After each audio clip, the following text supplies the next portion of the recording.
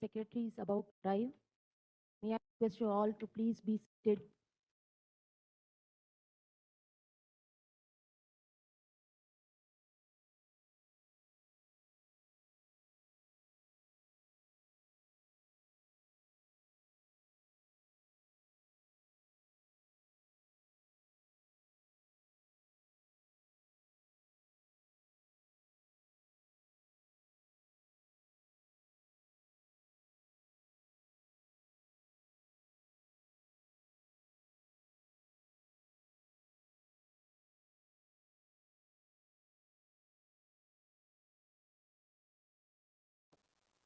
Those who are standing outside, may I request you all to kindly come in the auditorium and be seated, please.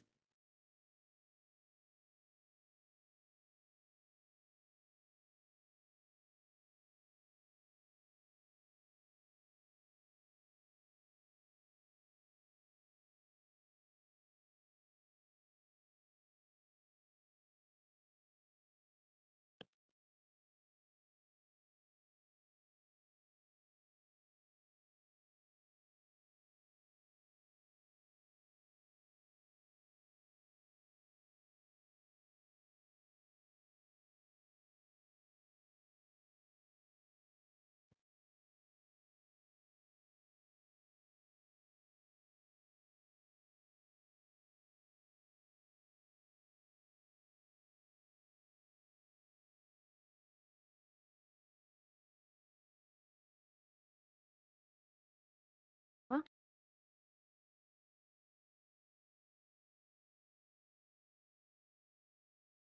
Ladies and gentlemen, a very warm welcome and very morning to you all. Our secretary has already started visiting the exhibition stalls. May I request you all to kindly come to the auditorium and be seated.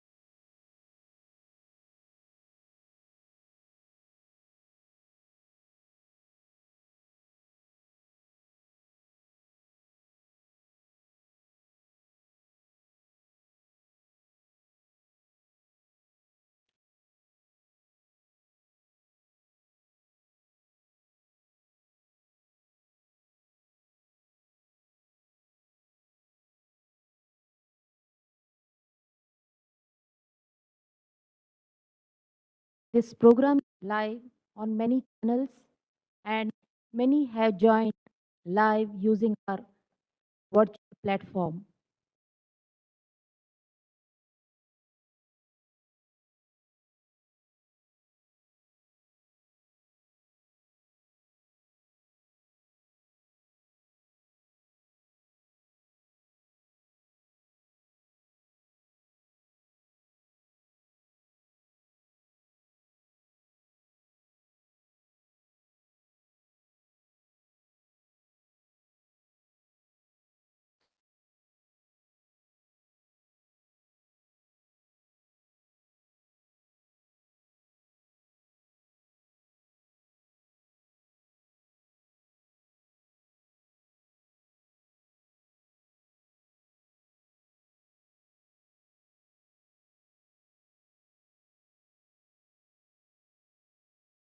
Secretary, respected Rajesh Verma sir, has today inaugurated the exhibition on ESG CSR, and right now he is visiting various stalls.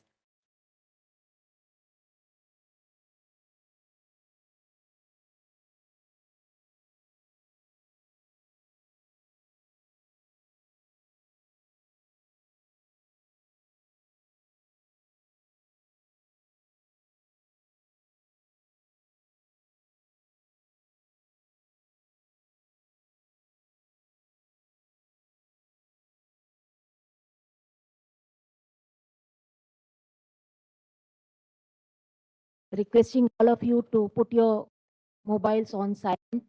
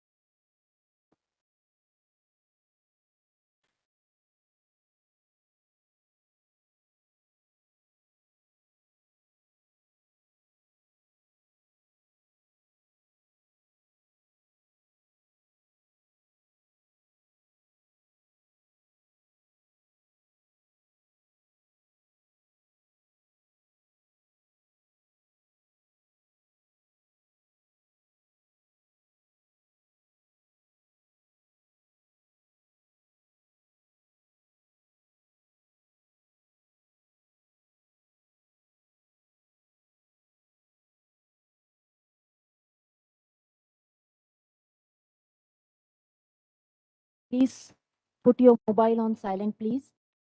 And those who are standing outside, may I request you all to kindly come to the auditorium and be seated.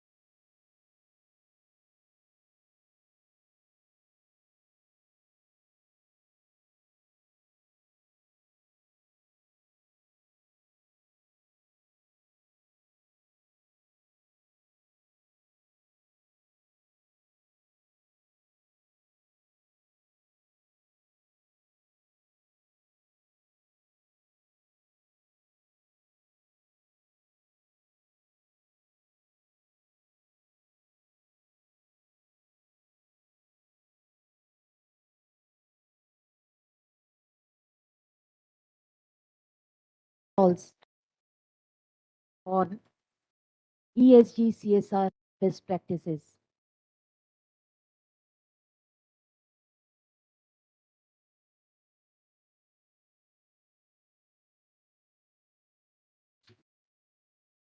May I request the volunteers to kindly close the door.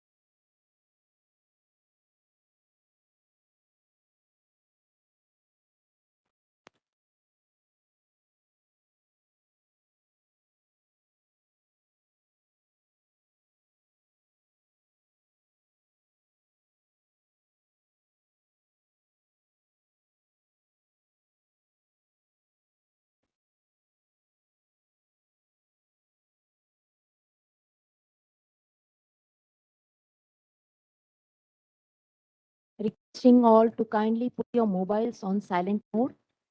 We are about to start a program.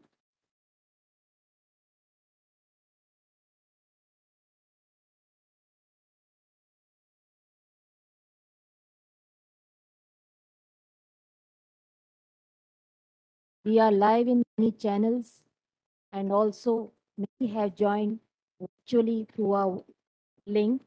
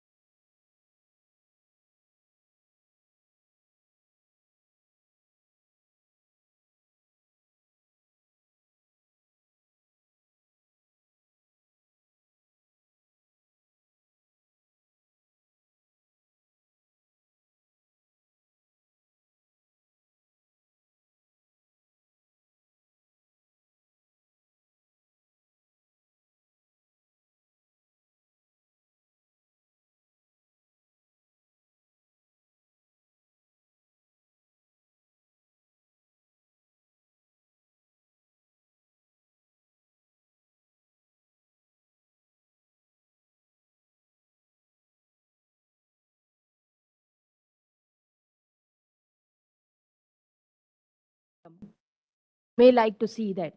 Indus Bank Limited on what Aviation Limited on upcycling project. Indian Oil Corporation Limited on Madhur Muskan. ITC Limited on ITC's water stewardship program. JK Lakshmi Cement on Naya Savera. Jindal Steel and Power on Kishori Express. Minda Corporation Limited on Saksham, empowering persons with disability. Nuclear Power Corporation of India Limited on artificial reef deployment in sea. Okor North India on ensuring early child care. Publicis PN Consulting Private Limited on Gram Uday. Renew Power Private Limited on Renew India initiatives.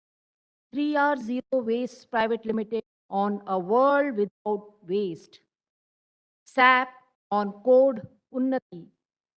Tata Power Company Limited on ESG initiatives on biodiversity conservation.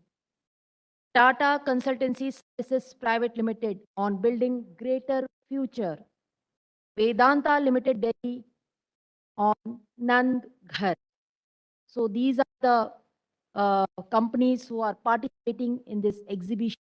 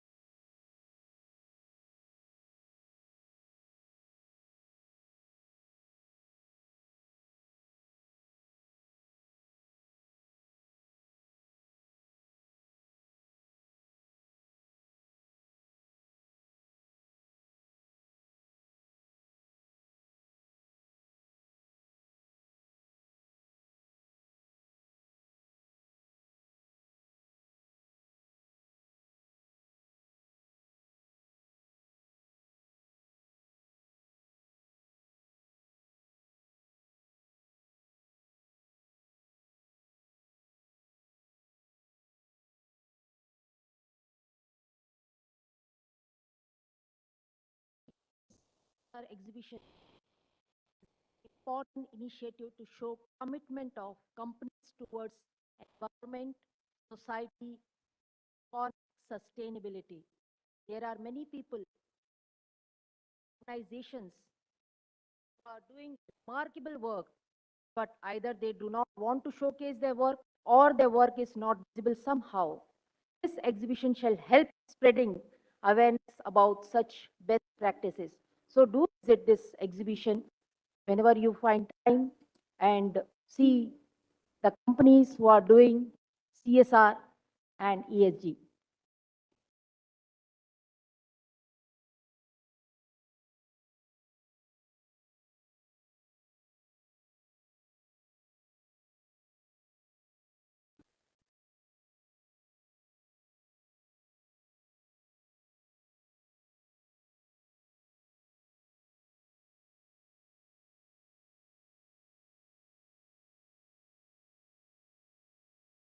I request my IT team to kindly provide the audio output for the webcast.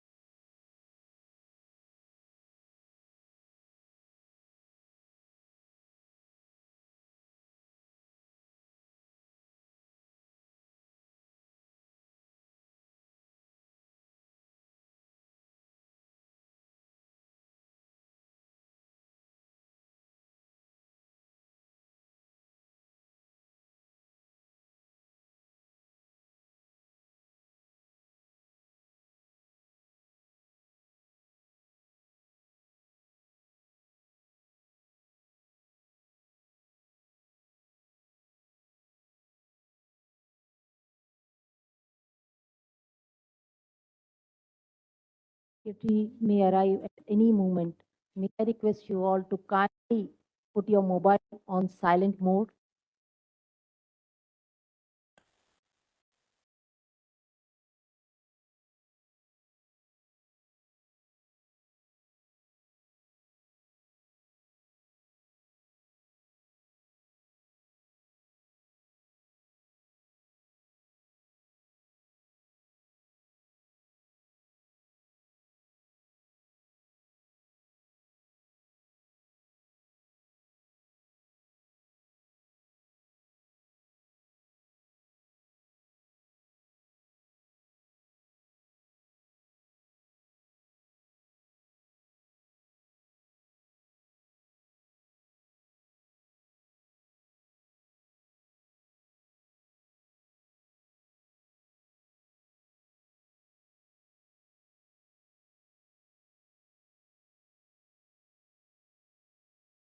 Those who are standing in the back, may I request you all to kindly be seated.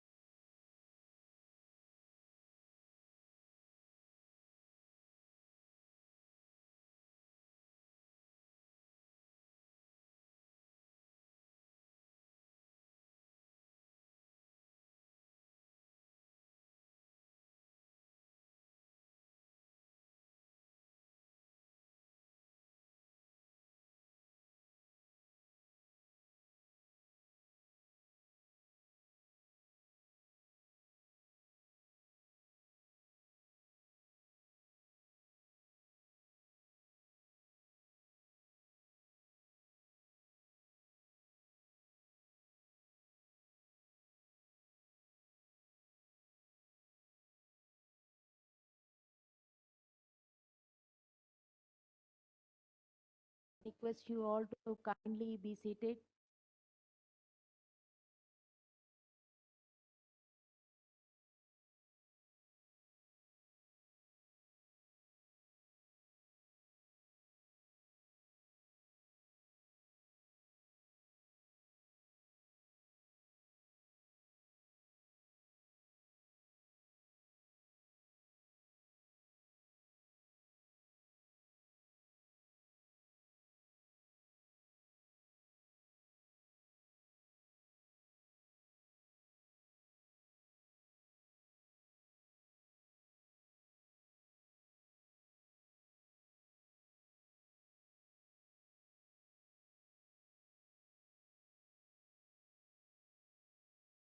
The challenge first being Sunday and secondly being it organized at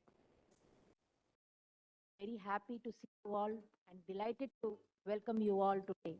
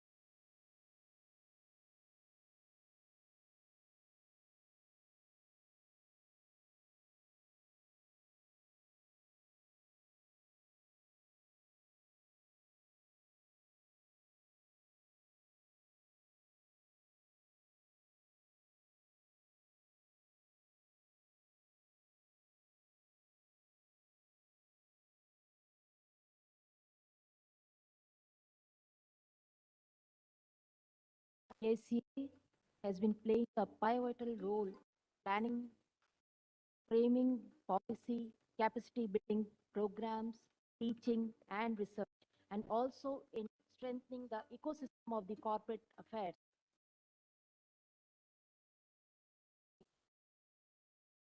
Welcome you all. We are just waiting for the to arrive at any moment.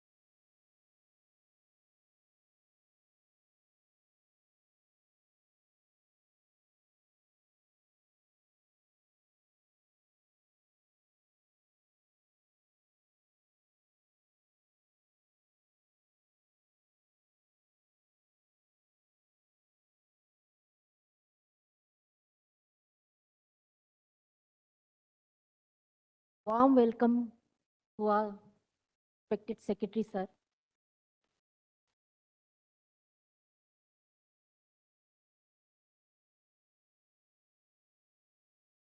Very good morning, ladies and gentlemen, and a warm welcome to you all.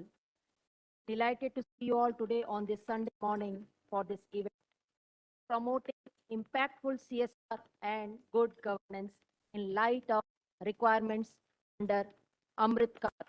आप सभी का स्वागत और अभिनंदन.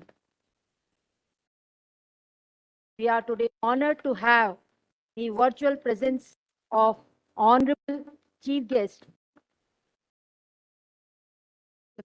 Inderjeet Singh, Minister of State, Minister of Statistics and Program Implementation Planning and Corporate Affairs.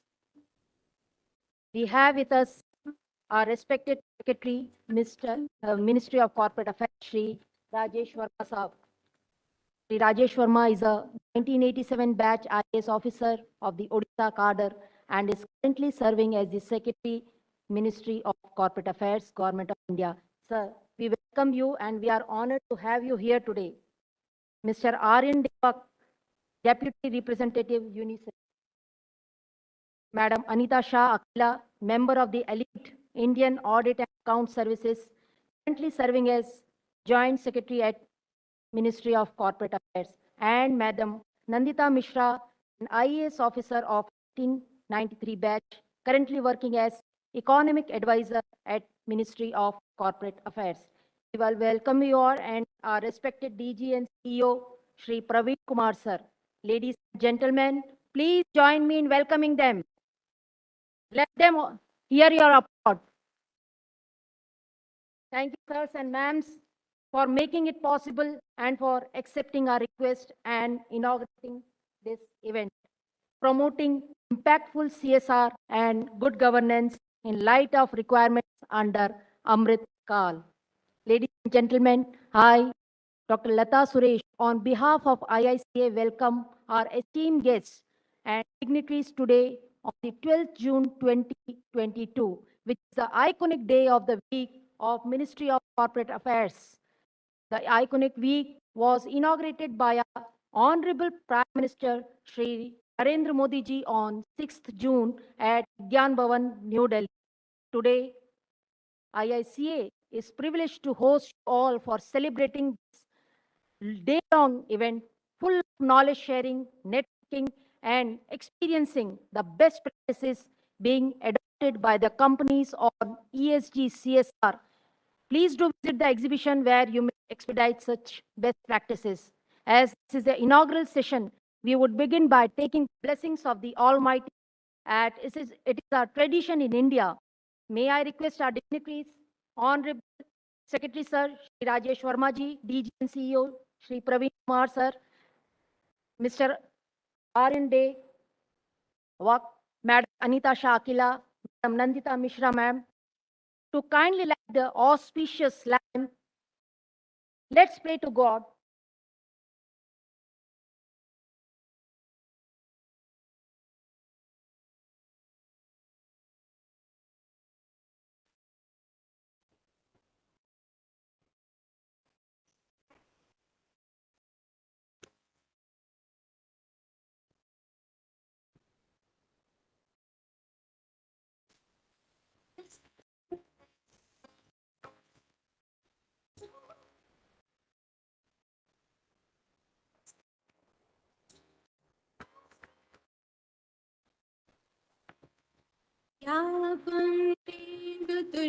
Requesting Inderjeet Singh Dhariwal sir, Joint Secretary, Ministry of Corporate Affairs, kindly join lighting the lamp.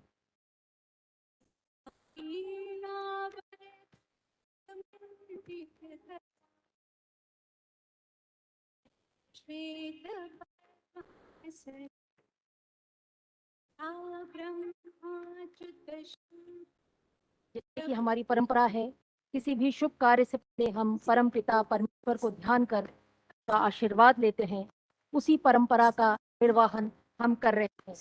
Saraswati माँ विद्या और ज्ञान की देवी मानी जाती है, उनके आशीर्वाद से हम सदा प्रकाशमान रहे, यही हमारी छोटी सी प्रार्थना है। आइए चले पृथ्वी से आकाश की ओर, अंधकार से प्रकाश की ओर और अज्ञान से ज्ञान की ओर।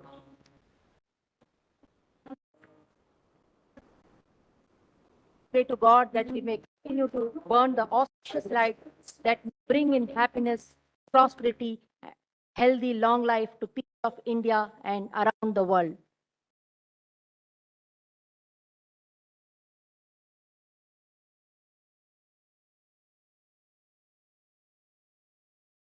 Thank you so much, sir and ma'am.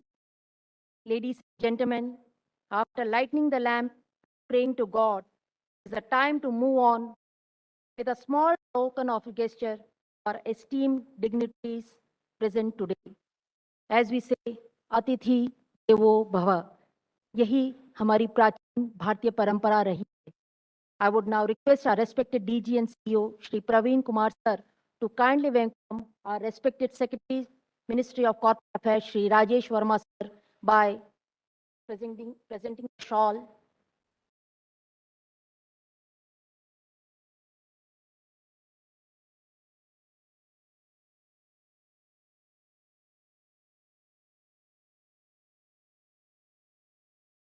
He has joined us today to grace this occasion. Sir, आप इस IICA प्रांगण में हार्दिक स्वागत है. We are honored to have you with us today, sir. बहुत बहुत स्वागत और अभिनंदन. Let's now welcome Aryan Dewag from UNICEF. Very warm welcome to you, sir. May I request you kindly?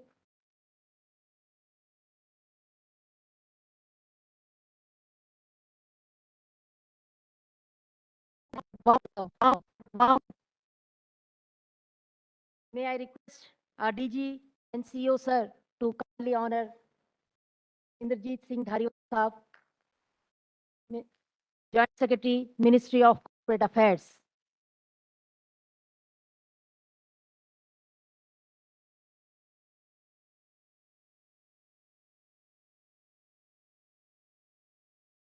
Madam Nandita Mishra.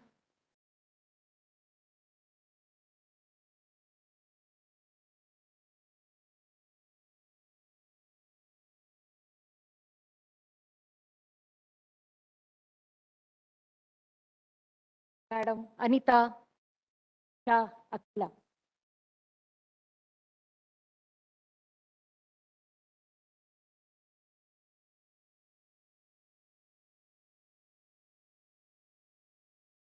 Ladies and gentlemen, this event is being witnessed by high-level officials from Ministry of Corporate Affairs.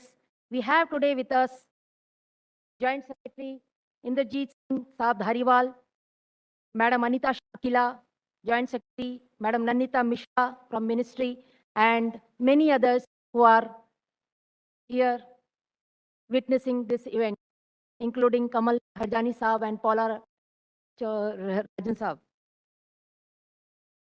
Joint Director, ICLS Academy and Central Registration Center, Ministry of Corporate Affairs.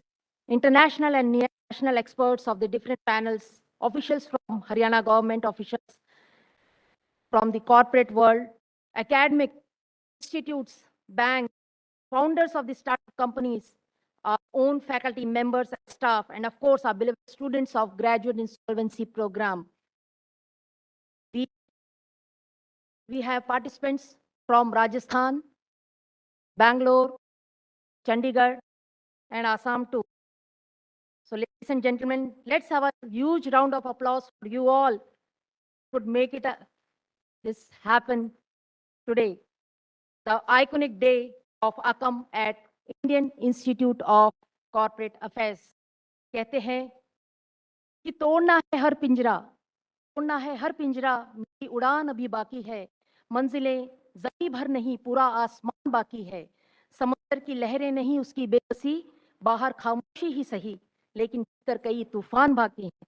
Moving further, may I now request our respected DG and CEO, Shri Praveen Kumar, a dynamic leader who is a 1987 batch retired IAS officer of Tamil Nadu cadre and has headed various responsibilities in government of Tamil Nadu and government of India, multiple responsibilities and departments.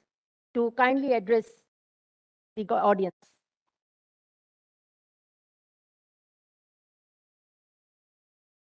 Respected Chair, esteemed colleagues on the dais, ladies and gentlemen. Today we have gathered here to celebrate the spirit of Azadi Ka Amrit Mahotsav on the last day of the week-long iconic celebrations being held in various institutions under IICA. Fortunate for IICA that it is bringing the finale of the week-long celebrations of this iconic week. At the outset, I'd like to welcome our Honorable Minister of State, Rao Inderjit Singh, who kindly agreed to chair this inaugural session of this IICA celebration. He was to come physically for this meet, but because of certain other than unanticipated commitments, he could not be present here. But he was kind enough to register his virtual presence by sending a video message. We at IICA are grateful for this kind gesture. I would also like to welcome our dynamic Secretary, Ministry of Corporate Affairs, Shri Rajesh Sharma, for gracing the event with his presence. We are fortunate to have him at the helm of the ministry at a crucial stage when the sector is witnessing far-reaching changes, needing reassuring, guiding hands of his leadership. Once again, heartiest welcome, Secretary Sir. I welcome the Deputy Representative from the UNICEF India, Shri Aryan Divag, for sparing his valuable time. Our partnership with UNICEF adds an international flavor to our efforts in improving the corporate sector. Welcome, sir. My heartiest welcomes to the Joint Secretaries in Dhariwalji and Anita and the Economic Advisor Nandita for taking a time on a Sunday after a hectic AKAM week where they have been working like hard, and they have decided to come here and bless us with our presence. And also Shri Manoj Pandey, who will be joining us from the lunch session onwards. And I welcome among the audience all the respected dignitaries, government officials, exhibitors, IP students, ICLS Academy students, and other participants for being here in celebrating the Azadi Ka Amrit Mahotsav. And last but not least, I would like to welcome our friends from media, without which our efforts would not have reached the public. As you all know, IICA is a unique institution in the world targeting the corporate sector. Perhaps there is no institution in the world which is focused on the corporate sector per se. It's an autonomous body under the Ministry of Corporate Affairs, and it lies at the intersection of being an academic institution, a training institution, and a research institution. It starts with the role of capacity building of participants in the corporate sector, be it board level members, below board executives, or mid-level executives. The courses are on multiple subjects such as corporate law, competition law, market regulation, corporate governance, compliances, financial intelligence for non-finance executives, CSR, ESG, MSME, PPP, procurement, you name it, it is there. And even if it is not there, we design new courses based on the market demand. Like recently, IAFCL wanted a 2-day program on RBI compliances for finance executives. Within 1 week, we designed a program and we had a complete residential course 2 days program held here at short notice. And IAFCL top management was so happy because that's one of the compliance requirements. So any corporate making any demand for any training, whether for capacity building or for satisfying compliances, we rise to the occasion. Faculty here comes forward because that's an additional work from the regular things they do, but they come forward and do the needful. Further, IICA aims to create professionals in various areas, individuals who can act as experts in the areas such as insolvency, valuation, mediation, corporate social responsibility. We have extensive 9 months, 1 year, 2 years programs for them. And today we are also launching a program for a new area, ESG professionals. We also act as a think tank of the government and give our inputs on policy matters. Our inputs have led to several policy guidelines such as those on CSR and that on guidelines for responsible business conduct. We carry out research activities and we have tied up with universities for starting PhD programs and is already underway. We also maintain the independent data bank, a unique initiative of MCA, where all actual and potential independent directors are registered. As a ready resource for any company to use if they want to source independent directors. We also provide consultancy services to the corporate sector in various areas such as CSR, etc. Advocacy is one of the important objectives of IICA. We connect with the corporate sector on various issues such as governance, CSR, ESG, and other items of their interest. And as part of our effort to popularize effective CSR program amongst corporate and not be a checkbox CSR that we have to do, so we have done it. We have kept the main theme today as CSR and ESG. ESG being a new concept which we would call as a CSR plus, going much beyond CSR and encompassing the environment and society as a whole. Towards that end, we are having a ESG CSR exhibition and high-level panel discussion on the subject. These two terms, CSR and ESG, relate to the social responsibilities of the businesses. Try to convey the message that the bottom line is not the last word in running a company. And corporates are expected to play a much greater role as responsible citizens of the country. The exhibition on the subject today, we had an enthusiastic participation and we had a request for more than 50 companies to participate for setting up the stalls, for demonstrating the CSR practices. We went through a analysis based on the maximum impact which they could do. Based on that, we had chosen 28 exhibitions which you have seen here outside. The representation of the exhibition is cross-cutting. From the smallest firms in the locality to the biggest firms in the country, all there, you could have seen it. And from local to global, I mean, that's the kind of a spectrum of companies which have come here. Hope that these best practices act as inspirations to others for taking up CSR activities which have a meaningful impact on the society. And we hope that the coding laws on ESG will help in demystifying the ESG landscape and integrate the same into the core business operation. It should become part of the core business and not a peripheral thing to be looked at some ED as an additional charge. Today, we will also be launching a compendium on the ESG CSR benchmarking best practices that will provide an opportunity to the readers to learn from the ESG and CSR practices of the companies. The second panel discussion we are having today is on corporate governance, evolving vision of New India. The past decade has seen a number of reforms in corporate governance, making it more transparent and at par with global norms. There is a need to further strengthen the corporate governance ecosystem in India.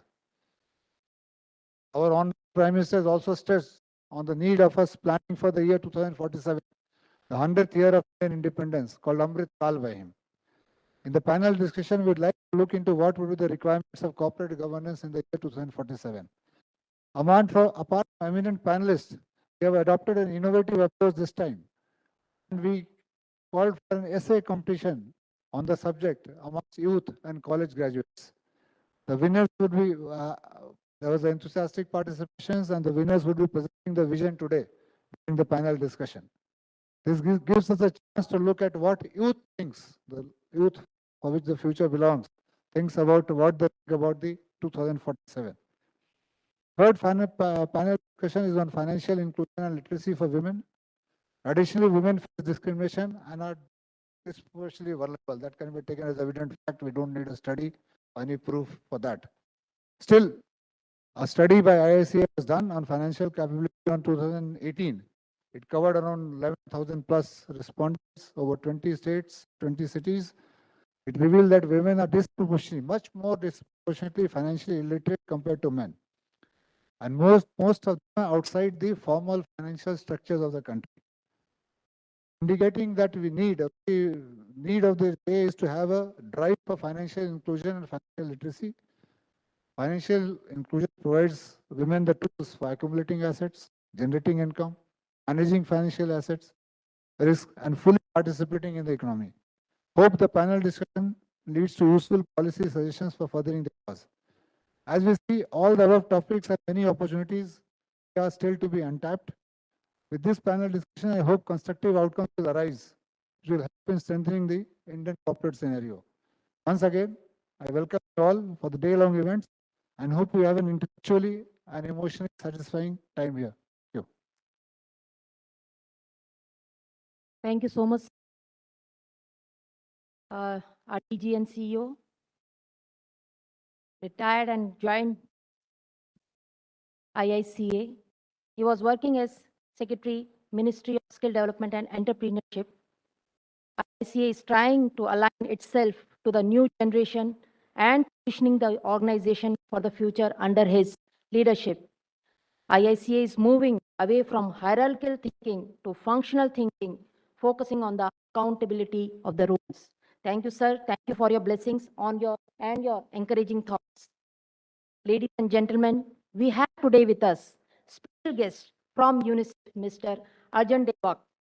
Mr. Wak, a national of the Netherlands, has over 25 years work experience and has been with UNICEF for past 20 years.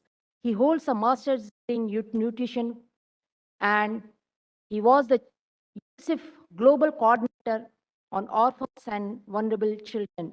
May I now request you, sir, to deliver the special address, please.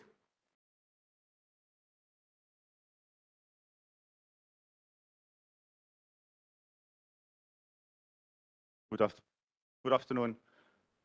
Secretary MCA, Joint Secretary, officials, DG and CEO, IICA, business partners, colleagues, good morning. And as UNICEF, we're very proud to be with you here today. Congratulations to the government of India and the partners in the celebration of this day, the iconic day celebrations. At UNICEF, we are very proud to partner working with MCA, but also with IICA, and contribute to the important agenda of ESG, environmental, social, and governance. And collectively work with IICA on sustainability, and why it's foundational for business. It's heartening to see that the Indian government is committed to providing guidance and support to businesses for the promotion of responsible and ethical business practices, and including children, that one as well. I don't know how many of you already had an opportunity to have a look outside at the exhibitions. I didn't count exactly, but I think about half or maybe 60% of them had something about children, supporting health or education. Azadi Center I saw anemia reduction. I saw working with young girls on different aspects. And it's definitely something that the UNICEF would strongly encourage. Let me share a few points with you today. Businesses have a vital role to play in shaping the society, the environment that we live in. Business policies, practices, governance mechanisms, carbon footprints, product services, marketing, advertising, and CSR spends all influence the lives of communities, of families, and that's where the children are. So you are, in every aspect that you as businesses do, you are affecting the life of children. And through that one, the next generation and the generations thereafter. In India, the national guidelines on responsible business conduct is a welcome and much needed step by the government of India, encouraging businesses to focus on responsible conduct through their investment in society and social goods, environment, and also internally through good governance mechanisms. Corporates today, it's not only about profit, it's about people, planet,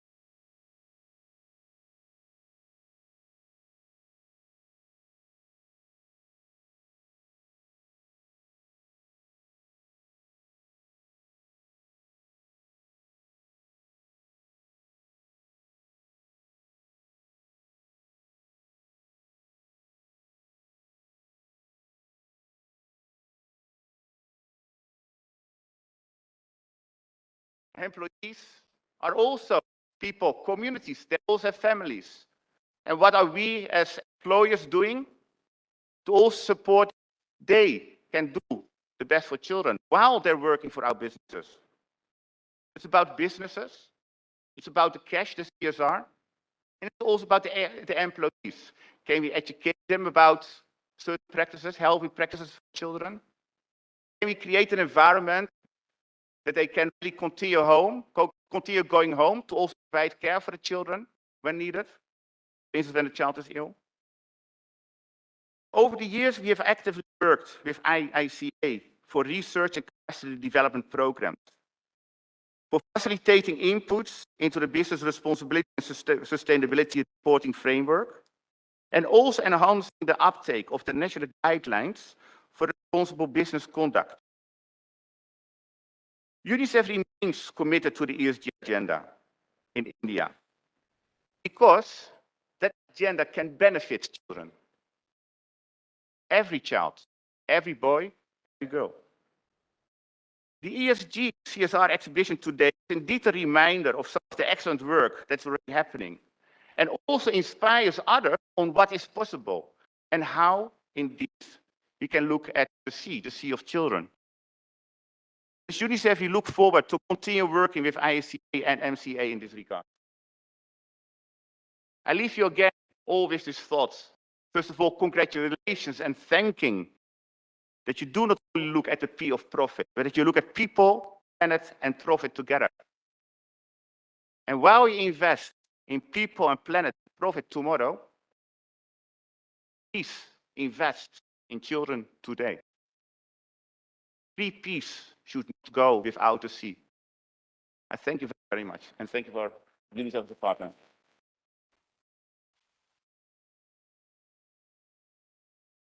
Thank you, sir.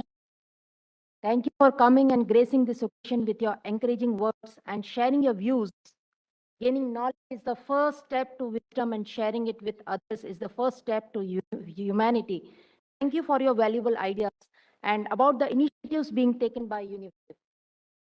Ladies and gentlemen, the Indian Institute of Corporate Affairs, under the aegis of Ministry of Corporate Affairs, its foundation stone was laid down on November 9th, 2009, and it was inaugurated on the auspicious occasion of Baisakhi, that is on April 13th, 2012. This year, IICA will be completing its 13th year. I would now request our respected Secretary Sir Shri Rajesh Verma ji to kindly release the short film on IICA depicting the major areas of corporate affairs program being carried out by the dedicated team of faculty, heads of the center, and the IICA staff under the dedicated leadership of our DG and CEO. May I request the IT team to kindly.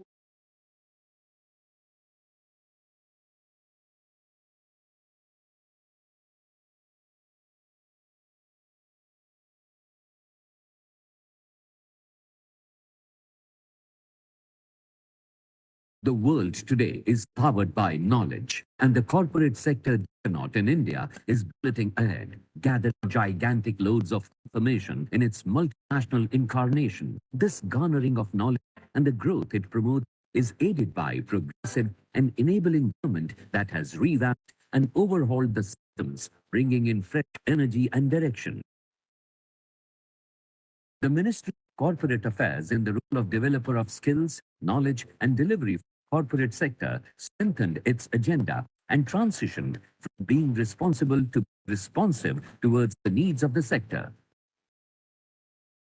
The Indian Institute of Corporate Affairs, firmly established as the cusp of government, corporate, and implementing agencies, conceptualized by the Ministry of Corporate Affairs to roll out its mandate of growth with exemplary leadership and state-of-the-art facilities.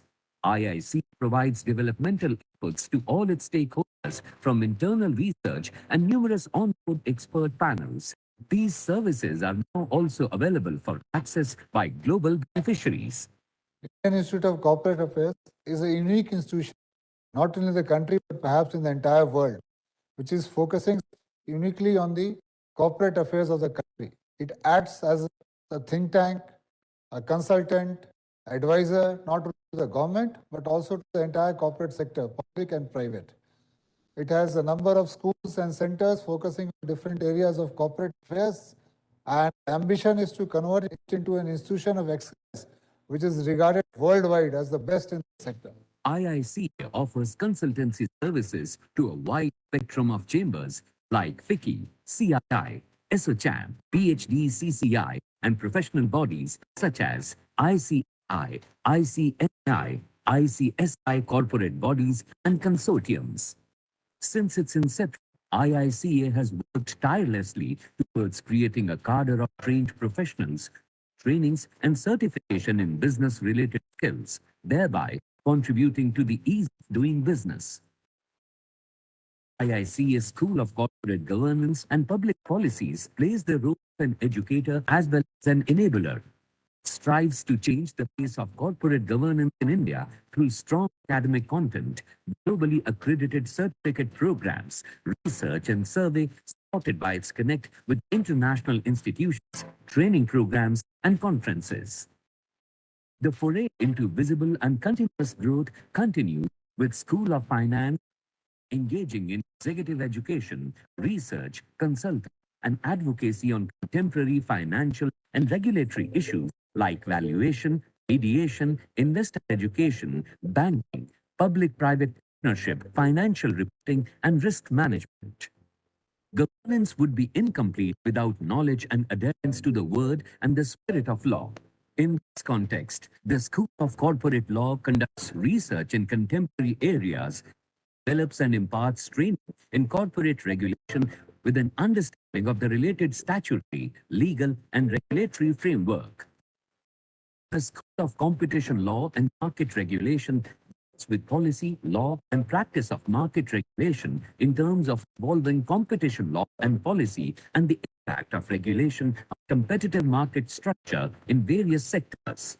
School of Business Environment has a core mandate to work in the areas of environmental, social, and governance, corporate social responsibility, and business and human rights. The school aims to strengthen the responsible business ecosystem in the country through research, advisory, and policy advocacy, create knowledge, and disseminate by means of publications, conferences, workshops, capacity building programs.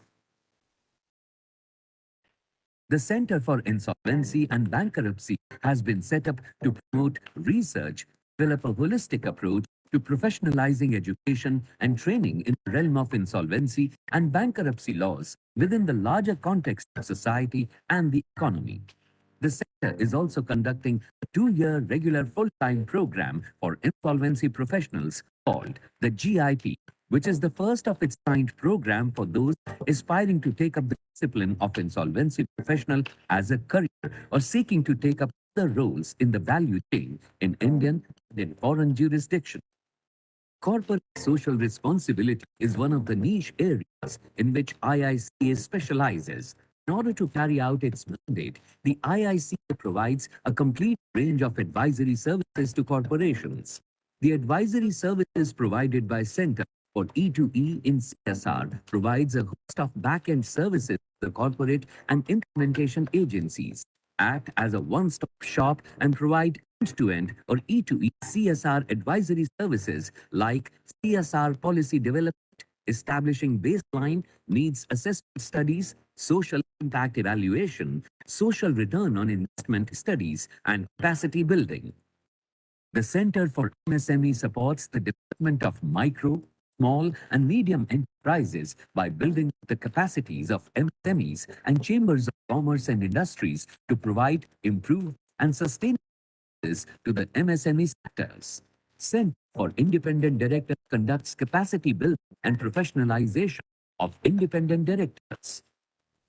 The Center for Business and Human Rights offers advanced expertise in responsible business, business and human rights, and stakeholder engagement for aligned business strategy, business responsibility to respect human rights. The center provides policy advocacy, research and advisory support to multiple stakeholders for strengthening the business and human rights framework.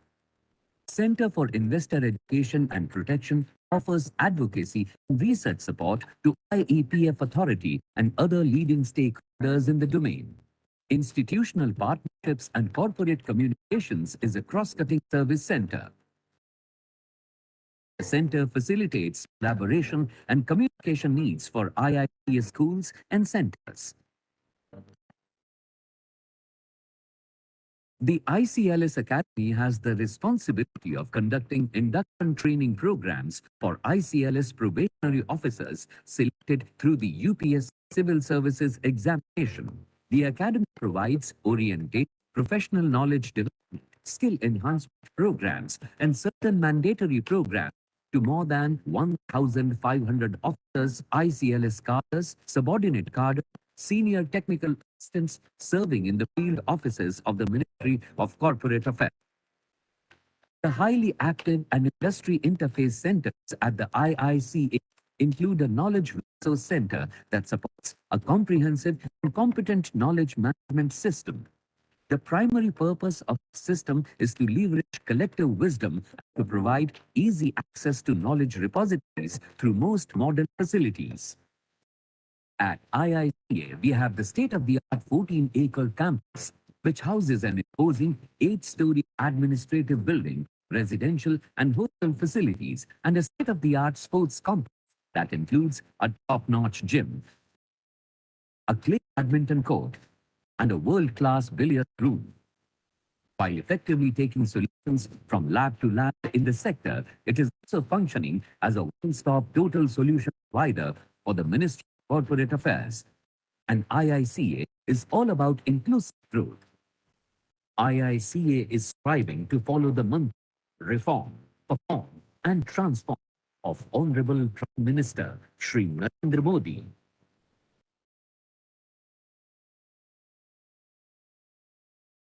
Thank you so much, sir. Thank you for releasing this film. As we move further, ladies and gentlemen, as you are aware, Ministry of Corporate Affairs and IICA is celebrating the Azadi Ka Amrit Mahotsav to commemorate 75 years of independence. To mark this occasion, an All India essay competition was organized for the Indian youth with an aim to engage them in thought leadership process for the corporate ecosystem of the new vibrant India. The topic of the essay competition was corporate governance, evolving vision for the new India.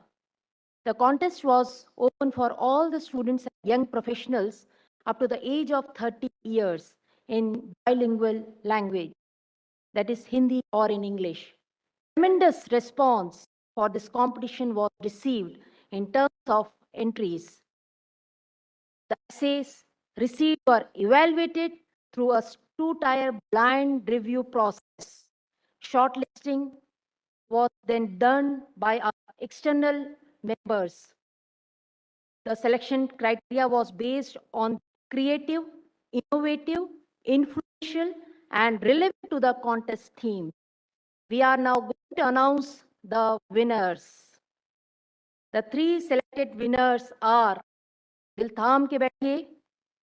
I am announcing the second runner-up first, Mr. Sardar Singh from Chandigarh. Although he could not able to join us today, but we will certainly sending the award amount to him.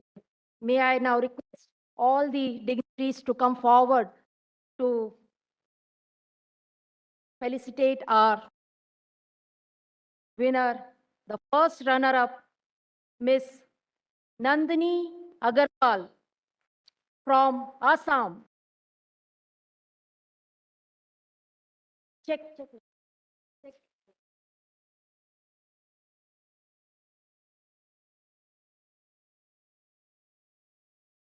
She's been felicitated with a memento, certificate, and a check.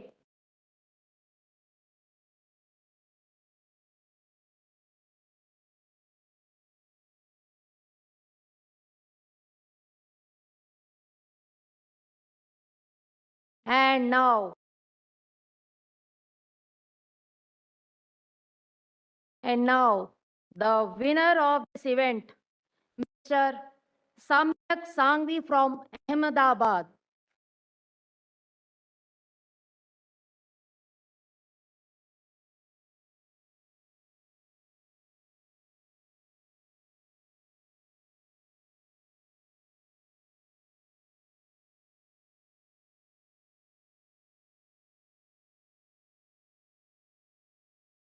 So they will be talking about their essays in our first technical session, which is being chaired by Indrajit Singh Dhariwal Saab, our Joint Secretary, Ministry of Corporate Affairs. Sir, please sit.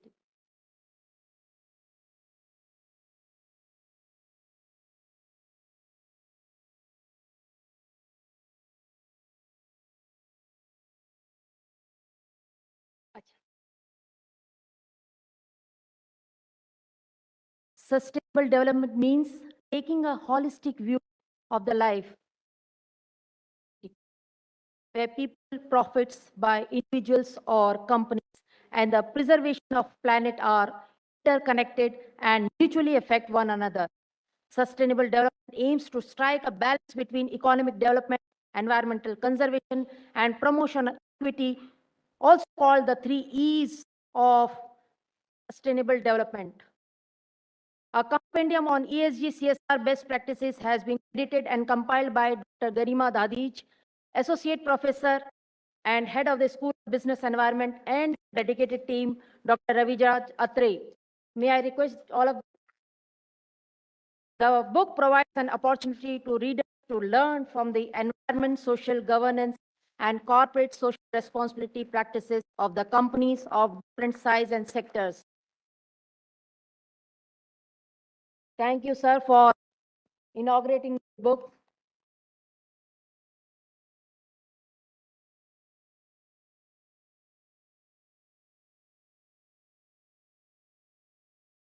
This book caters the concept of sustainability and CSR together while distinguishes their essence as per Indian requirements. Thank you for raising, sir. As we move further, now may I request our Secretary, Sri Rajesh Verma, sir, to kindly come and share his words of wisdom and enlighten with his thoughts with his special address. Shri Rajesh Verma sir is 1987 batch IAS officer of the Odisha cadre. He is a graduate in electric engineering from IIT Delhi and an alumni of National Defence College, New Delhi. He is currently serving as the Secretary of the Ministry of Corporate Affairs, Government of India. In addition to his current appointment, Shri Verma also serves as a part-time member of the Board of the Securities of Exchange Board of India and ex officio chairman of the Investor Education and Production Fund Authority. We welcome you, sir, and we are honored with your presence today. May I request you to kindly have your special address.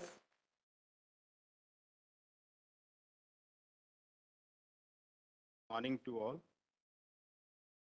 My colleague, DG and CEO, Mr. Praveen Kumar, Mr. Aryan Day, Wak, Deputy Representative, UNICEF, my colleagues in the ministry on the dais, distinguished guests, ladies and gentlemen.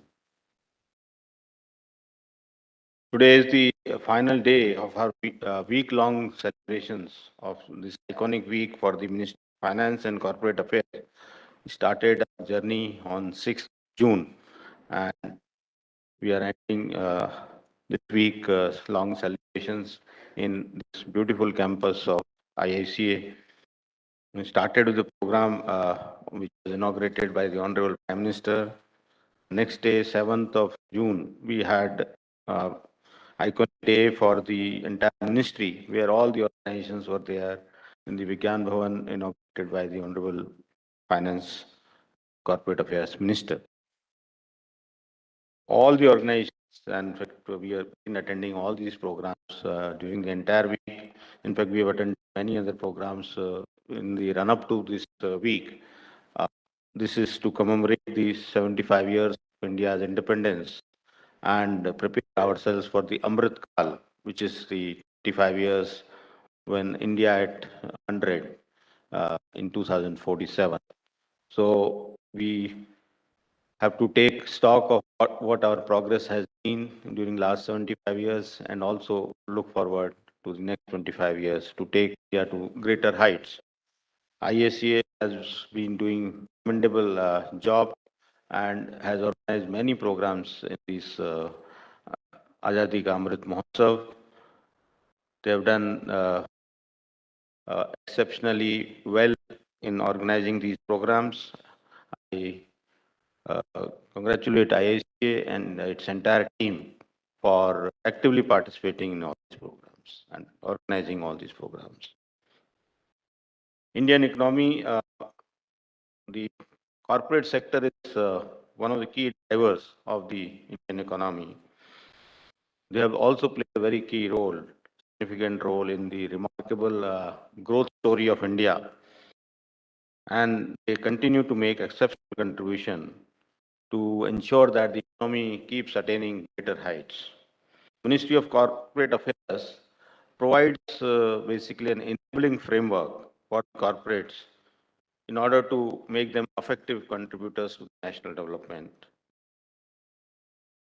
The ecosystem which we have been developing or has evolved over a period of time.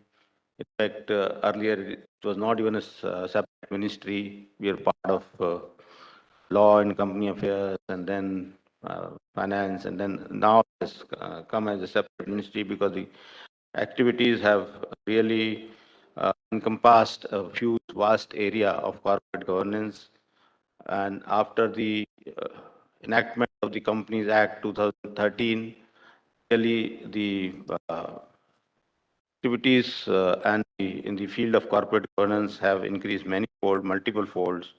We had, in fact, the LLP Act prior to that in 2008 and the Competition Act 2002. But the game changer was the IBC, Insolvency and Bankruptcy Code. And after that, a lot of organizations have been added, have come up because of all these changes in the law enactments. The latest being NAFRA, which we attended yesterday, the program in 2018, October. But after IACA, the NCLT, NCLAT, IPFA, IBBI, so many organizations have come and they're all needed and still growing. So the ministry is engaged in providing the policy environment, the ecosystem for the good corporate governance, which is not limited to only making profits, but it is also the responsibility of the corporates to take all the stakeholders along, whether it is shareholders, employees, or even immediate neighborhood, the environment, the less privileged groups, and the nation as a whole.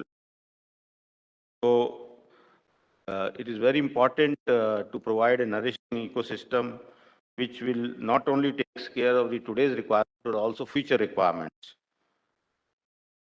So that's why the focus, and in fact today's focus has been is on ESG and CSR. Very happy that the very good response to the exhibition, which I'm told almost 50 companies wanted to set up, but there was space for only 28. We selected and 28, and we've gone through these stalls and a lot of activities. There is a lot of enthusiasm in the corporates to actually uh, take up these various CSR initiatives across the country. And more than 1.2 lakh crores has been spent in last 7 years, ever since the CSR started in 2014, 1st April 2014. And more than 25,000 companies almost every year contribute towards CSR. And the contribution has not dipped even during the COVID period. It was almost maintained at the same level it was just prior to the COVID. So the corporates have taken up this responsibility uh, quite the mandate. It has been mandated under the law, of course, and for that, in order to actually take forward this initiative, we have the National CSR Data Portal. We have National CSR Awards, which IICA actually organizes the entire gamut of activities around the National CSR Award, the evaluation of the award, the organization of the award ceremony, and I think very soon we are going to publish advertisement for the next series of this National CSR Award.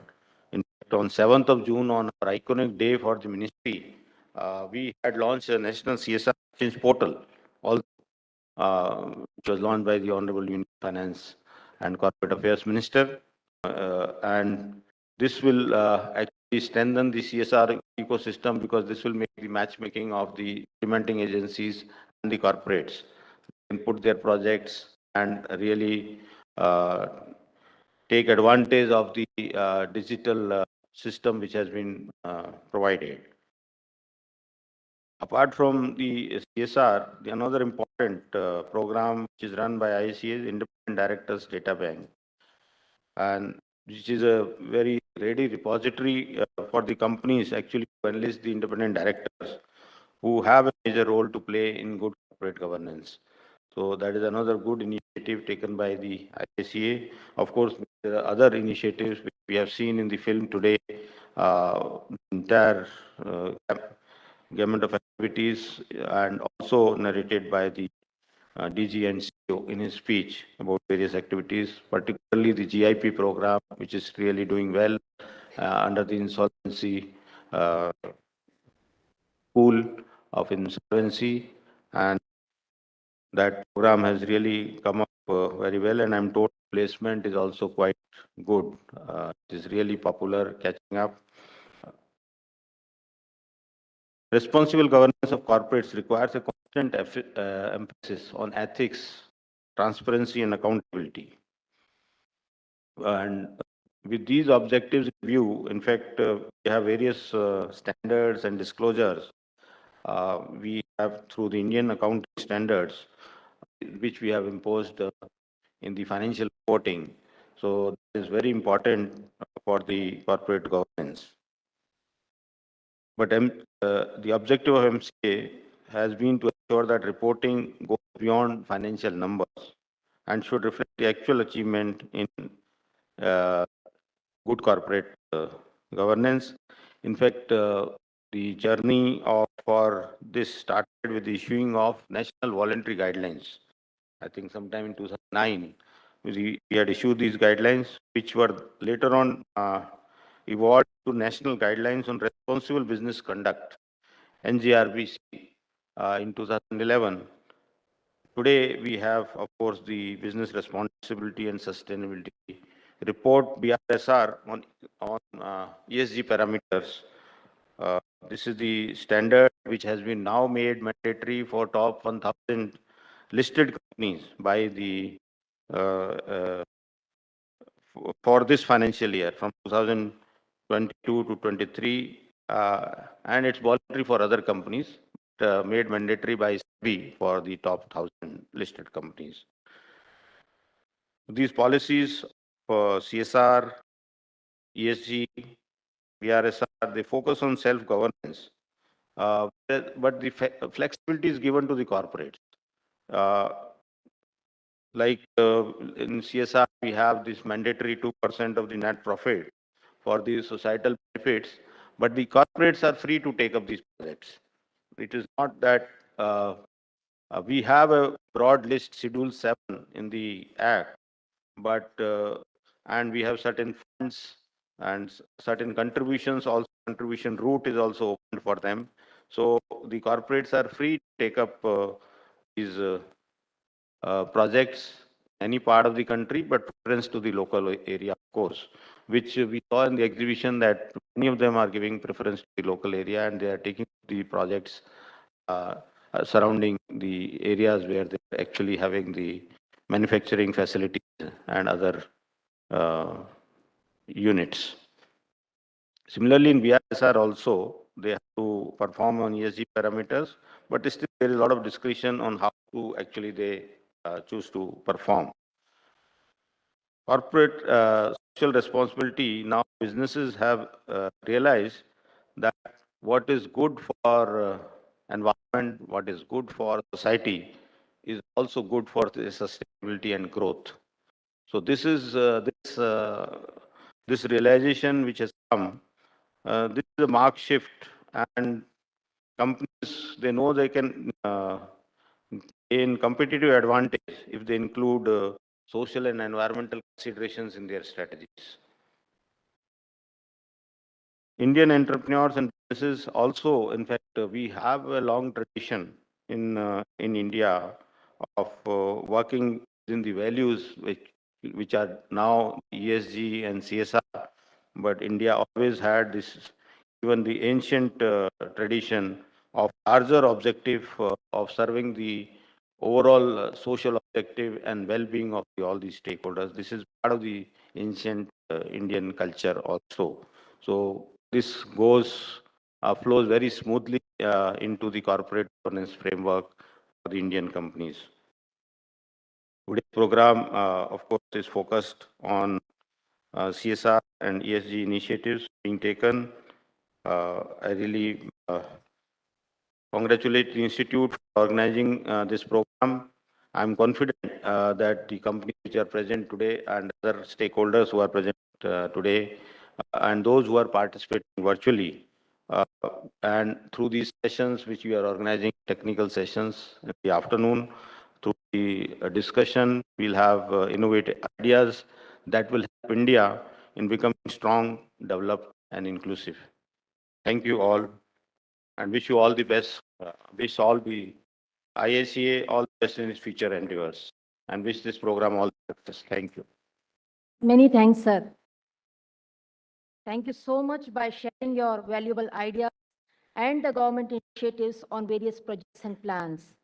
Taking these valuable suggestions forward and building on the work that has already been taken care by most of my colleagues, I assure you, sir, that IICA will be recognized as one of the best institutes in the corporate affairs and other allied areas. Thank you so much, sir, for sharing your ideas, which could really make the system much better in coming days.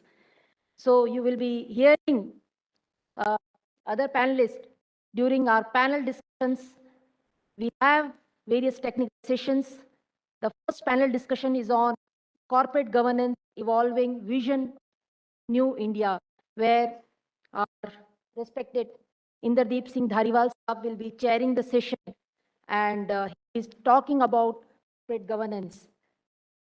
The second technical session is on impactful CSR towards strengthening ESG, where Madam Anita Shah Akila will be sharing her views.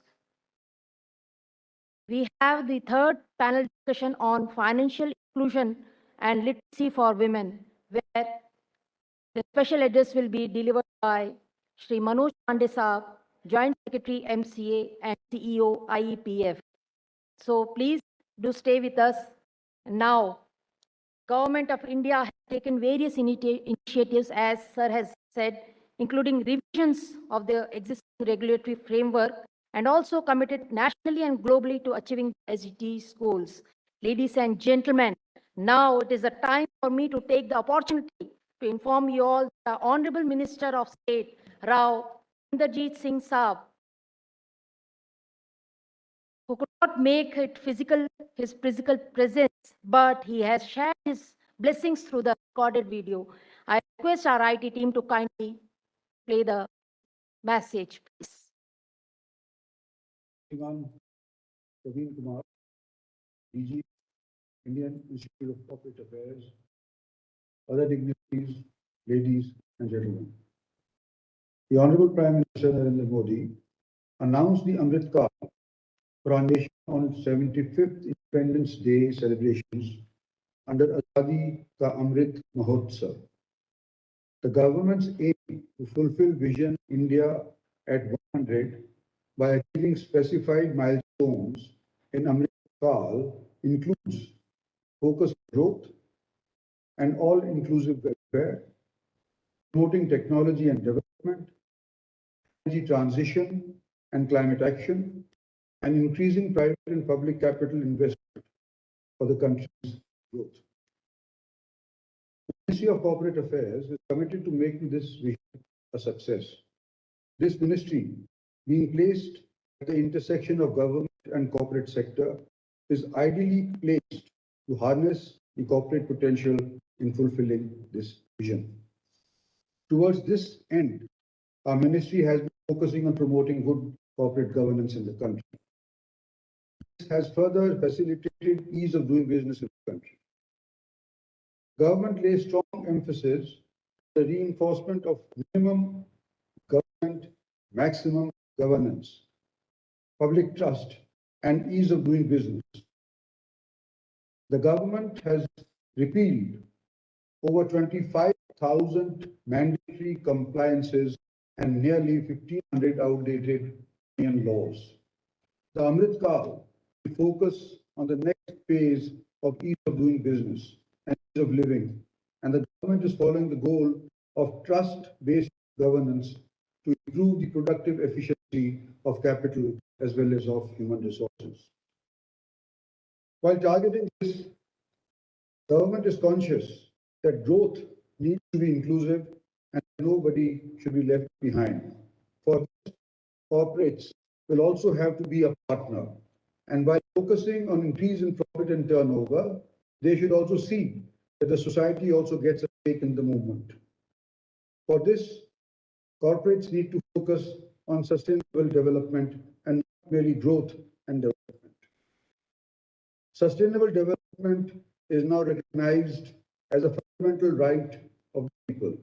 The Supreme Court of India has held that sustainable development is to be treated as an integral part of life under Article 21 of the Constitution of India.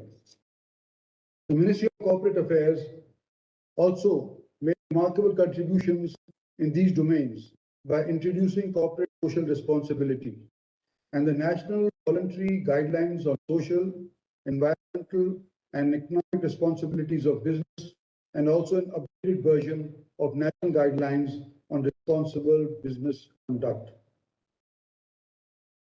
Securities and Exchange Board of India, SEBI, has mandated business responsibility and sustainability, reporting on top 1,000 listed companies by market capitalization. The foundation of BRSR is inspired by the Ministry of Corporate Affairs report on business responsibility report, BRR, and national guidelines on responsible business conduct.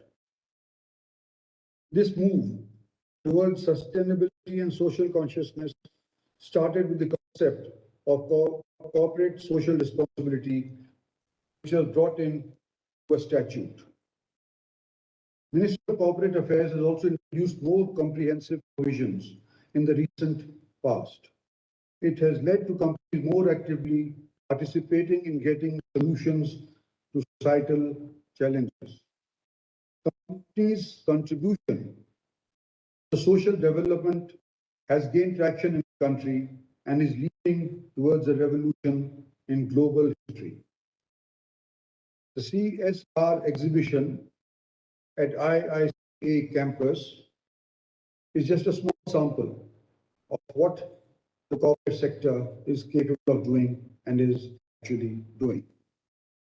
I congratulate the Indian Institute of Corporate Affairs for facilitating such platforms for exhibiting great work done by companies. It not only motivates others to learn from best practices in the respective sectors, but also encourages those who relentlessly work in achieving excellence.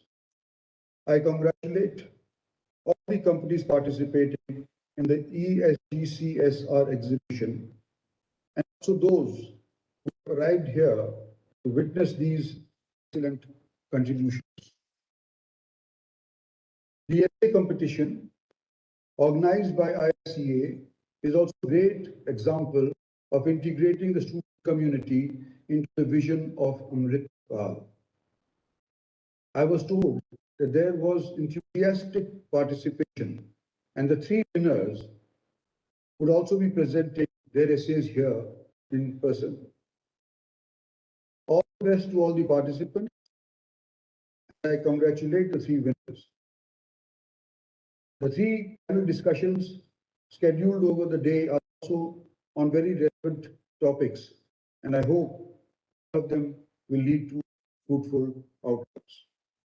At the end, I would like to remind all of us that as individuals, we also have great responsibility on our shoulders. Till individual mindsets don't change, massive revolutions are difficult. All of us also have to discharge our individual social responsibility, and only then will our country be prosperous and will we be able to attain the goals of inclusive and sustainable development. I wish this IICA's iconic day of AKAM all success. Jai Hind.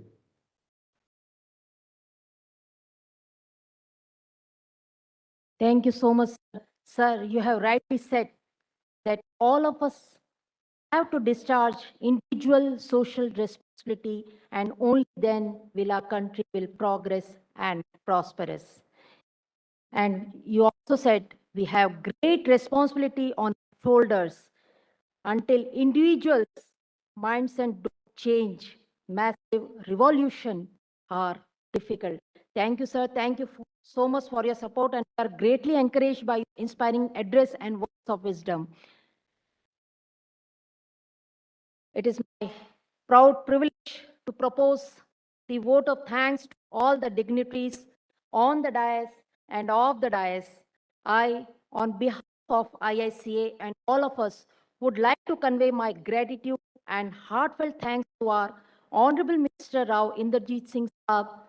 Although he is not able to attend the program due to some last-minute changes in his schedule, but he has shared his blessings through the video message and encouraged us by his inspiring thoughts.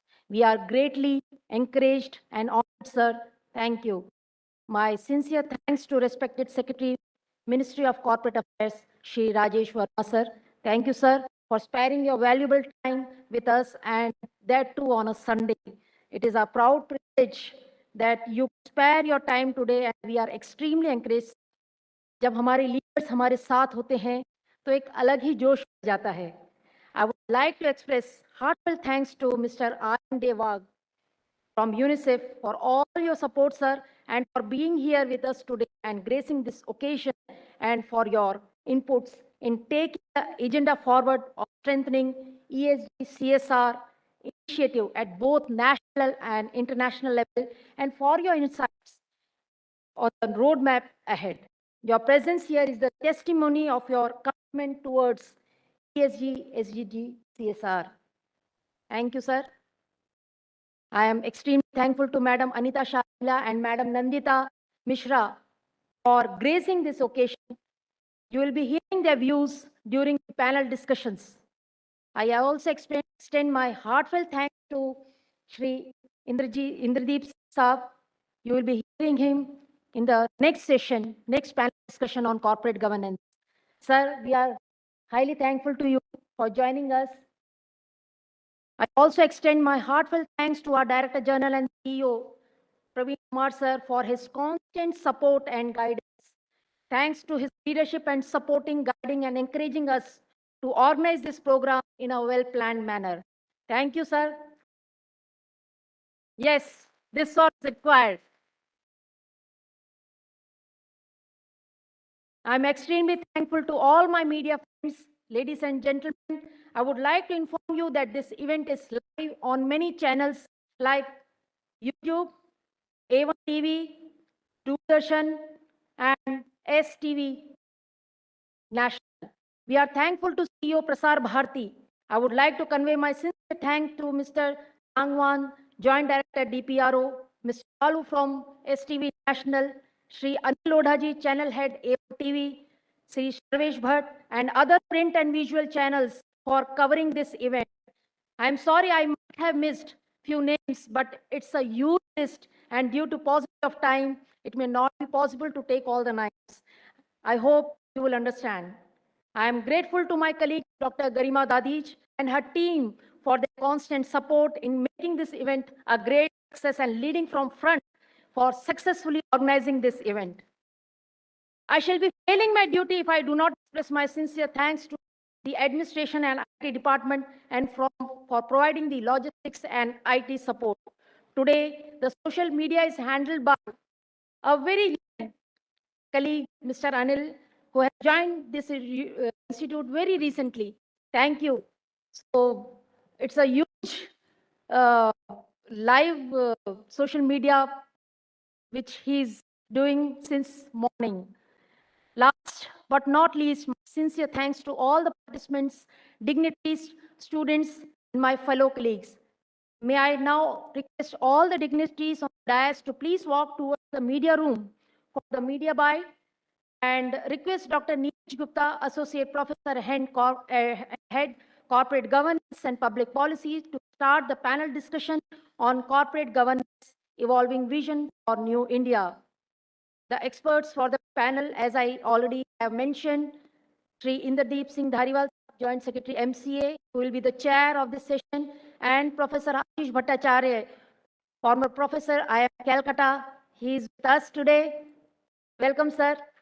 And you will be also hearing the winners of essay competition. So, over to you, Dr. Neeraj Gupta, sir.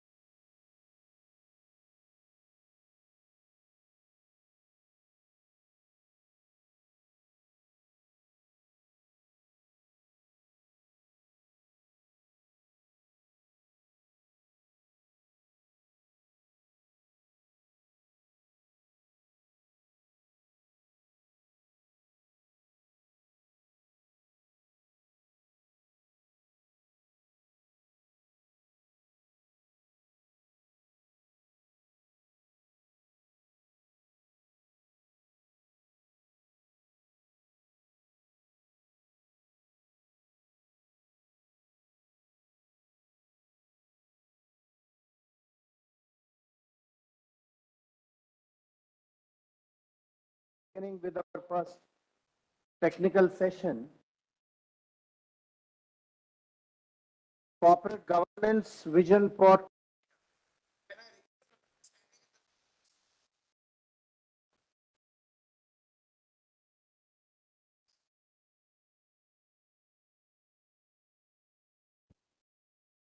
Hello. Hello.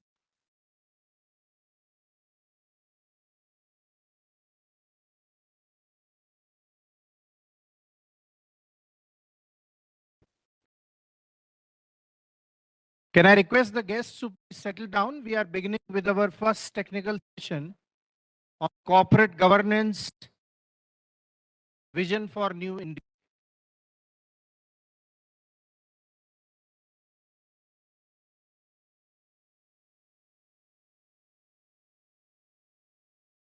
Dear friends, let me begin with this by introducing myself with you.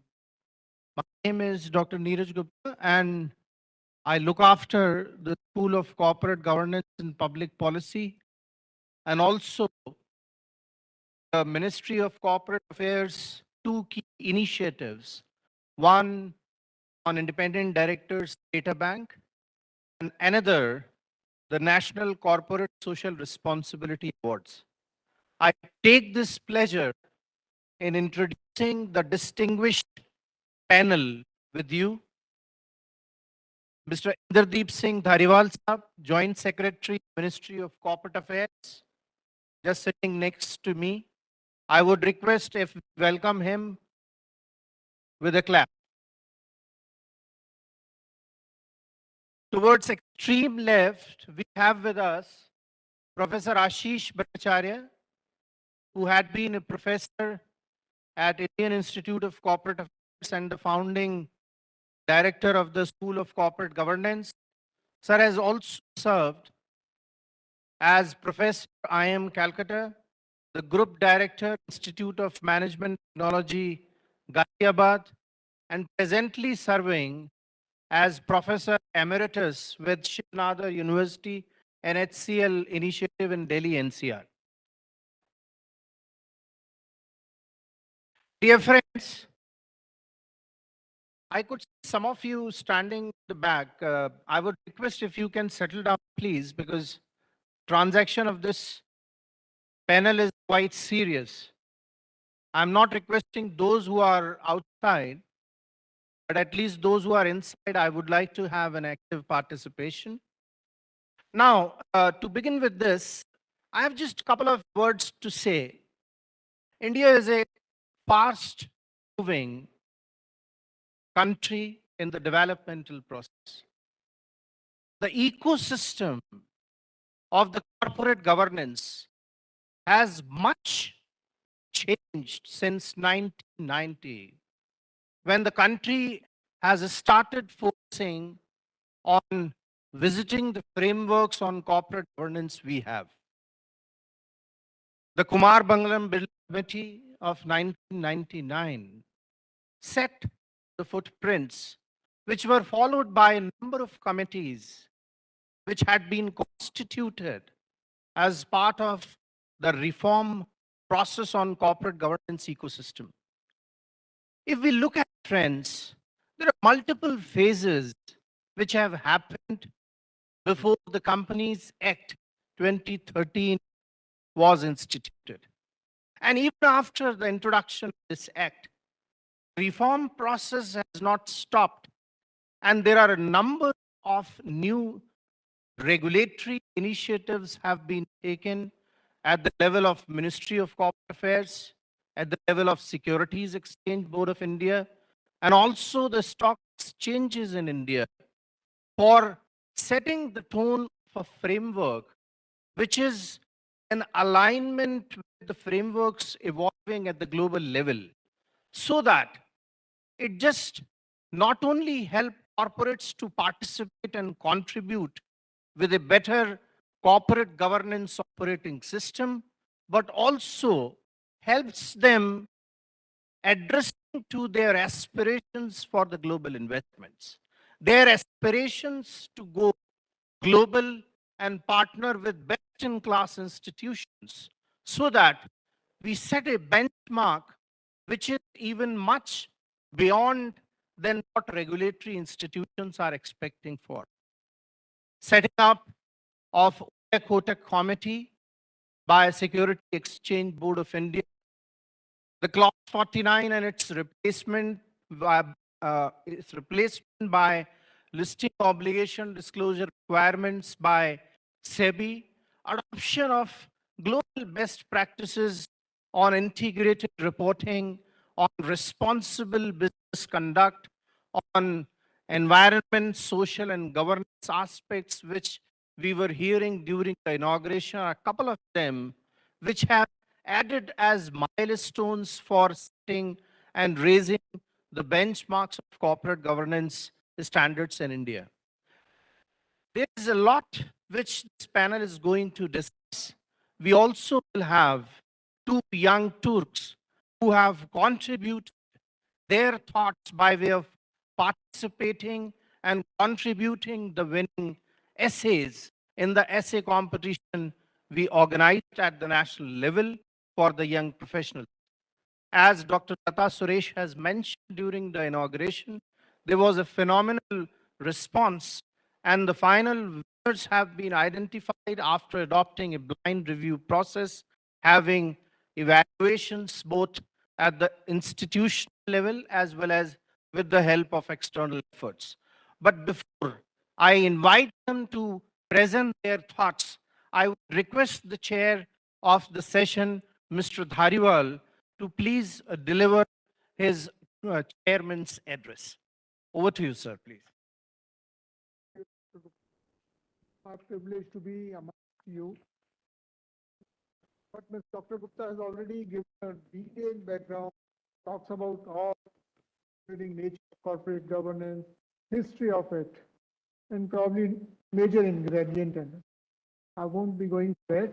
But one thing which I've been experiencing the last 7 days, celebration of this AKAM, probably I picked up words from our MOS. He indicated two things, that this is a time of 75 years for introspection also. Introspection with respect to what we were and what we have gone through, where should we be at the 100 years of the country's independent existence after 1947. And like in this particular thing, there was a reference that, this India was bird of gold, not a golden bird. And that particular thing was without corporate governance. It was not also a nation. It was a composition, a number of states, princely states, you can say, in all diverse situations and areas. Still, it was prospering. And again, there was no, most of the time, there was no intervention from the government. There was no regulations also. Still, business flourished, and Indian net worth was weighted to 1/4 of the rest of the world, which was substantial. It was, even Romans used to call it as a gold dump or a black hole for the gold, which attracts this precious metal from around the world, absorbs it, doesn't give it back. If it is, this is what it was for thousands of years, Indus Valley onward. This indicates that the trade was the prime medium for the country's recognition, worth, and probably identity in the world. It was, so power was trade. It was not political. And the trade again, exchange things was not merely economic. It was also extended cultural sphere as well as education. People used to come here to get themselves educated. It was spiritual also. India was ambassador for a number of religions to the rest of the world. And probably this is where the ethics came into the business and the trade. And most of the things, if you start, all those rock edicts from Ashoka period or even earlier, you will get a mention of all wealthy persons doing the welfare work. This is how that means, in the modern concept, that what is business? I was told business is your loss is my profit is business. It can't be I earn profit without anybody incurring loss. So it's not mutual, it's one side. And you might be, you can experientially imagine also, like after independence, Western style of business, that basically is accumulation of wealth. You take raw material, convert it, and present it back with all appreciations and basically in cost, and even in the nature of goods. So basically, earning money is the only purpose for a business. And this is how it went on for a pretty long time, or for centuries. And thereafter, in late 20th century, this concept came, investor need to protect it, because the company, whatever it is doing, it is not per se guarding, and rather there was considered to be conflict of interest because investors is of diverse nature and mostly not educated about business. And the owner of proprietor of business, that is what they were not stakeholders.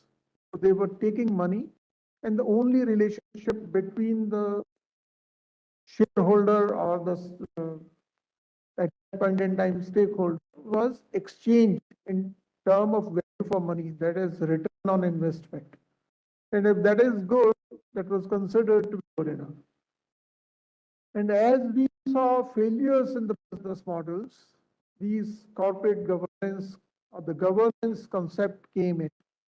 And concept gradually grew with distribution of roles and responsibility, creating checks, and subsequently building it up on the roles of different formations, call it owners and the board of directors or governors.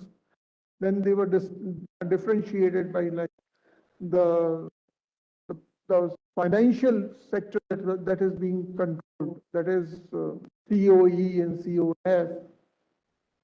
And then the independent director came in. So these were the methods how to improvise checks on these things. But subsequently, 2008 onwards, we realized there were a number of formations, business formations, those were very successful. But then again, they failed. And that also proved they didn't fail because they didn't follow the corporate governance. They were good corporate governance model, including Enron, even Satyam, even Berkshire, Hathaway. And I one article that I was reading, BH was consistently giving 22% dividend, and that for more than 3 decades, and it failed. So that raised these questions that, today's world, the governance is not merely towards earning profit. And if there is something wrong, later or sooner it will come out and will sink the business. And what everybody requires is assurance that how does this particular thing sustain? And this is where probably there the dimensions were added. One was experts, what we call professionals. Second was the stakeholders were extended in not merely in economic terms, but then it was considered the society also as a stakeholder. Social responsibility concept came, and now it's getting extended to environmental also. So this ultimately going to the same old concept where this is how we used to live and work. We called Vasudha Kutumbakam and all. And the word AKAM, again, the one I like this word, this again indicates unity. That originally our origin is one, and therefore we should be concerned. And if one is earning profit, it is not his profit. Profit has to be shared. So as soon as the concept of sharing comes in the business, this is how I think the corporate governance is evolving and challenging challenging to this particular thing and present days scenario and looking towards the future is few things which we have never earlier experienced. One is technology. Technology is now changing on a daily basis. And this particular thing is making the pace of life very fast.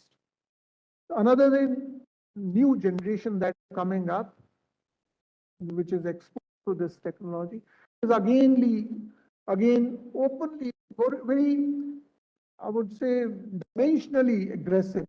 They are again very fast. They want everything very quick. Their responses also very quick. So our governance should address these things. They take a benefit from these elements and simultaneously look for. Another thing our MOS indicated that we are having more and more number of regulators. Regulators are being seen as a solution to all problems. Or any problem comes up, you set up a regulator and think that particular thing, that is standardization and somebody to watch you. That will solve the problem. But, and he also used expression that you are a new form of Thanedars. So this again we need to think that are we setting up another form of Inspector Raj? Are we increasing the compliance reporting or obligations on the corporate world? This is some sort of paradox or conflict between the two. What we say, one is the ease of doing business. Another thing is we want to regulate you. They have to be some sort of complementary stream where growth is being pursued and everybody is a contributor to growth. So third thing in this dimension, which is a challenge which I consider, a new form of system is very much based on conflict resolution. IBC is a one form. Smaller contracts which will subsequently may come up as a major force in corporate world is another thing. We have to think that something which starts as a solution remains a solution. It doesn't get affected by volume or requirement in the common undertaking of business. And this solution is not privy to some selected few. It is available to one and all, irrespective of your volume of business or scale of your operations. But solution is solution, and that everybody is right to it. We need to ensure it. Third thing which I see, that before a problem, so far our initiatives were response to problem. Now from now onwards, probably time to response will be reducing because suppose the changes are taking fast. So the responses also need to be faster than the event space. And if you're unable to think and perceive and foresee a problem that's coming in, then probably we are raising a question to our own existence. We need to address these issues, and I hope, and moreover, I think, I'm claiming and trying to cover this topic technically because we have experts on this, and I'm also eager to listen to them. However, I only want to set the ball, give a perspective, and set the ball rolling. And I thank you all for being here. And I now would like to listen to the winners also. Thanks. Thank you, sir. Thank you so much for your chair address. It's very interesting the way sir has mentioned and picked up right from the ages, which is much more contemporary and as well as a fundamental plight celebrating Azadi Amrit Mahotsav, 75 years of independence. Because what lies as a big tenet of learning is our own Indian ways of doing business, which were much more inclusive, which were much more pragmatic, which were much more equity based. And that's what you beautifully indicated, and help us swiftly moving to a more formal body of knowledge, which now we all know as the domain of corporate governance, as to how ecosystem and regulation both are communicating with each other, learning from each other, and evolving day in, day out. The best message which I take from your talk, sir, is the concept of shared value creation and distribution, which lies at the center of corporate governance, and also the evolving concept of ESG. If we really imbibe it in spirit, not in letter, I strongly believe also that we will go beyond just reporting on these aspects. Rather, we would be able to create those standards which can get us the glory we were possessing long back in India. Now, with your kind permissions, I would like to, I'm very eager to hear from the young professionals who have contributed the essay and has been awarded as winners. So first of all, I would like to invite Mr. Samyak Sangvi. Mr. Samyak, can you please come over? And of course, the essay was allowed to be shared for 5,000 words, but I've requested them if they can briefly help us understand their thoughts on corporate governance, how it's going to evolve as per these young professionals for the new India, which is evolving and taking shape in 5 to 7 minutes maximum. Over to you. Yeah. Can the technical team please help us having the PPTs on the back screen? In the meanwhile, I thank Dr. Gupta. You know, this is how I learn and how articulatedly he expressed what I said. I wish I could have said that well. Oh, thank you so much, sir. It was very much inspiring here from you. Can we begin, please? Ashish, can you please coordinate? We can have the PPTs on the screen. In the meantime, you can introduce yourself. Yeah, good afternoon, everyone. Good afternoon, all the dignitaries on the dais and off the dais. First, and all the delegates to you. First of all, I am very much thankful and want to thank the IICA for providing me this opportunity and inviting me over this Azadi Ka Amrit so iconic day, and also organizing this essay competition, All India Youth National Level Competition for Corporate Governance. So, yeah, the topic of the competition is the corporate governance evolving concept for the new India. So, as that chairman sir has rightly said, the India is known as a bird of gold, right? Not the golden bird. So, yeah, actually my theme of the essay was the same, that in the ancient India also, the ethics and all the things were more good, right? We can say that there is no corporate governance, or all this corporate governance concept is not a new concept or somewhat evolved concept.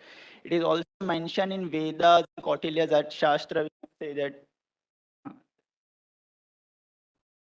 Say next and they will take. Yeah. So it is even in the Mahabharata, Ramayana, even Jainism, Buddhism, everywhere this corporate governance thing or governance thing is mentioned very neatly, right? So what is the basic idea of the corporate governance? So the governance is an act of manner of governing and exercising the control or authority over the action of subject. And in the ancient India, if we can say that, if we can, I quote the Kautilya's Arthashastra. So in the Kautilya's Arthashastra, he said that the substitution of the state with corporation, the king with the board of directors, the CEO, we can say that, and the public with the shareholder, right? We can connect those dots and we can say that, okay, oh, this concept is so nice, like 580 or like 500, 1,000 years old, right? So they have rightly mentioned, right? Next, please. Next slide. So I can say that the concept of corporate governance is in our DNA itself, but what IICA needs to do, or what the dignitaries you all needs to do, just to revive that concept, just revive that DNA thing, right? So we have that thing.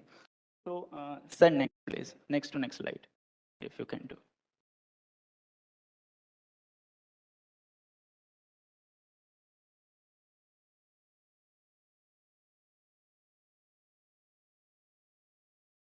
Next slide, sir, please.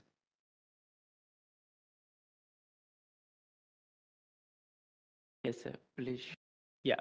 So as appearing on your screen, right? So in Kautilya's Arthashastra, there were four concepts: Raksha, Riddhi, Palana, and Yoga Kshema. So if we can connect that the today's concept of responsibility, accountability, transparency, and fairness, right? So like Raksha means equated with the risk management concept and all thing. Riddhi can be, we can say that the stakeholder value enhancement, shareholder, and all that thing, right? Palna, so it should be long later and it's its period. And Yoga Kshema, we can say that corporate social responsibility and fairness, right? So yeah, this is the old terminology, ancient India's terminology, and the new India's terminology. So one more thing that our secretary sir has mentioned, that corporate governance is something about the ethics, transparency, and accountability. So it is not new, but the ancient thing only, but we are giving it new cloth or new form as corporate governance, right? Uh, Next.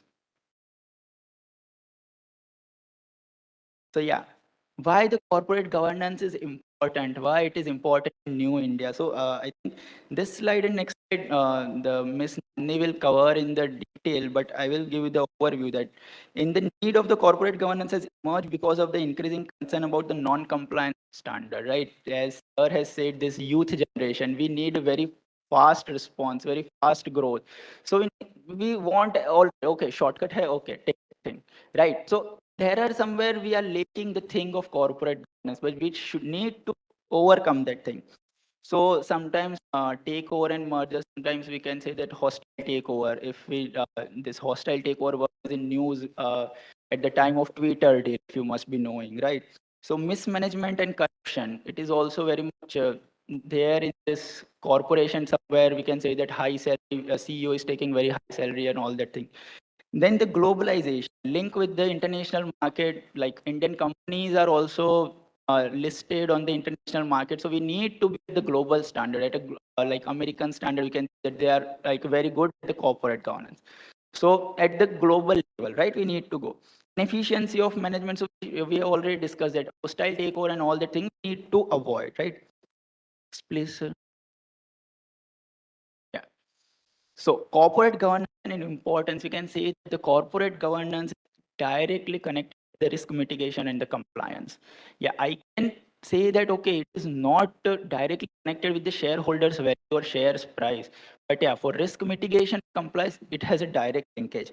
But we can say that, no, it cannot increase the shareholders value, but it can protect the shareholders value. That is why the corporate governance is important. Improve organizational efficiency and industrial compliance and all that thing, crucial during the merger and takeover, because like fraud and all that we can see when we are going for the merger takeover, some cash deal and all that thing. So it is that. So at that time, this concept of corporate governance can use. Next, please, sir. Yeah, challenges in the corporate governance. So the first point is the getting the board right. Need to do like, okay, board is doing the right thing. So if we can follow that honesty and all accountability, responsibility, all that rules, that ethics, so there's no need of corporate governance, I can say. So individual corporate governance, as I think our minister has mentioned, that we need to individual corporate governance, then we can for the corporate governance, right? Individual corporate governance is much more important, so to achieve the goal of the corporate excellence, right? The next is true independence of directors. So this we have already discussed. Accountability to stakeholder. Board must be accountable to stakeholder. Palna, like Kautilya's from Kautilya's Arthashastra. Yeah, the main important point I can say that is founders control and succession planning. In India, we are seeing that, okay, one generation, next generation will take the business and do the business. But yeah, the best should get the business. It should be the overall practice, not the next generation, but who is the best appropriate candidate for that position should get that business, right? So next, please. Yeah.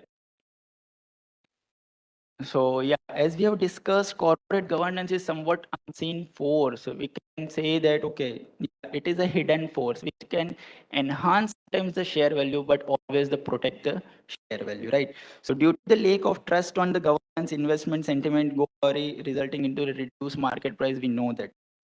The approach must be that the perfect balance between the excessive stringency and too much flexibility. There should not be a robust compliance. Okay, ये तो करना ही है या तो ये तो नहीं. Like there should be the balance thing. So yeah, on the conclusive part, the concept of the corporate governance hinge on the total transparency, integrity, and accountability of the management and the board of directors. The corporate governance is a mean, not to the end. Corporate excellence should be the end. Someone is rightly said, right, that what's your brand? So a brand is the what people say about you when you are not in the room, right? It is quote of Jeff Bezos. One more example I want to share. Okay, what youth are like what we are seeing today, we are following that thing. I can give the example. I have met one government official recently, right? So I am in the meeting with him. He has got a phone call. He needs to send his car to pick up some his family or some relative or something like that. So like गाड़ी नहीं गई. So he called the secretary PPS and told that आप गाड़ी भेज दीजिए. He immediately called his PPS and told कि संजय ये जो खर्चा है वो मेरे पर्सनल अकाउंट में जाना चाहिए. So that like I'm sitting on the other side, I'm saying okay, great यार, मतलब that is the practice, that is the corporate governance we can say. So now if secretary is following that practice, so the full ministry we can say that okay ना ये तो करेंगे. So that we can say that we can, that is the brand or that is the corporate governance. So as a youth, what we are seeing, we will follow. So it is something like say thing we can say, okay, what we get, we will. So thank you so much, all of you. Thank you for patience. Thank you so much, sir. Thank you, Samek, for your views. I take ethics as central of your thoughts, not just in letter, but in spirit. We need to assimilate the idea and demonstrate it widely because we learn from practice. Now, I would like to request Ms. Nandini Agrawal to please come over and share her thoughts in strictly in 5 minutes, please, because Nandini.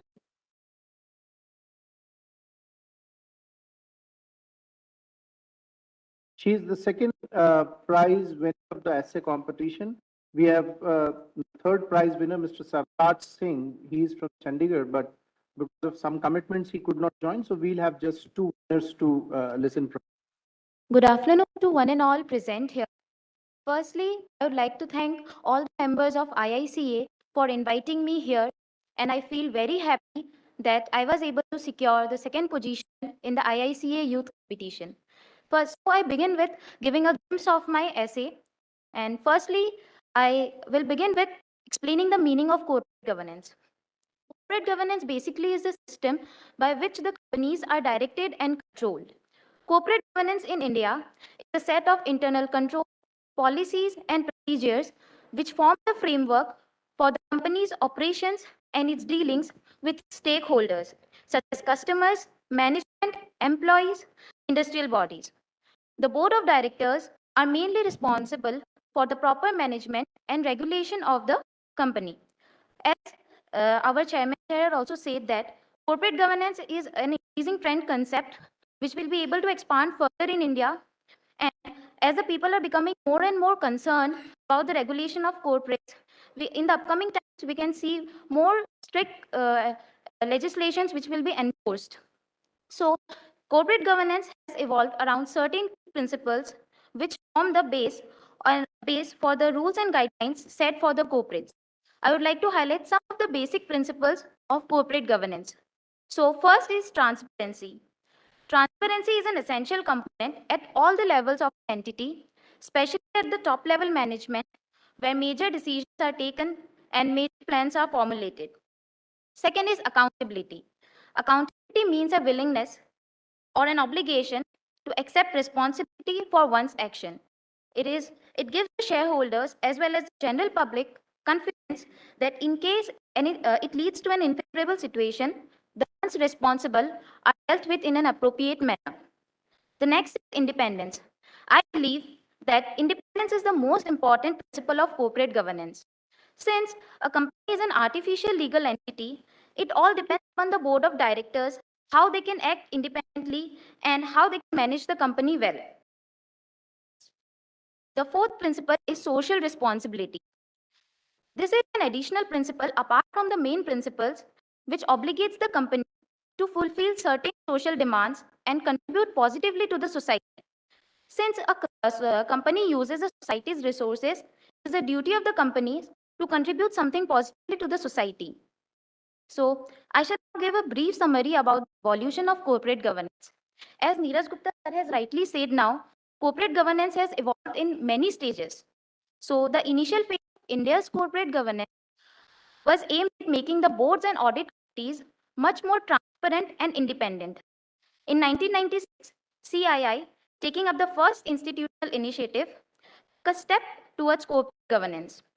It was followed by the report of Kumar Mangalam Birla on insider trading, introduction of clause 49, report of the consultative group of directors of banks, report of committee on corporate audit and governance committee, SEBI report on corporate governance, and post this second stage of corporate governance, which witnessed the introduction of class action suits. Essentiality of corporate governance has already been highlighted by Samyak, so I would like to add only some of the points like changing ownership structure. As we are witnessing that a company has shareholders from spread across multiple locations which differentiate their views, ideas, and attitudes. So, in order to protect the rights of the investors, practical implementation rules and regulations through a conduct of corporate governance is required.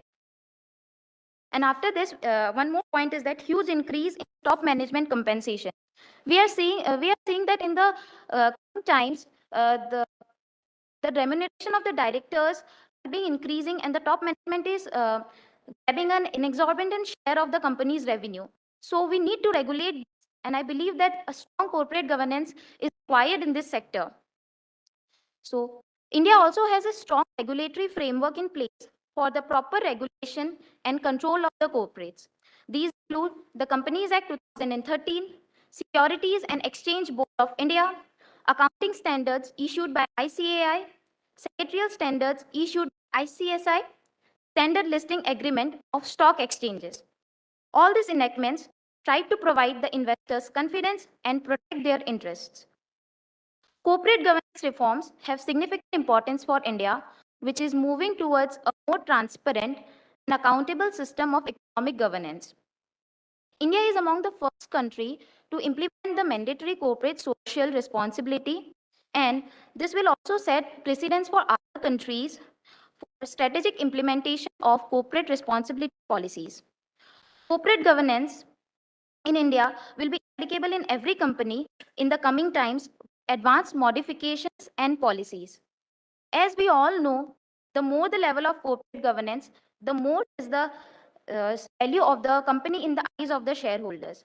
So, concluding my speech, I would like to say that the real onus of achieving the desired level of corporate governance lies in the proactive initiatives taken by the companies themselves and not on any external rules and regulations.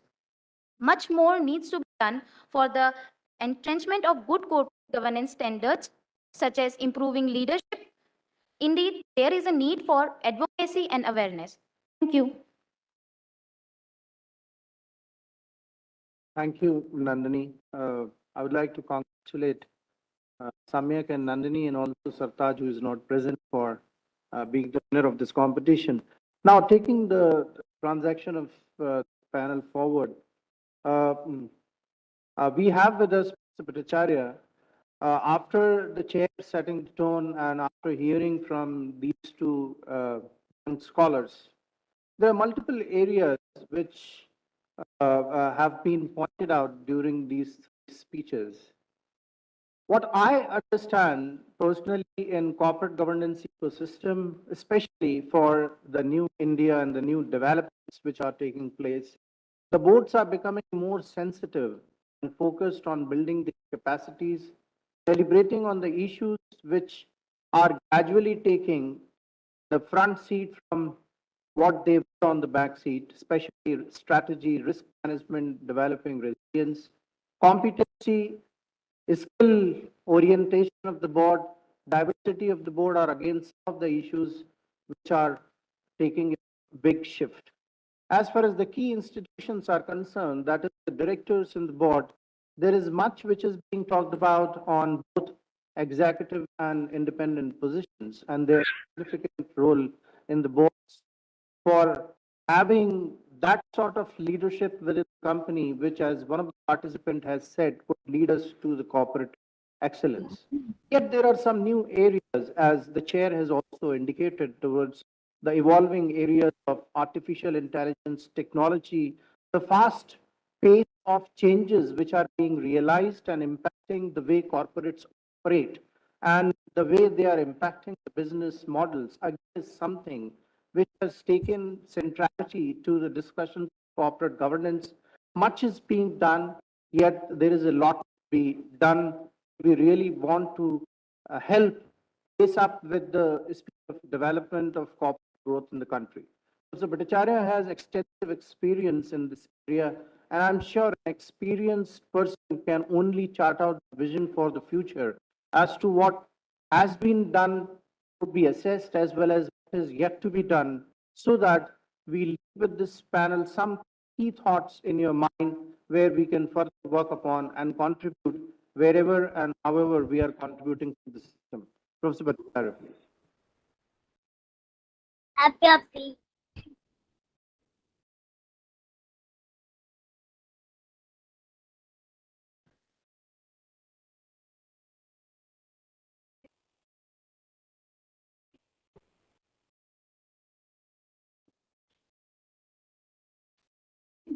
Mr. Dhari, Professor Gupta, my friends, good afternoon to all of you.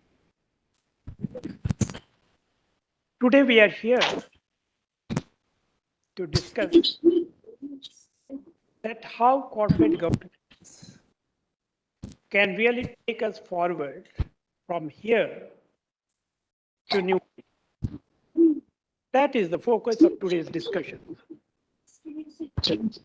We are now talking about Atmanirbhar Bharat.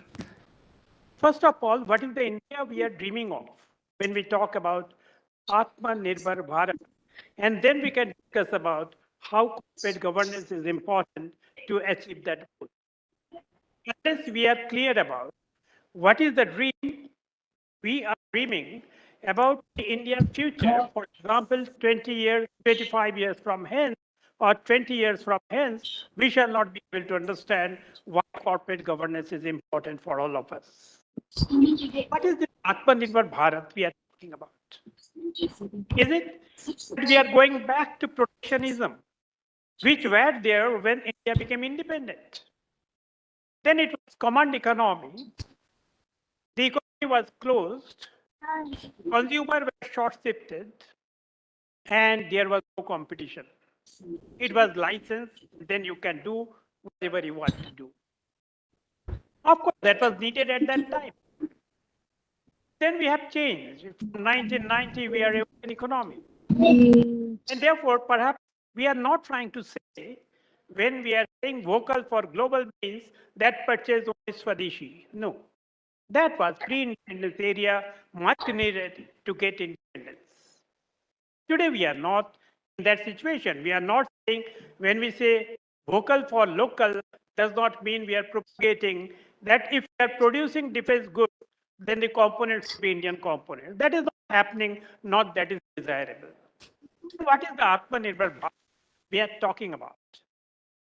It is the Bharat we are talking about where we should be self-reliant, self-sufficient, and we shall hold a position in the globe when people will say, this is a product from India, and therefore it is reliable. In a competitive world, we have to produce product that is reliable and also which is competitive. So Atmanirbhar Bharat does not mean that we shall stop competition here. But it is one aspect of it when we are talking about business. But there are other aspects of Atmanirbhar Bharat that is included. We want a Bharat, we dream for Bharat, we dream for India, where there will be no discrimination, whether economic or social, and everyone will get their fundamental rights to enforce, particularly education and food. And that is what we are talking about, Atmanirbhar Bharat. If that is the dream of our India, then why corporate governance is important here and how it can play its own role. Now we know that when we look at the business as a whole, then it is the second most important institution after the government and most powerful institution which can bring changes in the society. And if it can bring the changes that the corporate business, then it has to play its role in transforming India from which is today to the India that we are dreaming now, which will be India after 20 years, 25 years, or even 10 years, if we can accelerate it. Now, therefore, are we talking about corporate social responsibility? Are we talking about ESG? If we follow that, does it mean that I have contributed, business has contributed enough to transform this India into new India? Cannot be. I don't really talk about corporate social responsibility. Rather, I will prefer to talk about corporate social irresponsibility. Responsibility and irresponsibility, two continuum. And therefore, we cannot expect that one will be on one end of the continuum or rather at the other end of the continuum. It is somewhere in between. Therefore, when we talk about today about the corporate social irresponsibility, we are saying that please don't do anything which will hurt the society, which will destroy the social value. Therefore, we come back to the very basic question. What is the goal of a corporate? What is the goal of a company? Is it creating shareholder value? If I say the answer is no, perhaps I am wrong. If I say the answer is yes, then too I am wrong. Because after all, we are sitting here and the investors, they look forward for return of the capital and return of the capital. So unless and the business says that we shall return your capital and we shall give a return on your capital, the investment will not flow to the corporate sector and therefore the corporate will not grow, the economic productivity of the resources will not be there. And therefore, we need to say that, the business has to say that yes, we shall return your capital and we shall also give you a reasonable return on the capital. But can that be the goal? The answer is no, that cannot be the goal. And I must say that that was never be the goal. Because we have seen over the years, over centuries, that only those companies survive which not only perform in absolute terms, but which perform in relative terms. If you can't perform in relative terms, someone will take your place and will elbow you out. This is capitalism. We are not talking about, let us go back to socialism. We are not saying that. We are saying that there should be capitalism. There is capitalism. But in the capitalism, there will be competition and the motivation for success and survival would also be there. So we are saying that yes, there is a need for breach. But controlled breach we are talking about. We are saying that yes, you have to give a return to investors and return of the capital, but not by hook or by crook. You have to look at the aspiration of the society, and then you have to act accordingly. then you have to see that you are meeting the aspiration of the society, and that is how you are surviving. And therefore, the dream we are talking about, the dream the government is now saying that this is our dream of Atmanirbhar Bharat, we should ask, is it the dream of the whole of the society? I must say yes. It is a kind of motivation, kind of dream, kind of aspiration that society has. And if that is so, can business ignore that? The answer is obviously not. Therefore, whatever corporate structure and relationship we talk about, but the goal should be to meet the aspiration of the country, to meet the aspiration of the society. We know that business really make money. They make money and they will continue to make money. They make money by innovating new products, new methods, and selling it at a price which is lower than the cost. They meet certain needs of the society. And we have also talked about long back, not only corporate social responsibility, bottom of the pyramid. That is also business. That means you can sell goods at the bottom of the pyramid and you can make money. So making money is nothing wrong about it. But what is wrong about it is that when you behave irresponsibly. So now what we are trying to say, for example, when we talk about the Facebook or we talked about LinkedIn, is it really spreading the hate? If it is a socially responsible behavior. If it is not providing safety to the local community around, then it is a responsible behavior. If it is producing certain products which is of not of value to the kid, rather dangerous, it is again irresponsible behavior. Now we are saying not to corporate to be alert. We are saying the society to be alert. It is not the regulator, because government alone cannot do anything. Even if there is intention, I recall that when I was young, the Ministry of Corporate Affairs, whatever name was there, it was not a full-fledged ministry. The control was the key. Now we are saying that ministry is the facilitator, not the control. So there is a difference between control, facilitation, and therefore ministry can only facilitate. Ministry cannot have, the government cannot have the capacity to really look at all the aspects of the corporate business, how they are being performed. And therefore, it is the business's responsibility. It is the responsibility of every citizen to see that the company is not destroying value. And that is the key in corporate governance. The three pillars of corporate governance are, as my young friends have said, transparency, equity, accountability. So when we say equity, earlier we used to say, who are the stakeholders? Who can impact the company? Those are the stakeholders without which support, whose support, the business not really survive and grow. But then a new definition came in 1980s when the stakeholder theory came, and it says that everyone is a legitimate stakeholder if he or she or the group is impacting or getting impacted the business. Therefore, everyone who is getting impacted is a legitimate stakeholder. And if you look at the Companies Act, what it says that the board of directors, rather directors, will act in the interest of the company. So company is not shareholders, that is the first point.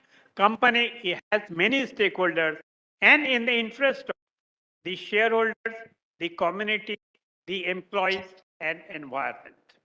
And therefore, it is saying that you should act prudently. We also, as individual, we live in the society, achieve our own goal.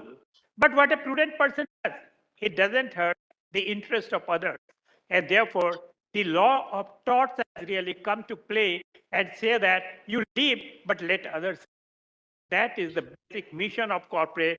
And we have talked a lot about the literature, structure, a lot about the relationship, but they have to be followed in the spirit. And I believe that corporate has to go beyond the boundaries established by the law. And they say that we shall transgress little more to see that the aspiration of the country is achieved. Thank you very much.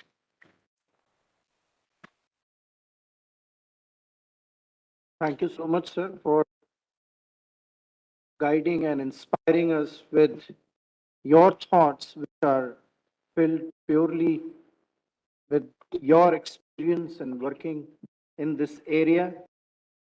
If I base my efforts in summarizing what you have said in one or two lines, I must say, for a new India, the concept of corporate governance needs to be imbibed and envisioned by the corporate sector in a new manner, which does not only revolve around transparency, accountability, and integrity, but also has fervors of nationality, focusing what the country desires and aspires, the society requires to have a more inclusive corporation, then only will not just be addressing to the mantra and the challenge of being Atmanirbhar, that is self-reliant, but also would be that enthusiastic to going even beyond what regulators are expecting us to do in their facilitator role. So thank you so much, sir, for a very interesting insight. Dear friends, I don't want to hold you back. There are so many issues, and our panel is really distinguished, filled with so much of experience and thought leadership on the subject we can learn from.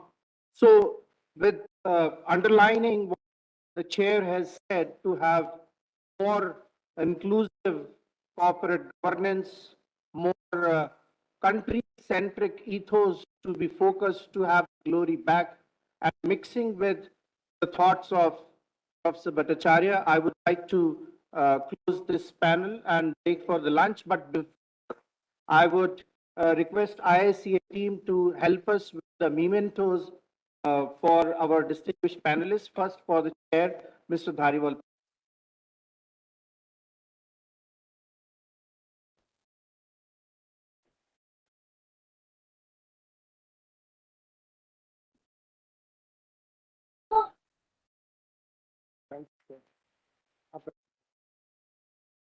Can I have a memento for Professor Bhattacharya, please?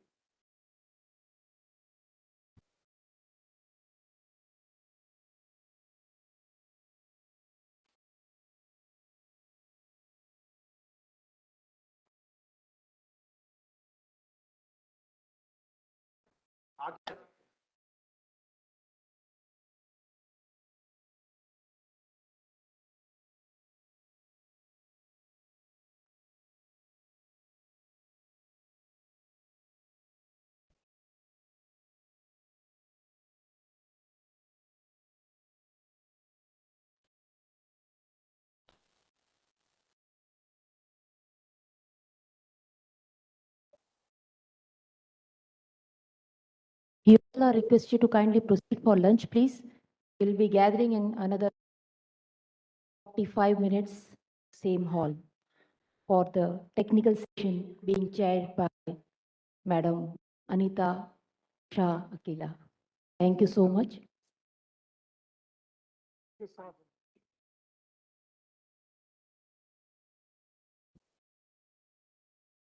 Ashish?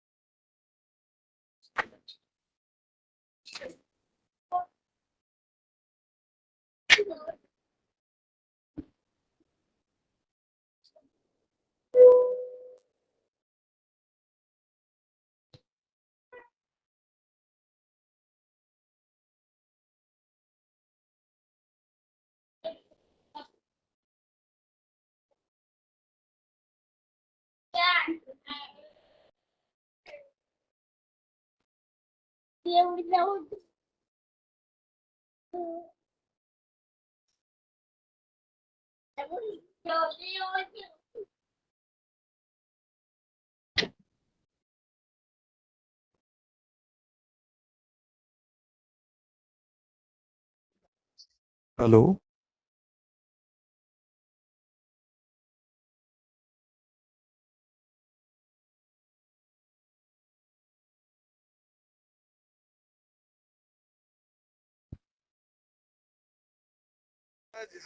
Hello.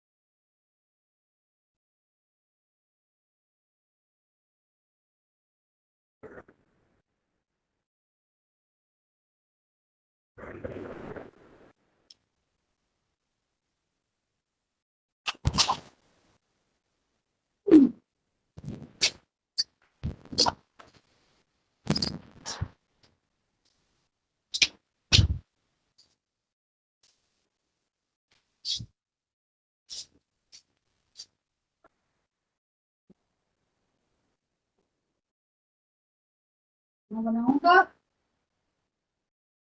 तू बता जब खाएंगी जब बनना क्या बनाऊं रोटी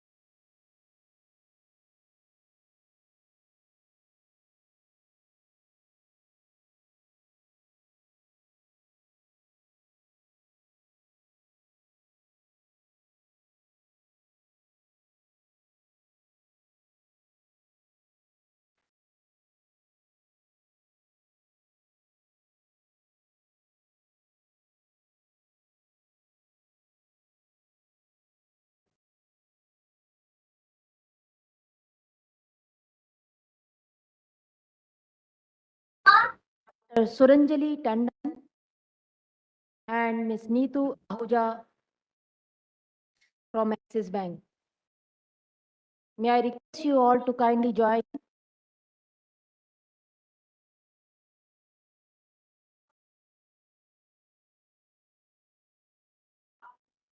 We are starting our second technical session.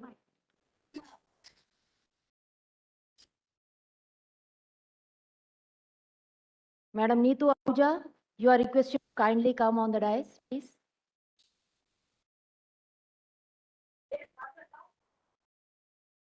The panel discussion is on impactful CSR towards strengthening ESG. Over to you, Dr. Garima.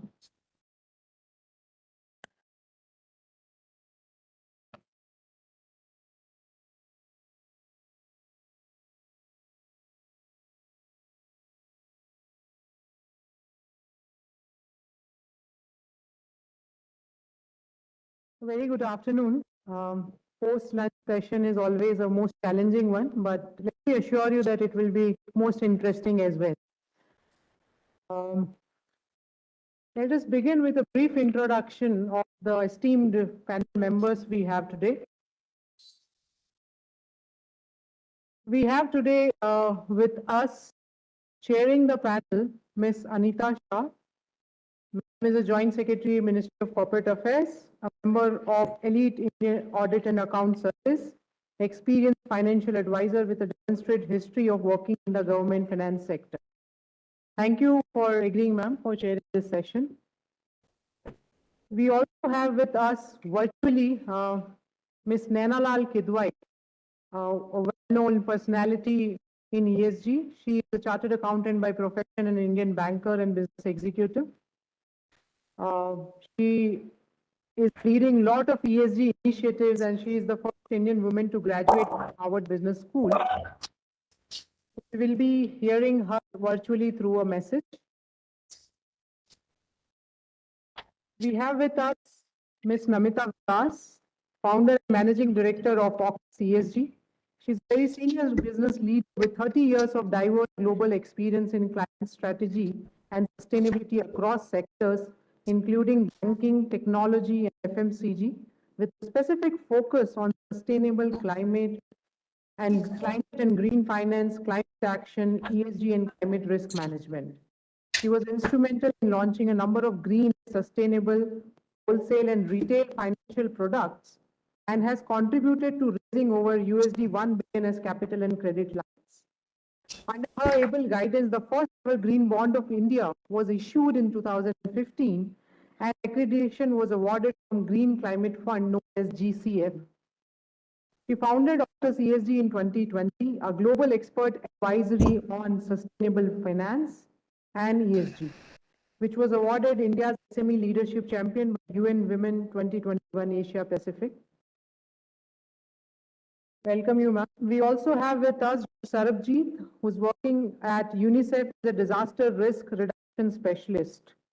He's an architect and urban planner with over 25 years of professional experience of steering development and humanitarian strategies and programs within UNICEF and the frontline humanitarian agencies. He has worked in the domain of risk-informed development planning, humanitarian response, urban planning and design. Recognition of his contribution to policy planning and implementation of disaster risk reduction and humanitarian programming. In 2005, he was included in International Visitor Leadership Program by Department of State, Government of US. We welcome you, Dr. Sarabjit. We also have an academician with us, along with me, Dr. Suranjali Tandon. She's a faculty at NIPFP. She has published widely on topics in international taxation. She's a special invitee to the Task Force on Sustainable Finance India and is an expert invitee to IFSCA's, that's a subcommittee on sustainable finance related disclosures. She has worked in the past on many projects with the Ministry of Finance on key policy issues. She currently leads the Institute's work on sustainable finance and international taxation. Welcome you, Dr. Tandon. So at the outset, we will just begin with the message from Nainalal Kidwai. May I request IT to please play that?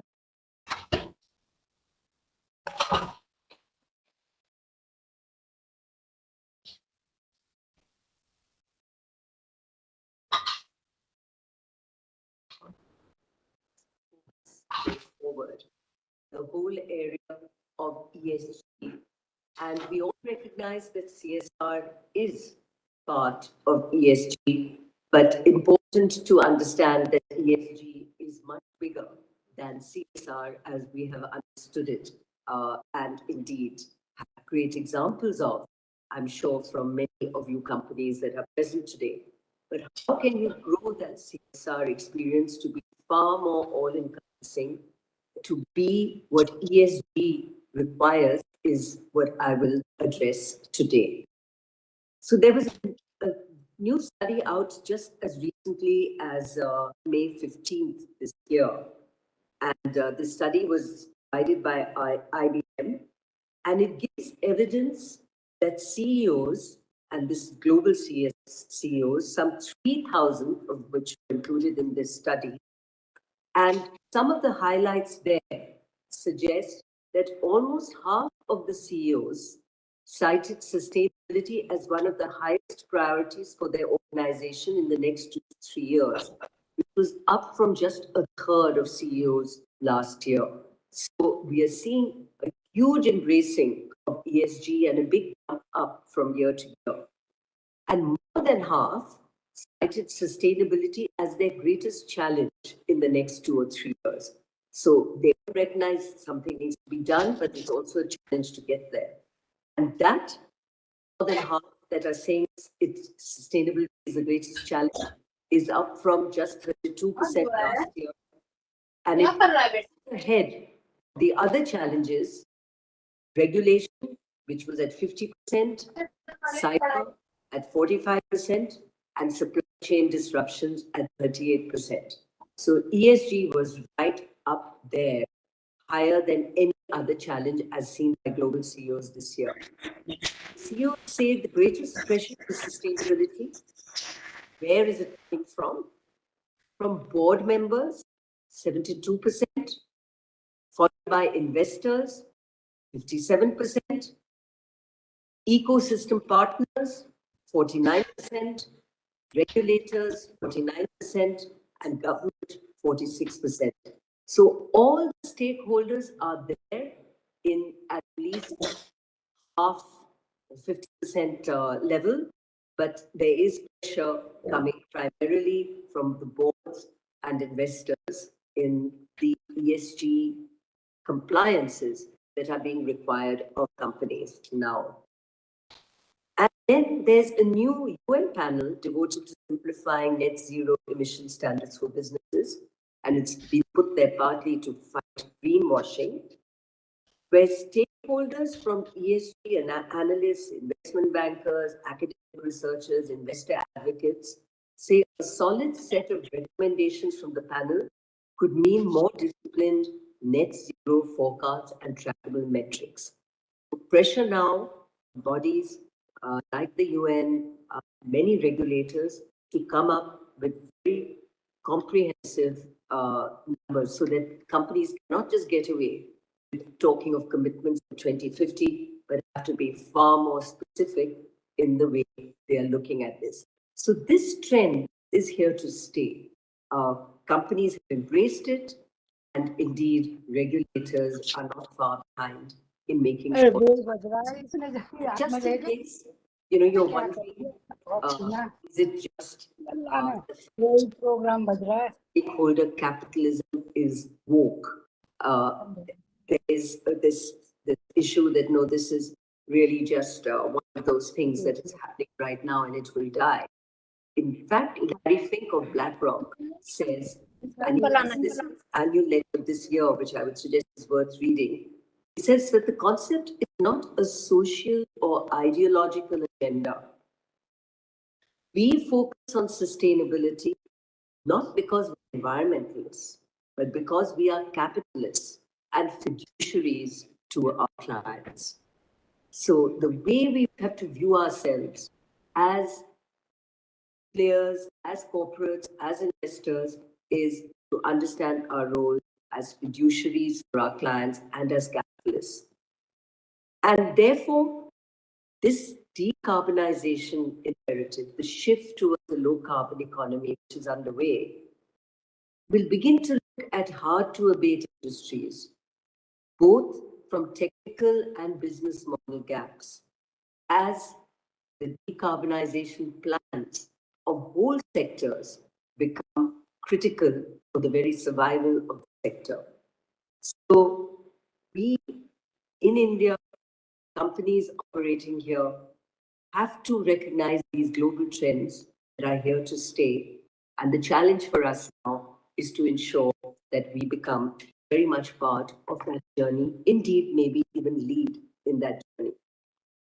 Now, these ESG discussions actually started to gather pace in 2018, where climate change became very much embraced as an issue across the globe. And 2019 is generally considered as the inflection point where investments made a record flow into ESG, and 2020 was likely actually to see even more of this intensification in this decade going forward. Whether it's governments, investors, employees, vendors, communities, everyone now is looking at ESG parameters going forward. The social and governance factors, of course, remain critical. So there's no two ways about it. What we call CSR, and in particular the social aspect, which fits into the ESG definition, the way an organization handles itself in a crisis like the COVID-19 scenario was all a test of how we engage with society, and also, frankly, a test of governance. The health, safety of employees was paramount, and these all play a part in the way we as companies embrace ESG. Inclusion is another aspect.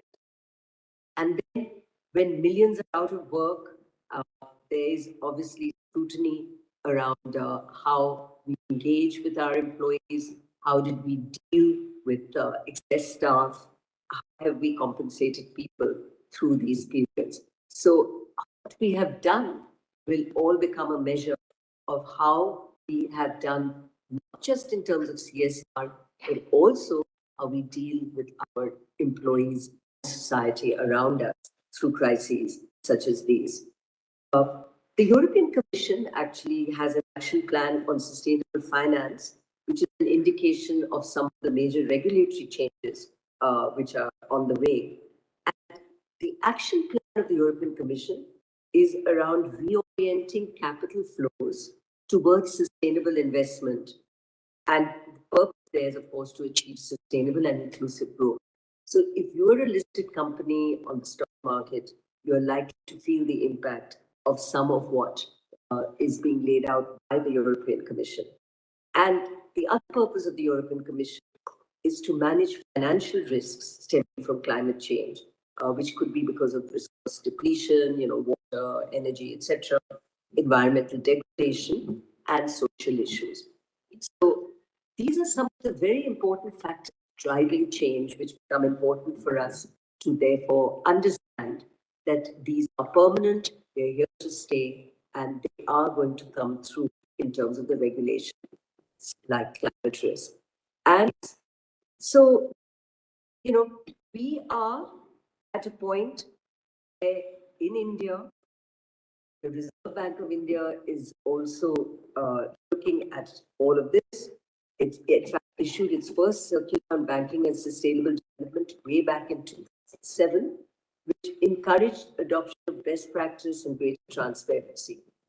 And as we look at things going forward, there's a launch of national voluntary guidelines for responsible financing from the IBA, which came in 2015, which has the key specific guidelines. So now the banks are requiring this of companies: ethical conduct and environmental and social governance, integration of ENS risk management in business activities, minimizing environmental footprint in internal operations, environmentally friendly products, services, and investment, enabling inclusive human and social development, stakeholder engagement, commitment to human rights, disclosure, very wide-ranging, and going all the way back to the supply chain, employees, and how we engage with communities. The priority sector lending targets that Reserve Bank of India has had for a long time see inclusion of social infrastructure and decentralized renewable energy within priority sector lending. So India too has continued to embrace what is important and is moving on that journey. And then at SEBI, we have again seen some of these guidelines coming forward, which are important as we go forward. We saw initially the green bond market seeing, and you are here at a very important forum where IICA has played a key role, and some of the thinking guidelines that you will see coming from the IICA are indeed exactly what we require. Some convening of what different regulators require, SEBI, RBI, the IICA, the Ministry of Corporate Affairs, and combining all that in a way that we as companies can make sense of it is why they have to begin at the school stage.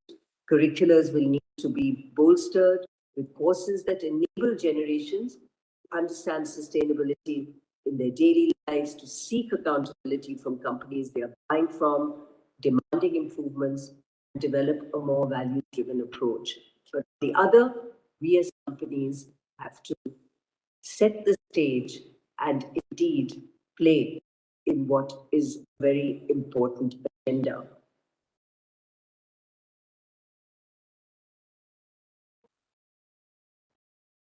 Thank you very much to Naina ma'am for virtually joining and sending this message. Because of the paucity of time, we have to quickly move. And let me just let me just welcome Neetu Ahuja, a managing partner with Axis Burgundy Private in her last assignment with Kotak Mahindra Bank Limited.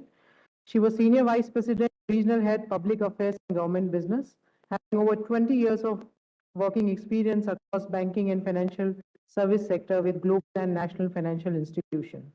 So welcome you, ma'am. So, ladies and gentlemen, as we know, and as spoken by Naina ma'am also, that ESG is no more a social and ideological agenda. It's no more a tick box approach. And there is acute pressure from boards and investors and other stakeholders on ESG. We are having this discussion today. So with this, I request the session chair, Madam Anita Shah, to kindly address the panel.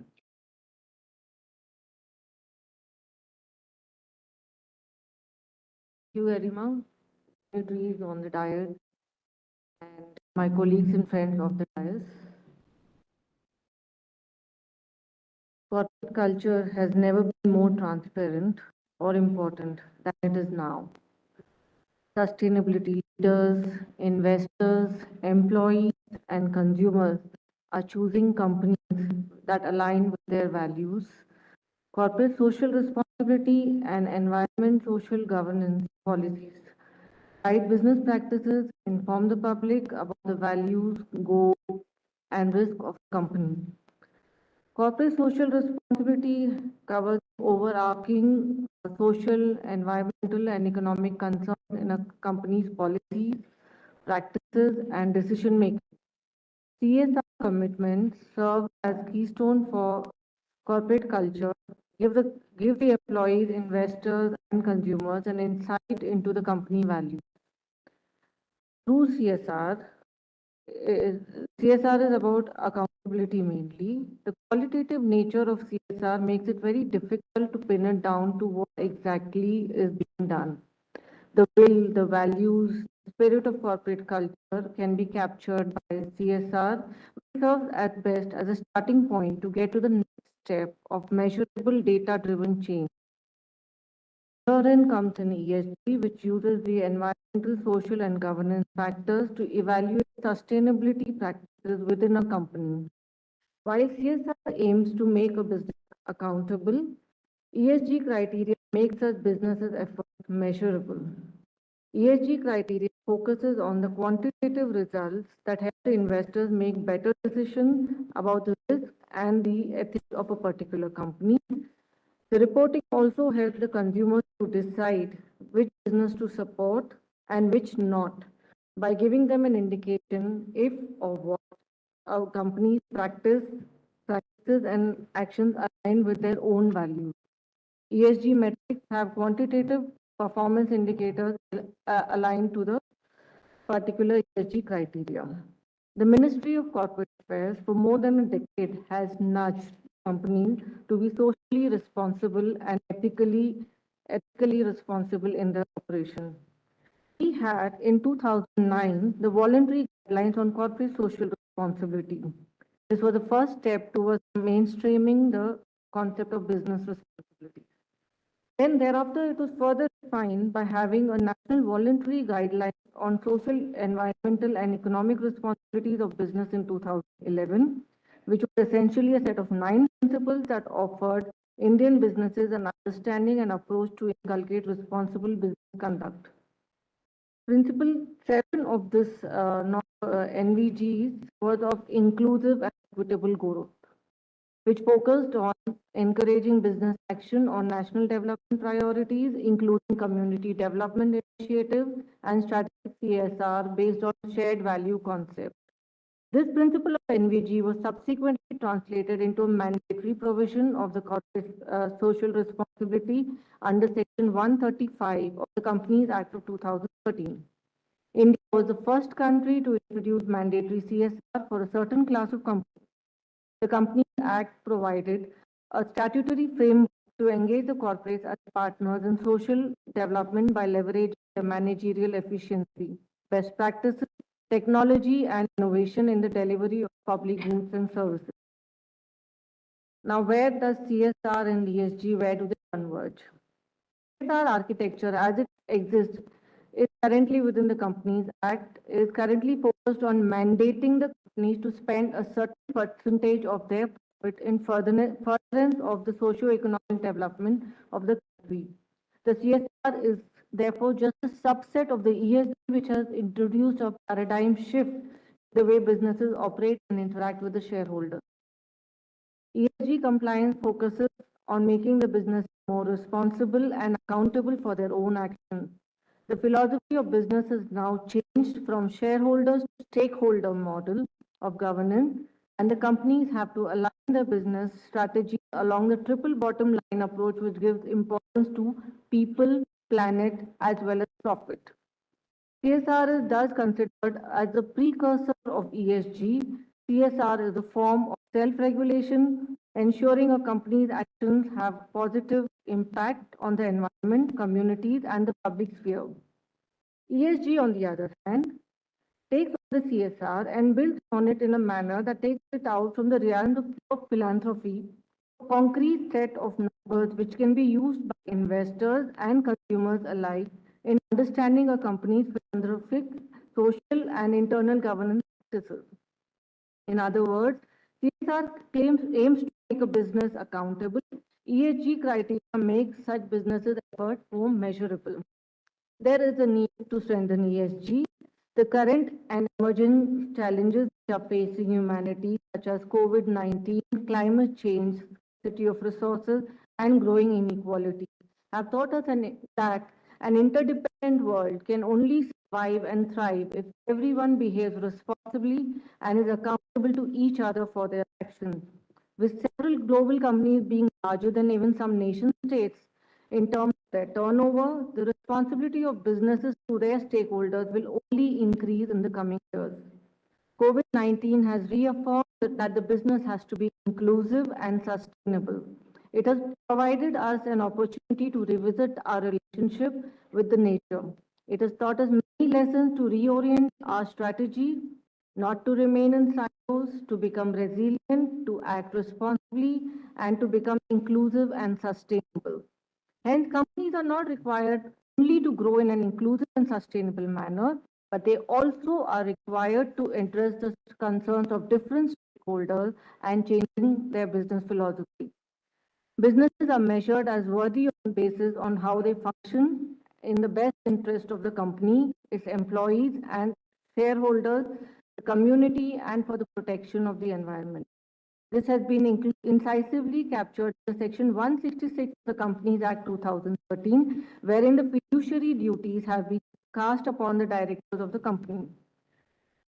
What we end up seeing in the year that is on that 2022, corporate boards and government leaders will face rising pressure to demonstrate that they are adequately equipped to understand and oversee the ESG issues, right from climate change to human rights to social unrest. The broadened scope of our of the corporate board responsibilities also requires more focus and time commitment from the board members to meet their duties. Pressure on board to shore up their ESG credentials is set to grow as investors demand better accountability from the top and heightened focus on sustainability. In addition, efforts to diversify the board create policies that foster meaningful diversity, equity, and inclusion will continue to evolve from a box ticking approach to a holistic appreciation of how differences in identities, expertise, and leadership styles can drive growth and innovation. There would be three guiding principles that I would like to highlight, that as regulators and standards setters are standing at the crossroads of convergence and fragmentation, we believe that adopting a few key principles could help forge a shared path towards better informed investment decisions. One, require quantitative metrics to be disclosed, not qualitative explanations which may devolve into a boilerplate language. Can specify disclosures of raw data such as number of employees, tons of emissions, location of facilities, not outputs in terms of percentages which are likely to be consistently calculated and hence may not be comparable. Third, impose minimum mandatory core disclosures across a broad range of participants beyond public companies to avoid inconsistent set of rules. These principles would enable comparability and accountability and a level playing field across all markets. The quality and the quantity of ESG data will continue to improve as the reporting requirements grow. Regulators around the world are now addressing the lack of clear definitions, standardized data. In Europe, we've got the Sustainable Finance Disclosure Regulation, that is the SFDR, which has brought about mandatory ESG disclosure obligations. And the EU taxonomy sets out a list of environmentally sustainable economic activities. The new global ESG related standards continue to evolve throughout the year and onward. The global standard setting bodies such as the newly formed International Sustainability Standards Board can help address what may be the largest obstacle to accountability, that is the lack of a common baseline for disclosure standards consistent across jurisdictions and industries. To date, the agreement on key metrics and reporting framework for environmental factors has crystallized more rapidly than it has for social factors. But 2022 could bring about an increasing convergence on the data, metrics, and the reporting requirements most relevant to the social issues, alongside rising pressure to ensure that these metrics measure impact and not just inputs. The steps taken by India, I would outline the steps taken by India to strengthen the ESG responsible business practices. There has been an increasing recognition of ESG's role. Therefore, 2007, the then Planning Commission had adopted an inclusive growth approach as a part of the 11th five-year plan. The Ministry of Corporate Affairs has been taking a number of initiatives towards this responsible business conduct. There were requisite guidelines such as the National Voluntary Guidelines on Social, Environmental and Economic Responsibilities, and thereafter the National Guidelines on Responsible Business Conduct, which was in 2018. It has prescribed measurable non-financing report frameworks such as business responsibility reporting, business responsibility and sustainability report, and has also prepared a national action plan on business and human rights as per the United Nations guiding principles. As per the BRSR framework, the companies are required to make disclosures on environment, social, and governance parameters. Recently, SEBI has mandated 1,000 top listed companies by market capitalization to submit BRSR on a voluntary basis from 2021-22 financial year and on mandatory basis from 2023. BRSR is intended to have a quantitative and standardized disclosure on ESG parameters to ensure comparability across companies, sectors, and time. Such disclosure will be helpful for investors to make better investment decisions. Now I'll come to the emerging trends which we are able to look at in 2022 and beyond. Climate would be as first amongst equals. Climate is eclipsing governance and social issues at the top of the ESG agenda, reflecting both the existential threat of global temperature rise and race against time to return. We are looking at a net zero supply chain. We are looking at a model which is cradle to cradle model, that is which is focusing on the 4 R's, that is of refuse, reduce, reuse, and recycle. There is no planet B. We need to finance climate change. There will be no escaping the fact that we require finances for projects that help us adapt to a changing climate. As government and supranationals issue bonds to pay for them, they could drive a large-scale expansion of market for green bonds. Green bonds proceeds explicitly designated for environmental projects.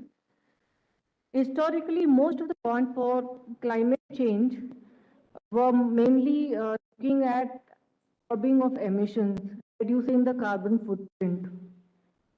However, it was not to adapt to the extreme weather. As beginning to change, first sovereigns and supranationals have now begun to outpace corporate issuers with larger green bond issuance values. And also, the new sovereign green bonds which are eligible for index also include climate change adaptation projects such as ranging from flood mitigation to improvements in climate modeling capacities. This highlights the need for circular economy solutions, resilient and renewable energy sources, as well as green buildings, more sustainable transport networks across the continent. To conclude, I would say the philosophy behind ESG criteria is to recognize the effect companies have on the environment and the society as a whole. CSR is one of the ways in which the companies can contribute to the welfare of the society. However, fulfilling CSR obligations by itself is not enough. The global pandemic, climate change, continual depletion of natural resources, and various instances of frauds and scams, investors have now woken up to the reality of how ESG factors for business entity could have an impact on its long-term financial performance. Thus, there is a growing interest in the ESG integration in the investment decision-making process across the world. The adoption of the SDGs, that is the Sustainable Development Goals, has emphasized the importance of promoting more long-term investment. A significant portion of this investment is expected to come from the private entities and private investors. And this is where the investment-based ESG framework comes into the picture. Despite the fact that the ESG investments are still in their infancy in India, they are gaining appeal. Recent policy pushes have strengthened the country's quest for climate-friendly initiatives and a focus on private sector involvement in green energy.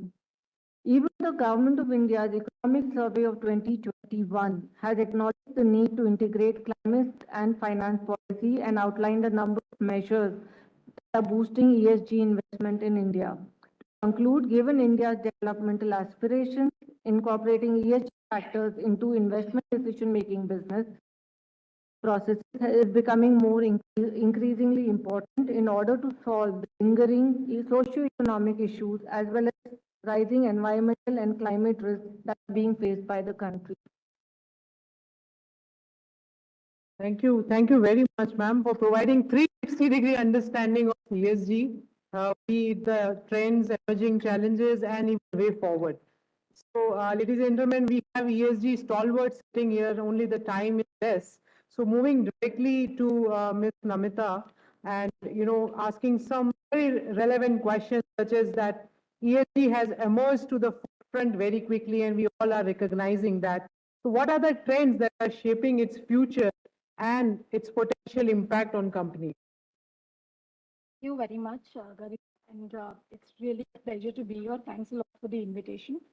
Uh, hearing Naina and hearing Amita, I think it's very important to understand that finance has played a big role in setting the trend as far as ESG is concerned. It's not that we were not talking about ESG or environment and social parameters from different lenses, but I think the fact that today finance is asking those questions I think that has led to many come to the table. So from infant to early to almost becoming mainstream. And if you look at the current situation globally, about 53% year-on-year growth in ESG assets is happening. The market is about 2.7 billion US dollars just 2021. We've seen many issuances in India also.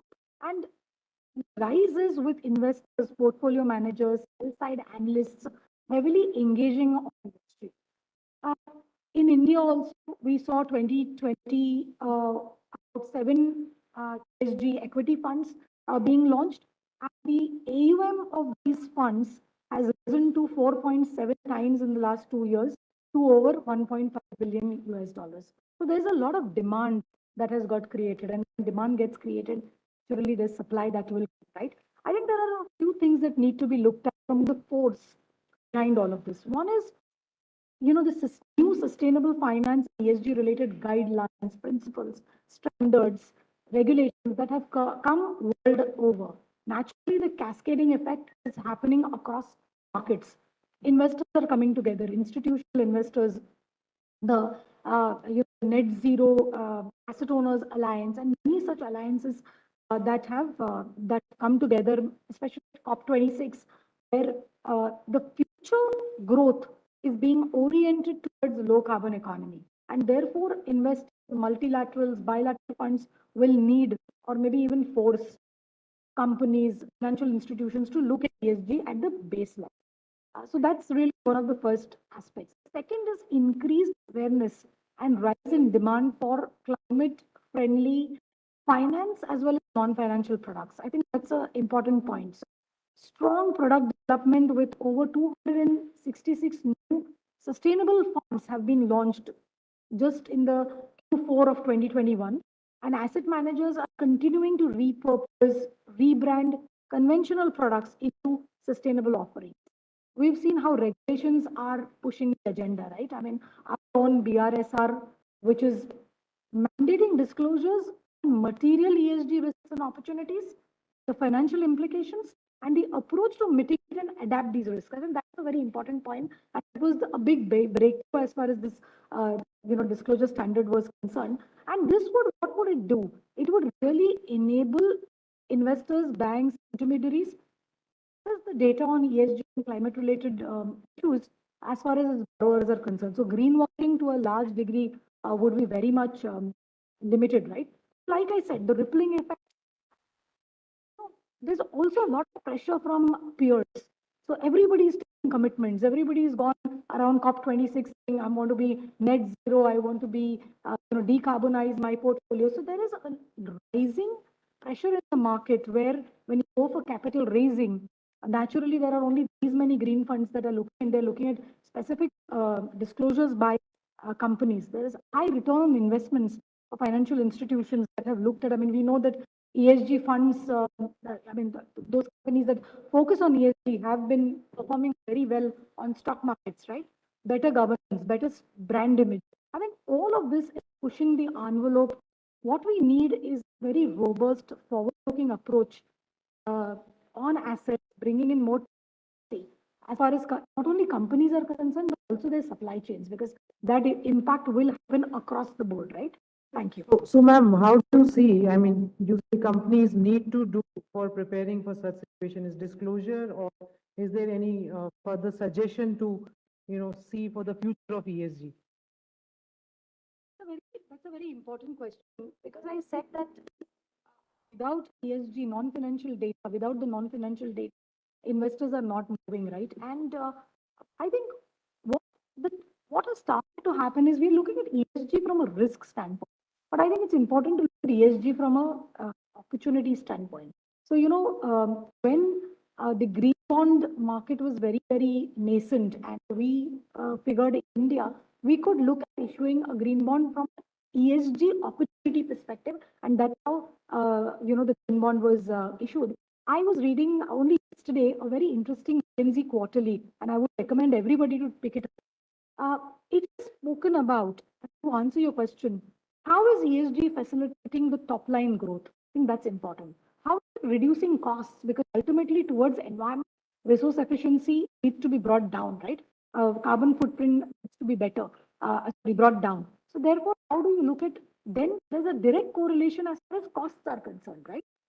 Minimizing regulatory and legal interventions. I think this is very, very critical because we see how many closures on aspects of ESG, or how many license being pulled back because of certain, environment or social or governance related issues, and then the legal battles that get companies get involved.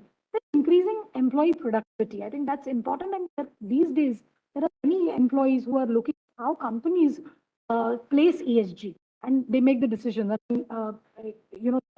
has become a very interesting decision criteria.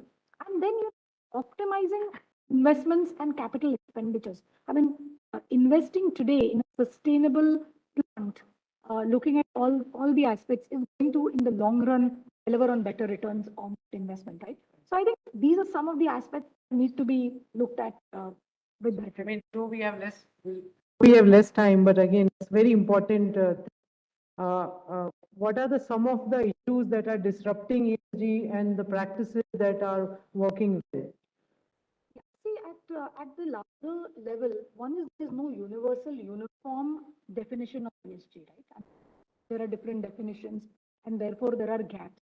So while there are disclosure standards that are coming up, the EU taxonomy, it's a classification system which is establishing clearly what is environmentally friendly and what is sustainable. I think that becomes a big gap. There are multiple ESG reporting frameworks and rating models. One big thing is good that SEBI has taken a stand on ESG rating agencies who need to be accredited. I think that's going to bring in some kind of market standard. The third point is the understanding of ESG is also quite different. While, there are those who are converted, many of us who are here, but there are many out there who are not converted. What's the ROI? Why should I take ESG? I think these are important aspects to look at. And Anita very eloquently mentioned about, how ESG is measurable. That's an important aspect. And in that sense, ESG differs because it is not only measurable, but it is, typically built on quantitative and semi-quantitative data that really relate a company's or an organization's exposure to long-term E, S, and G parameters, right? So these some of the aspects that are there. While having said that, there are good practices. Risk assessment is strengthening at institutional levels, at organization levels. Greenwashing, as I said, can no longer be an option. Especially as a tight return on products and mandated disclosures is instituted. I mean, US regulators, UK regulators, across the market, there are about 30 regulators who are looking at how do you do away with greenwashing by coming up with classifications, right? So I think all this, so while there are challenges, there are very good opportunities that are sitting there, and there are companies who are wanting to contribute towards the larger sustainable agenda. Thank you. Thank you very much. So quickly moving, relating while discussing what worked and what did not work for ESG, I would like to now go to Ms. Neetu Ahuja and asking about, the financial outlook of ESG. As we know that, CSR, there is a law of 2%, but how do you ultimately get finance for ESG? That's what companies are concerned about. So your views on that. So, good afternoon, everyone, my fellow panelists. ESG is a new topic, like Namita ji just mentioned, that there's a lot of inflow of money which has already started to come from global side. Just to take a number, last year $210 billion were raised, especially for ESG, out of which a partial amount of money has come into India.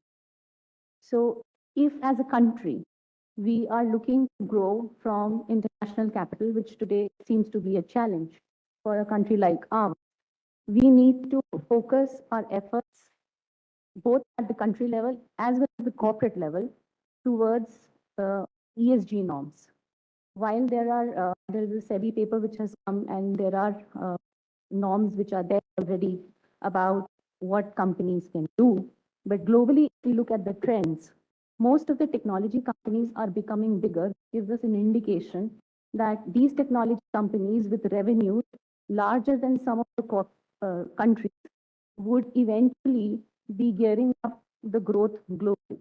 So if that happens, technology companies and other companies also would become more responsible towards ESG, and therefore capital flows monitoring would be one partial part of the government job in terms of getting growth capital for them. So just to put in perspective, uh, there was a point made by my panelists that Europe is doing some kind of different balance sheet items which we can replicate in India. So, for example, capex, which is related to ESG, can be given tax incentives, which is not being spoken about at this point of time. Anything which relates to CSR is already taken as a tax stop because 2% is there. But as of now, in India, there is nothing on the ESG side. So this is something we can consider. Apart from that, what is most important today, that anything which has changed ever in society, it has always happened through finance. Finance is responsible for changing the habits of every individual country and citizens put together. So if that needs to happen, it has to become a fashionable necessity. Are the citizens taking responsibility towards green economy? Is there a moral responsibility that companies are having, and it's not just greenwashing? All of this can come and happen through the source of finance.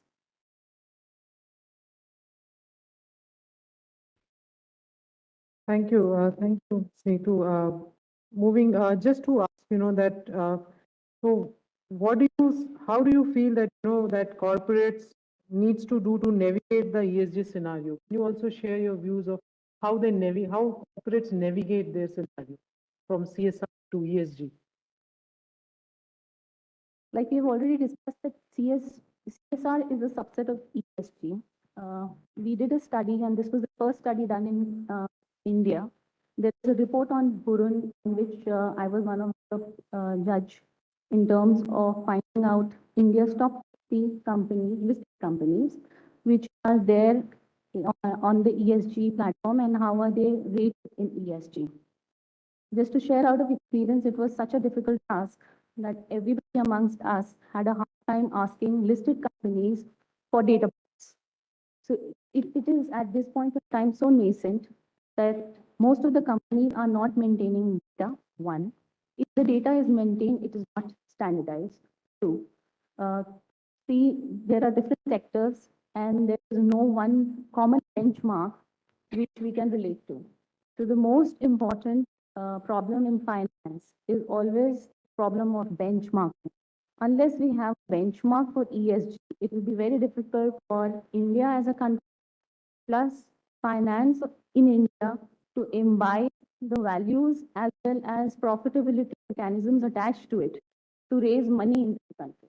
So these standards, once they are realized, and all of us sitting here are able to make that to the notice of the government and do some ISI kind of a standard in terms of raising capital, it will be easier for foreigners to look at us as a capital destination, and it will be easier for us also eventually to raise money within the country. Thank you very much, Ms. Neetu. Now, moving, taking this discussion forward with Dr. Suranjali first is directly, jumping to that CSR, corporate social responsibility, complement or supplement ESG. This is something we have a lot of CSR projects in the exhibition also. It's a very, meaningful discussion. People has asked these questions to me. IICA for inviting me. It's a very timely topic, I'd say. Last year we signed the Net Zero Agreement, the 2017 Net Zero Agreement. Am I audible? Yeah. With the signing of that, a lot has shifted. Not that we're going to act on climate, but there are going to be displaced communities. There's going to be significant social impact, and therefore companies will have to do something differently. So, it's not just about profits anymore. All the panelists have already spoken about it, that it's no longer about profits, it's also about what all this company does into the communities and the society. And I think that is a natural relation between CSR as well as ESG reporting. So one of the pillars is S, and if you look back and see how ESG reporting has panned out, the clarity on the S pillar has been very, very thin. Companies as well as regulators, as well as rating agencies and fund managers who are using this information don't know how to interpret S. Uh, Now, if you look at the BRSR reporting, in a sense, is a step forward because it's asking questions on how you skill your employees, what's the health and safety measures that are sort of provided to your employees, what kind of ecosystem do you have? Do you have fair wages? Now, these are A, they are more objective, and B, they are related to CSR spends. So if you look at the bucket of activities that companies undertake predominantly under the CSR, it would be on reskilling employees, or it would be in terms of reaching out to communities for health and for livelihoods. So I would say that there is a natural relationship between CSR and ESG. And, I guess with the newer framework, we are now able to neatly tie it in, giving investors as well as, other stakeholders a more palatable and objective way to look at both the reporting framework as well as how CSR money is spent. Dr. Suranjan, can you also mention some trends that are shaping the future of ESG and its drivers? Yeah, so circling back to where I started, it's essentially, when we all study corporate finance, we look at what are the earnings to the investors. And I think that way of thinking, the shareholder perspective of the company, is switching over to a stakeholder's perspective. And it's sort of been the push from the risk side. So I know that Namita said that you look at the opportunity side, but the nudge really came from the risk side to say that if saying by 2070, the way we are operating, the way companies are operating is going to change, then any investor's money put into the company as well as employees, their entire modus operandi is also going to change. And that is, in a sense, been a major push. Now, if today you look at the big fund managers, including BlackRock, they have their own proprietary framework on sustainability, which is extremely interesting because we always thought that the bottom line was the most interesting part to investors, but it clearly isn't anymore. I think some of the trends the speakers have already spoken of, we know that thousands of listed companies are reporting today in terms of their, responsibility reporting. We've also seen that, in India, there's been an increase in investment in funds which are ESG compliant. And I guess these are trends which are to look out for. The nudge from foreign investors continues. So even today, when a company goes to the market with a green bond, it's met with a lot of enthusiasm as opposed to a corporate bond. For the last couple of decades, we've heard the story of corporate bond market not picking up. But the green bond market gets such a reception means that there is interest from the side of investors saying that we even like debt if it's more responsible. So I would say, in effect, you're seeing an expansion in money. You're seeing also an expansion in thinking on the side of different kinds of investors in the market, as well as companies that are looking to sort of change their way of operating. So if you look at large cement companies, look at large oil and gas companies that you would think were only thinking or driven by profit, are taking cognizance of the fact that people involved with them are thinking differently. So I guess what we're seeing is, shift in corporate ideology or in the way corporate. So when we say that there is a strong business case, is it a short term or a long term? That's a very good question. Environment and social responsibility is always long term. And I guess that's why it was always priced out. But the fact that investors are now taking cognizance of it, it's a long term view. Even if you look back at the 2070 target, it looks like a year much, much ahead. But what we can infer from that is that if we don't act now, looking at all the IPCC reports put forward.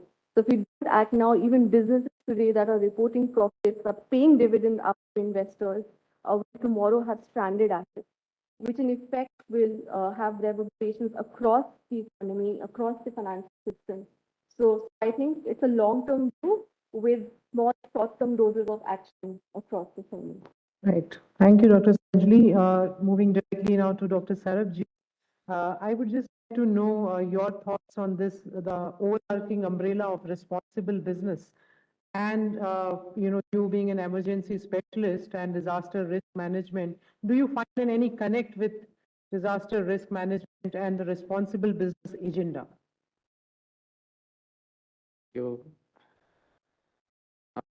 First of all, I'm lending a very important role here.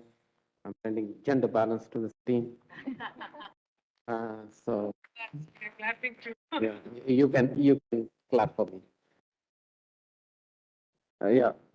Yeah. I'm also an outsider in a sense that I work on the development side. I work on the disasters and development agenda. So I'm user of CSRs. So that's my sort of role. And I have a couple of suggestions today, which I'll make. I will not act as if I'm an expert on CSR. But the sense of urgency which is required to address climate change, I see a lot of sense of urgency in this room, particularly on ESG.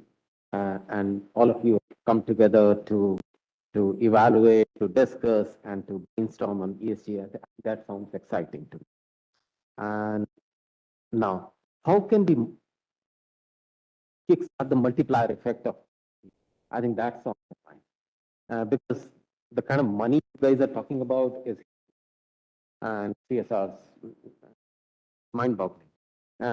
So I would propose that there should be a platform approach to working on this, local platforms. And Government of India, Ministry of Panchayati Raj is offering an excellent platform right now. And I would suggest that your ministry and Ministry of Panchayati Raj come together to align their agenda. So right now, Ministry of Panchayati Raj has always had this platform of Gram Panchayat Development Plan. Now they're moving towards localization of SDGs and integrating them in the Gram Panchayat. Then they're working with UNICEF, and UNICEF is working with them on making the Gram Panchayat a little more resilient and investing in human settlements, resilience of human settlements, resilience of productive sectors, and then with participation of men, women, and children very specifically. So I think if we look at the whole ecosystem approach on this local platform, many of your problems would be sorted quite easily. For example, data. Ministry of Panchayati Raj will be collecting data. And these are plans. These are not reporting. I mean, you guys are involved in reporting, but where are the plans? So I think Ministry of Panchayati Raj can offer you the plans. And there will be data. There will be push for digitization, real-time data collection, and so on and so forth. So a lot of your problems might get resolved, and also we would see some multiplier effect of your work because you will scale down, and then the scale up would happen. So these are some of the thoughts I had. Maybe if you have any more questions, I'll ask. So as a user of CSR, can you throw some light on integrating CSR with ESG? I doubt I have any expertise on that. But I think since morning I'm hearing about our ancient traditions and so on. So do we have Indian standards? Do we have aspirations to develop Indian standards? And I think we should, as a country, we are representing 1/6 of the population. Why not have our own standards? Why not lead the world on where they need to go. And anything that, I mean, India is the one which is going to stop the world, or India is the one which is going to enable the world. I mean, there are no other ways to look at it, because we are so many of us, and our carbon footprint is so huge. So I think we should develop our own standards. We should be playing a little more active role. Right now, the way I see your ministry, you've given BRSR framework, etc., etc. But leadership, I think we need more leadership from your ministry, and you've done great job in last 1 decade. I think some more will be very useful. Thank you, Dr. Sarabjit. Just two or three max, two questions we can take. Is there any question from the audience? Any specific comment or remark? Yes, please. Yeah. Vineet is helping. You are audible, sir. Yeah.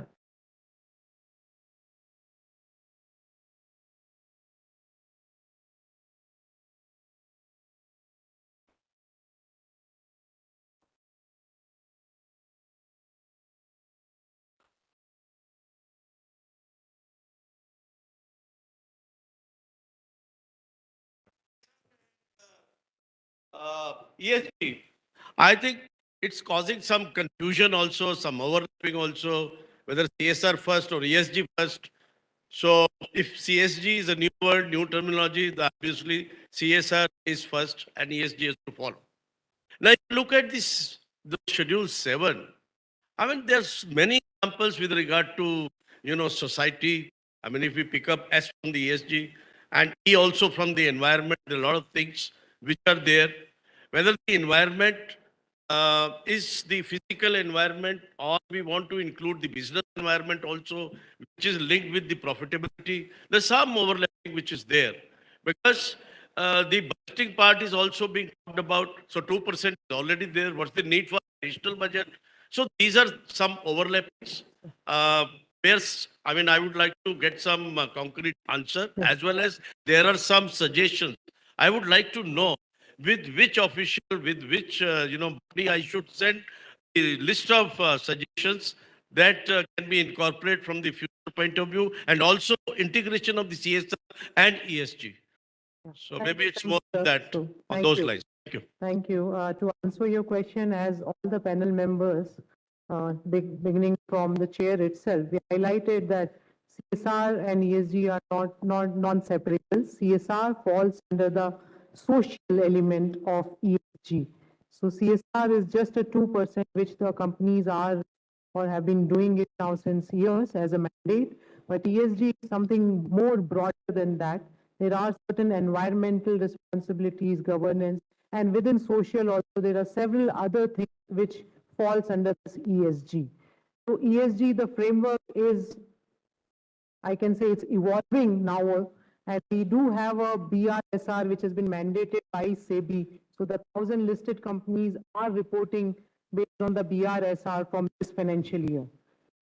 This was the answer to your first question. Second, we would be very happy to take any of your suggestions. IICA being a think tank, we can take the suggestions and can certainly provide if it needs to be, put it before the ministry as a policy inputs. Thank you. Sir.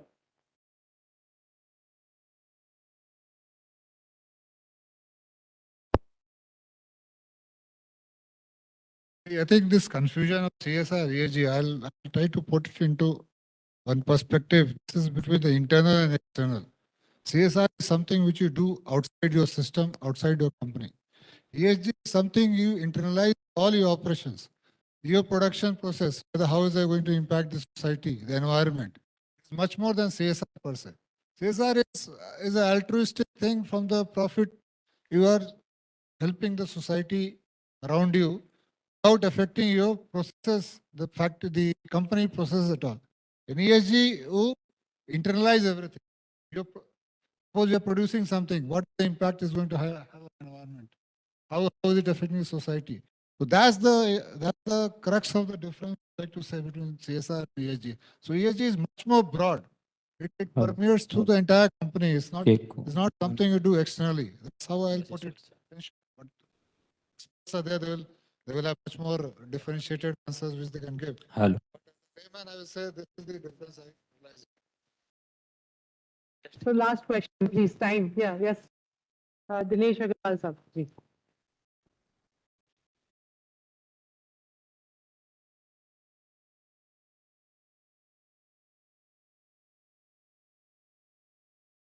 Thank you.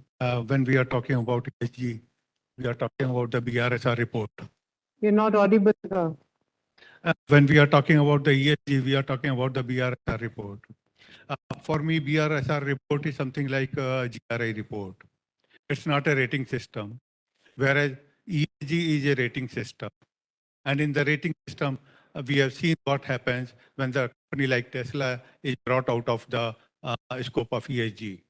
Now, how it will impact in India, how it will be seen by the companies in India, because it will not be just saying that all the 1,000 companies which are BRSR reporting companies will become or will form a part of the ESG framework, or the mutual fund will be investing in those companies. The issue is that what will be the rating out of the BRSR and how that will impact Indian companies. If something like Tesla happens, then how it will be dealt with? Will there be any regulation for that? Yeah, to answer that, Mr. Agarwal, that the ESG rating agency needs accreditation from SEBI, and the work is already going on. There is a separate committee also working for that. But when we talk about BRSR, which is based on NGRBC, there are 9 principles. So that is primarily from the disclosure perspective, that at least we should begin from there. And the concept is still evolving, and there's much more work needs to be done, even the sectoral analysis, or even considering the impact on unlisted companies if we make it mandatory, or for SMEs. So there are a lot of things which needs to be worked in the future.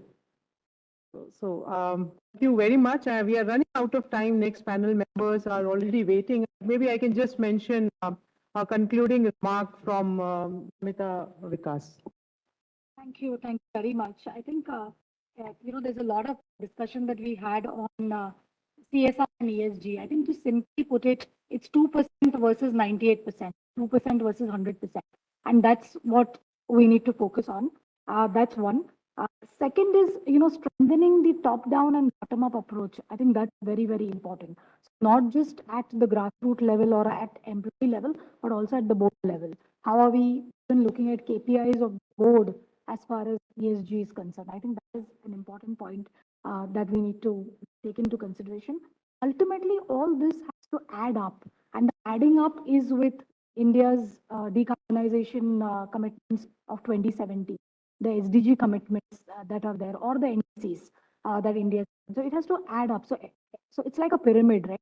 And it needs to go into that direction. So I think a very important factor. And the last factor is ESG non-financial reporting. Disclosures is the beginning. I mean, disclosures, it's a starting point, right? What you disclose, you measure, and what you measure, you manage. I mean, we've heard this a lot as far as environment was concerned. And so therefore, how do you use ESG as a competitive advantage in terms of capital raising, in terms of your brand, in terms of even competition, ahead of competition? I think that's what ESG is all about. CSR is, like we all said, one part of the S, very important. And I mean, great that India has this regulation in place because it is mobilizing capital towards that area. And how do you use that CSR capital to create on-ground products, experiences, services, so that then you bring that into that 98% mainstream? I think that's very, very important to look at. Thank you. Thank you, ma'am. Thank you very much. We are running short of time, so we are ending this. Can I ask one question? These 1,000 big ones are doing mandatory report, but can we as a country start supporting some smaller ones? So that's what I said just now. We are in process of evolving that framework. The cost of reporting is, so many of these companies may not be able to pick it up. That's the next research agenda, which we will be coming up from the big players to the small ones. So thank you very much. Very meaningful deliberations and beautifully summed up by Ms. Vikas. May I now request, my colleague Dr. Lata Suresh to felicitate the session chair, Ms. Anita Shah, please, with plan. Yeah. Let me thank you all for this honor.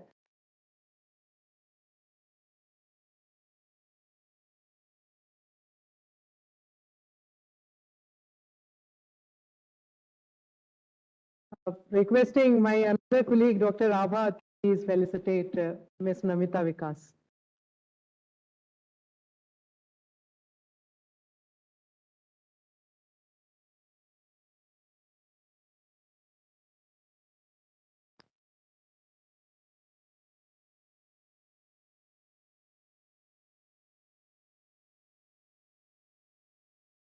I request Dr. Naveen Siroi to please felicitate Dr. Sarabji.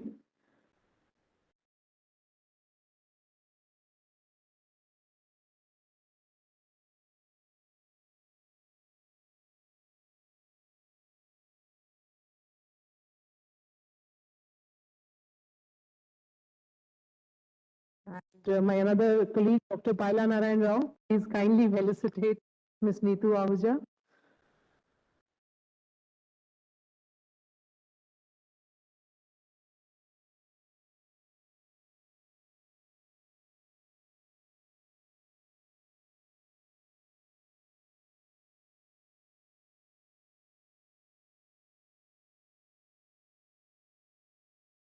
Requesting Dr. Raviraj Atre to please felicitate Dr. Suranjali Tandon.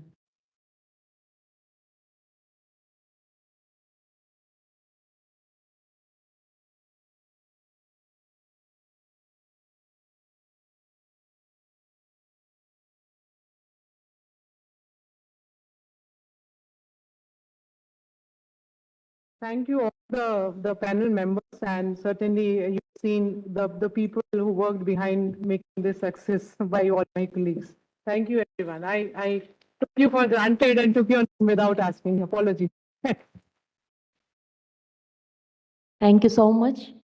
And that was an insightful session, isn't it? Let's hear a load of applause for all of them.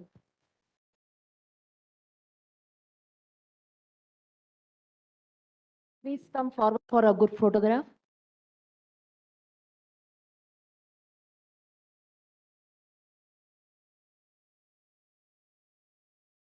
Meanwhile, may I request the volunteers to kindly change the display?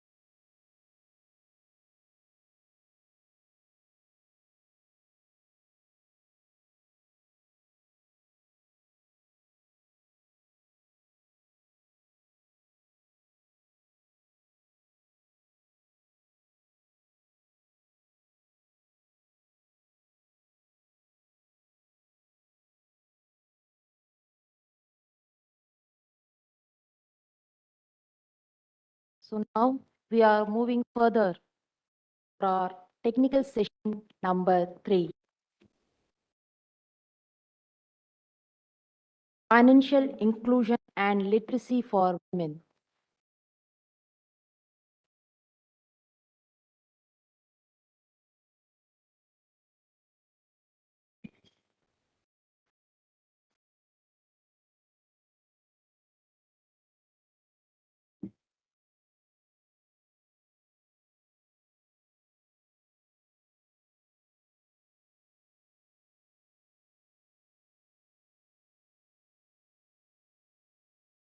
In this session, we have Ms. Sushmita Fukan, GRBI, Ms. Seema Singh, Chief Human Resource Officer and CFO, IPPB, Professor Seema Singh, Professor of Economics, Delhi Technical University, Ms. Namita Vikas, founder and MD, and the session chair, Shri Manoj Pandey Saab, Joint Secretary, MCA, and CEO, IEPF.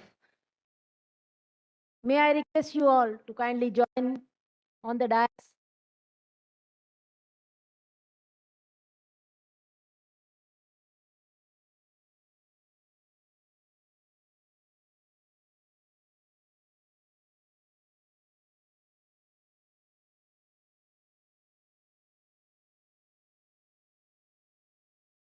Namita ji, please.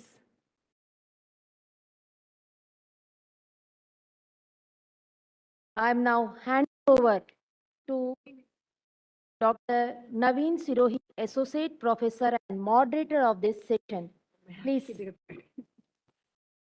Thanks, Lataji. Thank you very much. So, very good afternoon, friends. Last technical session of the day, post lunch. We'll try to keep it relevant, engaging, and precise. So,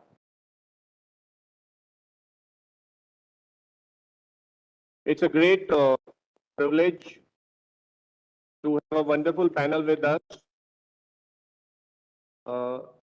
In addition to the panelists sitting on the dais, we also have Ms. Sushmita Fukan, General Manager from RBI, who is joining us virtually. So, to begin the proceedings, I would first like to welcome the panelists. To my left is Manoj Pandey, sir, is IRS officer, Joint Secretary, Ministry of Corporate Affairs, CEO of Investor Education and Protection Fund Authority, and former DG IICA. We welcome you, sir. To sir's left is Ms. Namita Vikas. We all have already heard her in the earlier session. She is the founder and MD of ESG and a former banker and 3 decades of experience across banking, financial inclusion, sustainable finance. We welcome Ms. Sushmita Fukanji, General Manager from Reserve Bank of India. She is from the Financial Inclusion and Development Department, she has joined us virtually through WebEx. She's with us. To the extreme left is Ms. Seema Singh. Ma'am represent India Post Payments Bank. She is the CHRO and CFO. Welcome, ma'am. To my right is Professor Seema Singh. She is Professor Economics at Delhi Technical University. So this is the panel consisting of regulators, practitioners, and academicians and researchers, both. And the topic is very pertinent. You know, it is said that if you educate and empower a male member, you end up empowering an individual. But if you educate and empower a female, a woman, you end up empowering the complete family, the full household. And that makes this topic of today very important, targeting women empowerment, and especially the financial empowerment. And the 2 aspects that we are going to focus today are financial inclusion and financial education. So to start the proceedings now, I would request Manoj Pandey, sir, as the chair of the session for his special address. Over to you, sir.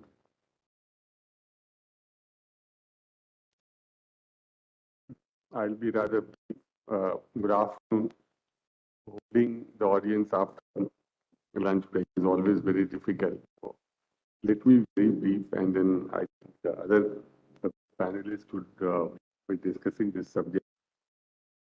Somehow I feel that the topic itself would have been slightly different. It could have been financial inclusion and education simply. Why? Because the 2 panels which I can see, the panel which was before me, it was all women talking about ESG and CSR. And this panel also, we all have women. So what we are talking about, is it women empowerment? No, they do not require any literacy, they do not require any empowerment. They are already empowered.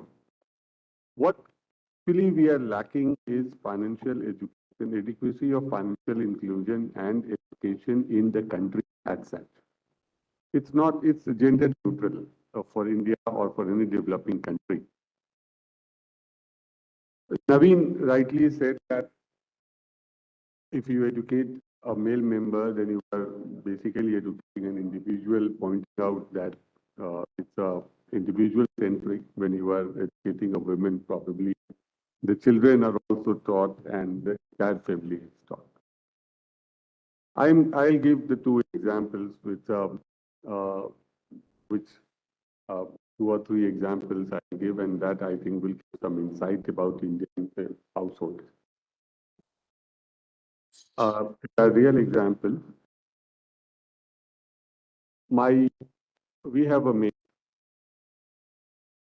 We give her salary and she invests. She invests not in a financial product because she is not aware of financial products. What she did, and we were also surprised. She collected all the cash, she did open a bank account, accumulated. What she did, she had very good business acumen. She bought a car and engaged that car with the male member of her family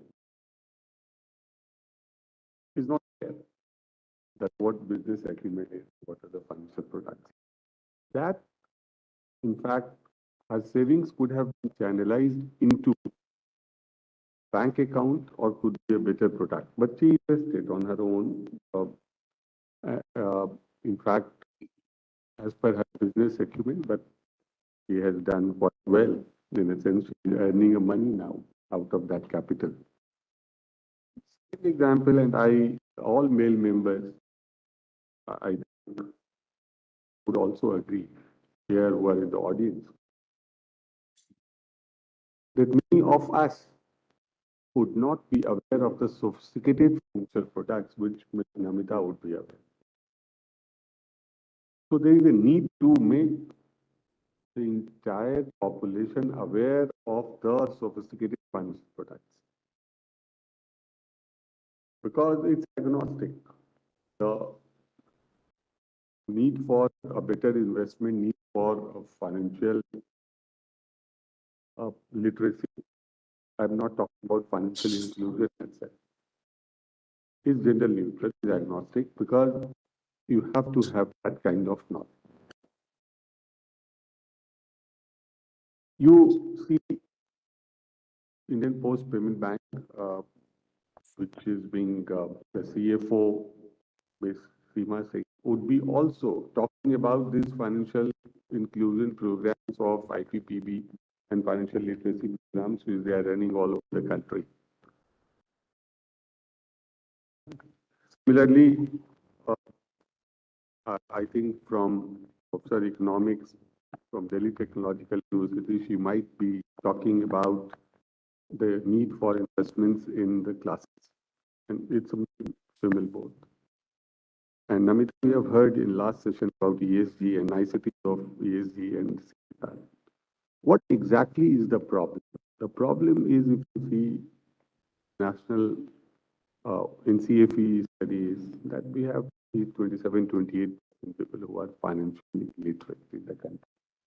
So it's a low population, and we have to take this message forward, take this stride forward, to not only to rural areas, to semi-urban areas, but also to the metropolitan and urban areas.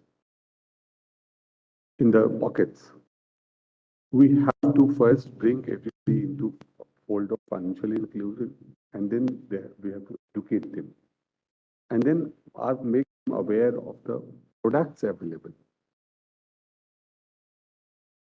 When I give the example of my in fact, a household worker who is with us. At the same time, my wife is also doing something.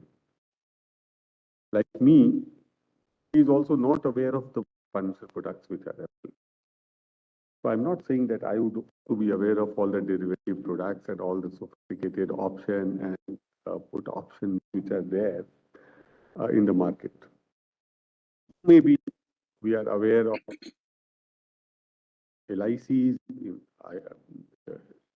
maybe say IPs or Kisan Vikas Patra kind of instruments for FDs. Have we reached that stage? We should talk also about derivative instruments or the sophisticated equity instruments. The answer could be if we say study out of those 27%, it would be quite low. So if a country of 130 crore population odd, if we have to take the developmental agenda far, we have to now not only financial inclusion, but also talk about these products. We all are aware, and we shouldn't, to this audience, I need not communicate that what UN agenda is, what Indian Constitution talks about. You all know that even there is a sustainable SDG agenda, SDG point. Majority of the points are also related to financial inclusion, financial literacy, and similarly, our Indian constitutional framework itself provides a framework for gender neutrality and for women empowerment. What exactly World Bank or OECD would talk about is the need for a financial inclusion through women, because it's important to educate them to make a household as a unit, and further household as a unit can go and have social impact and then impact at the level of the country and ultimately the world. All, in fact, men and women have to be financially empowered. We are saying financially literate, financially educated. Education is important, not only literacy. Where do we stand now? Suppose we are developing countries, also a developed country, we take a parameter that we are developing country. What is happening in the developed country? If we say International Network on Financial Education of OECD has given a study. Now in UK, it's a fairly developed country, developing since industrial revolution was there in 18th century. Only 49% of the women are aware of compound interest. Now, it's a simple study we have carried out. Compounding would mean whether PPF should be important or the bank account, simple bank account. In Poland, about 60% of women do not know that high investments are accompanied by high risk against a set of people. These are studies which have been carried out. And then the policy guidelines which have been given, that financial education initiatives for women and girls are necessary. I'm again saying this particular topic has more to do with financial inclusion and financial education in general rather than to talk about women. Only important point is that if you take it through women, then maybe the entire household becomes empowered. And that's very, very important. If we see that where we are lacking, maybe that we have progressed a lot since 2014, and there is a survey report of NCAP which talks about different figures. But in 2018-19, when this survey was carried out, it was said 27% of females do not maintain a budget for household expenses. That applies to male population also. But this is the statistics which were carried out to just find out how to empower the household. 34% females not responsible for managing household finances. That is more to do with maybe the employment and maybe the workforce disparity in family. In many cases, if you see that even if men and women are working, the women would be saying, this path you would look at, I will not look at the investment sides. I'm not aware what are these NFTs and this is my income. I am empowering you to do it rather than reverse, which is happening. Okay, the male is empowering a female and saying, you do investment, this is my income. In very few cases, it might be happening. Maybe the professors who are working in IICA, it might be happening because they would be in knowledge of the sophisticated instruments or in this panel, not everywhere. Now, this bias has to change. 64% females are not able to meet living costs without borrowing. And although only 5%, as against 49%, have the knowledge of compound interest in India. That has also to do with the education part. And here, all the institutions combined together have to contribute because we have to take this agenda forward. Now, what government has done so far, everybody is aware. Department of Financial Services ran various schemes and is running various schemes. And Pradhan Mantri Jan Dhan Yojana, Pradhan Mantri Jeevan Jyoti Bima Yojana, Pradhan Mantri Suraksha Bima Yojana, Atal Pension Yojana, Pradhan Mantri Mudra Yojana, Stand Up India, Rashtriya Mahila Kosh, so and so forth. Number of programs have been conducted, and the women participation in at the micro enterprise level also is ranging between 35 to 37%. Even Ministry of Rural Development is implementing National Rural Livelihood Mission scheme. Then there is a Deen Dayal Upadhyaya Gramin Kaushalya Yojana. All have a special focus on women. Our cities programs which are being conducted. What RBI, I think General Manager RBI is also on the WebEx call. The RBI National Strategy for Financial Inclusion. In fact, I will quote a paragraph from there. That there has been growing evidence on how financial inclusion has a multiplier effect in boosting overall economic impact, reducing poverty and economic inequality at national level. Financial inclusion of women is particularly important for gender equality and women's economic empowerment. Now, let me bring the role of not only IICA here, but also IPF. The IICA has a big role to play in a sense there are schools, and we should now take this agenda forward because the School of Finance or the School of Business Environment, whichever school adopts it, that's how to collaborate with different institutions. For a nation development, it's required that everybody is under fold of financial inclusion. If women are quickly brought, that would be better for the society and the nation as because then the entire house, because she would be teaching her children also. This is the right kind of investment because by and large, by nature of, sorry to say, the male population, they tend to be ignorant of the need of the children at the initial stage, how to educate, what to educate. Maybe I'm not saying some of them would be responsible enough to do that, but not always.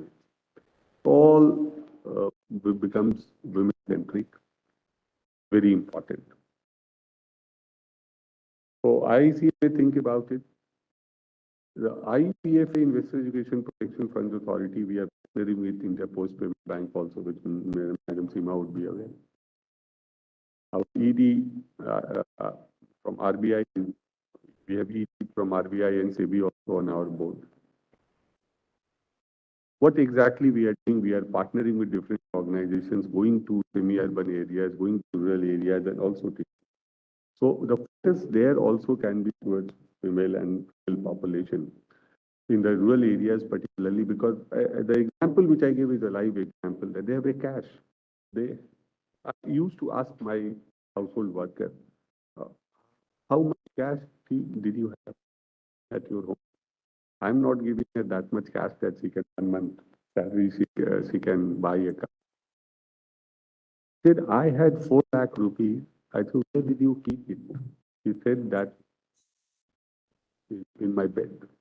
I said, it's a pure risk, but he had no evidence. I said, the bank account which you can open. He didn't want to do because who will go? Who will get the Aadhaar card?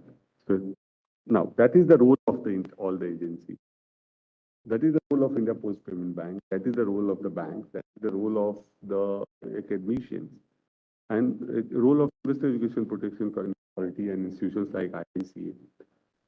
That ask them that please you have the cash, go and deposit in the bank. Till you invest in something, you will earn some interest out of it. Why are you keeping cash? So that's very important. We have conducted around 66,000 investor awareness programs. It will be giving some messages and to the investor population. And on 7th, if IICA and other participants were there when Honorable Finance Minister also said that it's very important now that the retail investors are brought in the market and retail investors are brought into the focus of the entire economic development. Because we cannot be dependent on FPIs and FIIs, etc. And we have to play a role in that, and collectively we should play a role. With this, I'll ask, particularly, I'll request Namita and all other experts in the field. I have one question, and I always feel that that question should be again IICA may have a role to play here, or like India Post Payment Bank or IPFA. I always say this, and I believe with this. The most complex instruments which are existing in the market have to be simplified. See, you cannot teach a rural person to talk about an option, talk about a put. What is she is not aware of a share, she is not aware of an equity. So we can talk in the our academic circle or in the rural areas, metropolitan areas about the equity linked savings, equities, the debentures, and the balance sheets, liabilities, and assets. But is it percolating down to the vast majority of population? So, along with financial education, time has come to educate them. So, literacy, then education, and then asking them to invest. Make it simple and make small videos which would go to rural areas and to say they understand.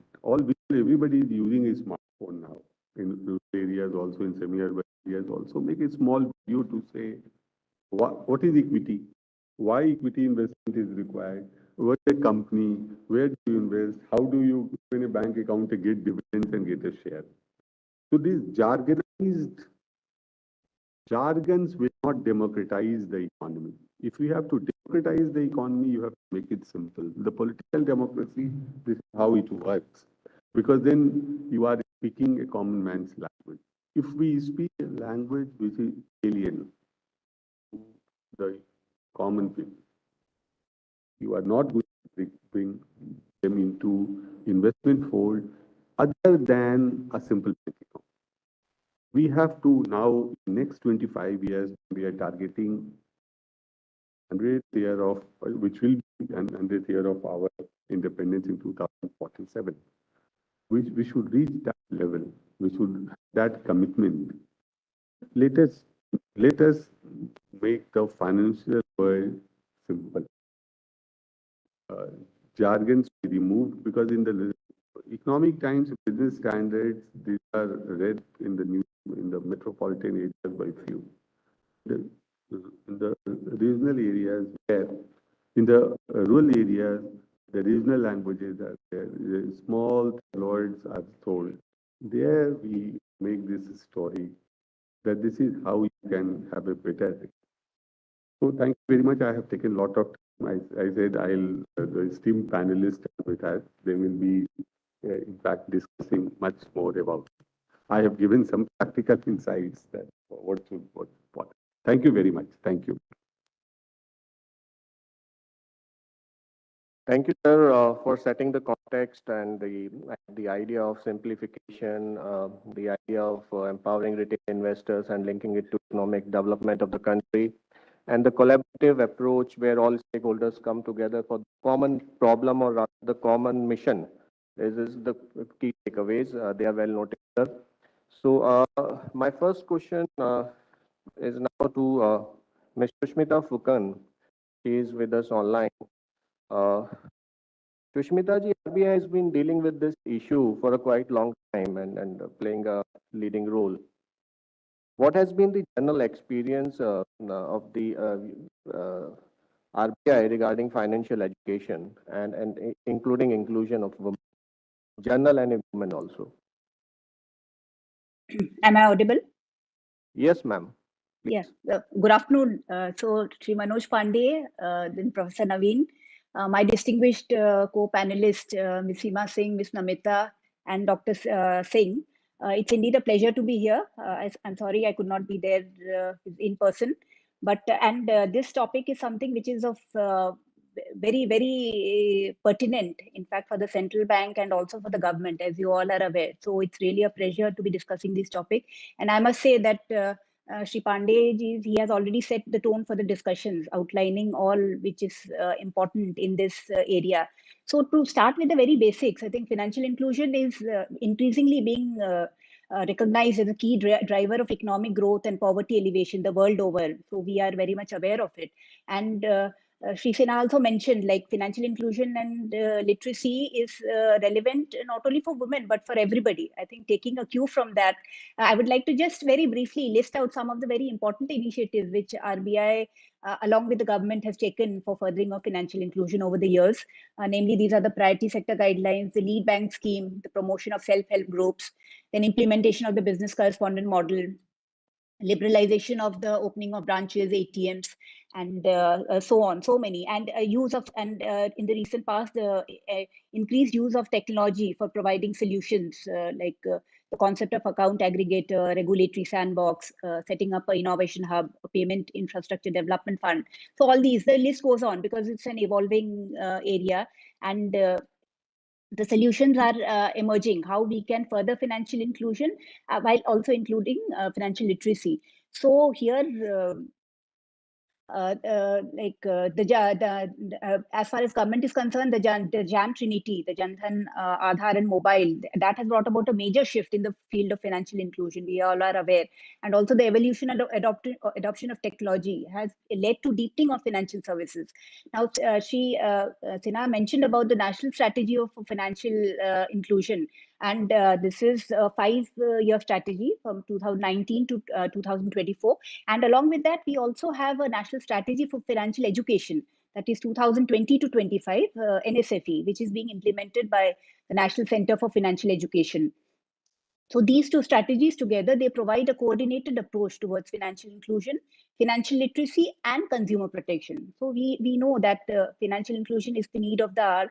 We have been doing it for so many years and we are building up on it. But it is increasingly being realized that apart from the supply side measures which we introduce, the demand side also has to be taken care of. The financial literacy, consumer protection, and grievance redressal, they have become areas of focus for furthering sustainable financial inclusion.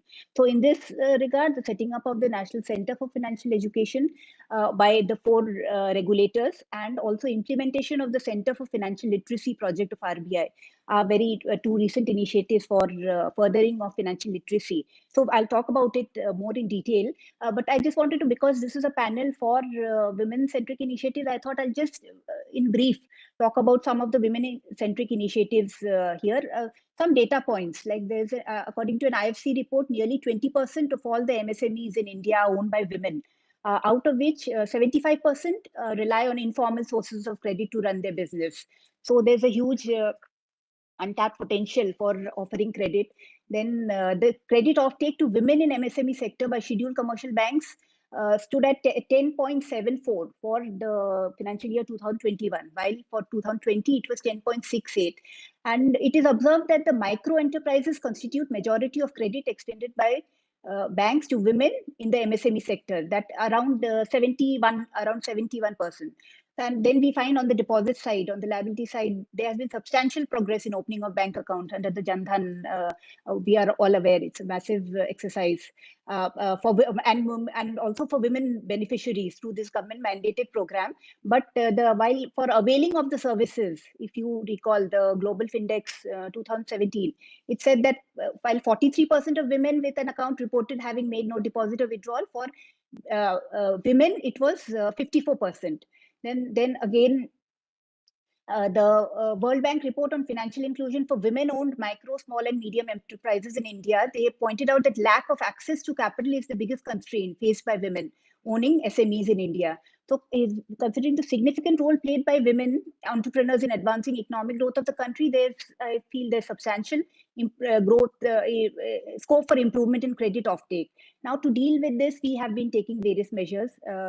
We know about the SHG Bank Linkage Program in coordination with the Ministry of Rural Development, the DAY NRLM. So here, some recent changes were enhancing the amount of collateral-free loan under DAY NRLM. Then there's an inbuilt multi-pronged approach to build capacity and skill among the SHGs using information and communication technology. Then there's the concept of the self-employment program of the National Urban Livelihoods Mission, which focuses on providing financial assistance through provision of interest subsidy on loans for establishment of individual and group enterprises and the self-help groups.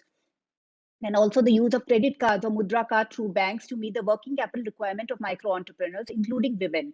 So these are some of the initiatives, few of the initiatives taken in recent past specifically targeted for women.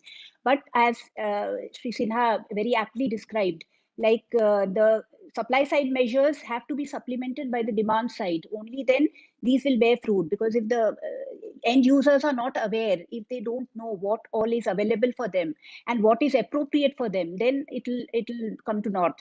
So that is why financial literacy goes hand in hand with financial inclusion. We have come up with customized literacy content for different target groups, wherein self-help groups are recognized as one target group. And here I would also like to add, under the National Strategy for Financial Education, we have the 5C approach, comprising of content, capacity, a community-led model, communication strategy, and collaboration. So the content part, what Sri Sinha mentioned about having simplified content, which is easily understandable and accessible, is extremely important. NCFE is actively involved in developing basic financial education content. And here the communication part also comes in, because how you communicate the content and to whom you communicate the content, that is very important. Because like he said, if we go to a villager and talk to him about him or her about options or derivatives, I think that's a futile exercise. You have to have customized target for the end user in their own context, in their own settings, in the language which they can understand. So here we are working on a Center for Financial Literacy project. This is a tie-up between banks and NGOs, where at the block level, NGOs are imparting financial literacy at the centers. And the idea is that the content is customized to the needs of the customer, of the end user. So then the involvement of the NGO brings in about that customization, because NGOs have representation from the local community, and they train the local community people so that whatever is being imparted is relevant and usable for the end user. And the outreach, this started off as a pilot project in 80 blocks, and then subsequently it was extended to 20 tribal blocks in 2019. And now we are trying to scale up the entire project scale up the project to the entire country. So this, I think, is my initial take on the financial inclusion and literacy efforts. But here again, a word of caution here, because the financial literacy we are imparting, and we are trying to get financial inclusion, we are trying to get more and more people into the fold. But they have to also be sensitized about the safeguards to be taken. For example, digital financial inclusion. When they go on a digital mode, what kind of safeguards they need to take, what kind of apps they are using. So telling them about it, making them aware about the pitfalls or the benefits. First of all, the benefits and the caution to be taken is extremely important. And together, so then, and how do we build trust into the system? That will have to be through an effective grievance redressal mechanism.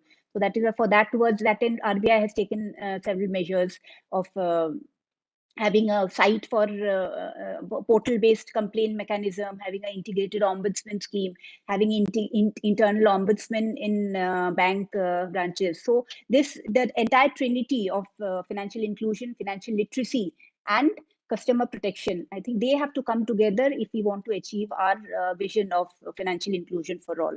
I think that's all from my side right now. Thank you. Thanks, Shushmita ji. Coming to Seema ji from India Post Payment Bank. Ma'am, IPPB is the world's largest financial inclusion initiative. I think no other institution has the reach, depth, and trust, which is very important, that IPPB has. So how has been the journey of IPPB towards the financial inclusion so far, and what are the plans for the future? So thank you, Naveen. Thank you so much. And it's an honor to be part of the panel where we have Sushmita ma'am, Mahotsav, Seema ma'am, and Namita. IPPB has been set up with a dream of our Honorable Prime Minister for having the most affordable, trustable, and accessible banking system to the rural population. So this mission was very difficult, but has been achieved. In this process, what we did, the mission was to convert every rural postman, which is known as Gramin Dak Sevak, to give banking services to the last mile through his handset or maybe whatever we could provide him with. The challenge was to convert a postman into a banker, a person who's been traditionally delivering dark parcels or maybe collecting money orders, delivering money orders, but now giving banking services in compliance with the regulations of RBI and the ministry. So a lot of effort went on. What we did was we trained around 5,000 master trainers, trained them on the compliance and the banking products. These 5,000 people in turn went and then to different parts of the country, and then they educated, trained around 2,90,000 postmen and Gramin Dak Sevaks. So major population was Gramin Dak Sevaks and some were postmen who were working in urban areas. So the target audience has always been, as Sir said, the people in the rural areas who understand simple language. So the training content, even for the Gramin Dak Sevaks, were made in regional languages. Our content was made in 13 regional languages so that they understand what we are wanting to say. And then the app, which has been made by the bank for the customers as well as for the Gramin Dak Sevaks, they're all in 13 regional languages. So it becomes an extremely easy and simplified way for a person to understand how to transact. First is to be included in the financial services and start transacting. The basic purpose of the bank was to enable people in the rural areas not to use the middleman for their banking services, but be self-reliant. Initially, we were helping them on an assisted mode. The Gramin Dak Sevak would go, give them a doorstep service, make them literate on how to use the app, and then gradually people have started using the app on their own. So mission is to enable people to transact. Sir was talking about derivatives, and so first is we have to make them understand that they need a banking system. They have to come in the fold of banking system and be out of the bounds of middlemen and the money lenders. So this whole initiative has been a great experience. We've been leveraging on the huge network of Department of Post, which has around 155,000 post offices. Out of 1,55,000 post offices, 1,36,000 are already delivering. So imagine, sir, कि 1,36,000 post offices are giving the banking services which are on core banking, and 2 lakh, not all, 2 lakh postmen and Grameen Dak Sevaks are across the country delivering the banking services who are on core banking, and of course my 650 branches which are. So effectively, almost 4 lakh outlets are there which are on core banking services. The reach has been enormous, but the bringing people on fold of the banking is gradually improving. Especially at the time of pandemic, I'm surprised at that time when we enabled our Grameen Dak Savers to go to the doorstep and give banking services. Every day we were trying to give people, could withdraw money through an Aadhaar-enabled payment system or remit money to the people who were, let's say the child studying in a college outside, or maybe a migrant labor is stuck somewhere and has to send the money. At that time, bank came so handy and people opened the account. We were opening 1 lakh accounts a day at that time because that was the time when they actually needed money. And the bank came forward and bank became popular at that time. The staff of Department of Post did an enormous job of educating people at that time, delivering the doorstep services, remittances were made, payments were made, all that was made, and it is improving with every passing day. Way forward, we want all 1,55,000 post offices to be enabled, which is going to happen very soon. More than that, we want entire rural population to come into the fold of banking. So this is the plan, and we will definitely achieve that. Thank you, Seema. Definitely a great case study and a lot of learning from the IPP. Now, ma'am, Professor Seema Singh ji, as an academician and a researcher, you have done a lot of research on women empowerment and related dimensions, including financial inclusion. In 2020, there was a paper published, Women Empowerment in India, a critical analysis by you. And there was another study done by you, Financial Inclusion of Women in Urban Slums, ma'am.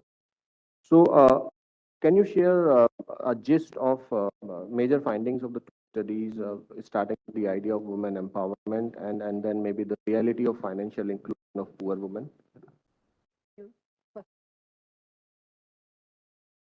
Sir, for inviting me for this panel. And this is a kind of out of the world kind of experience, because generally we participate in a panel discussion of academicians. But here I am just talking to or listening to the people for whom we are writing something or reading somewhere from any journal or magazine. So it's a great experience. And actually, women empowerment started in 1975 when UN first World Women Conference in Mexico. It was organized by UN. And then next decade, 75 to 85 was decade for women. And then same time in India, also 5-year plan was going on.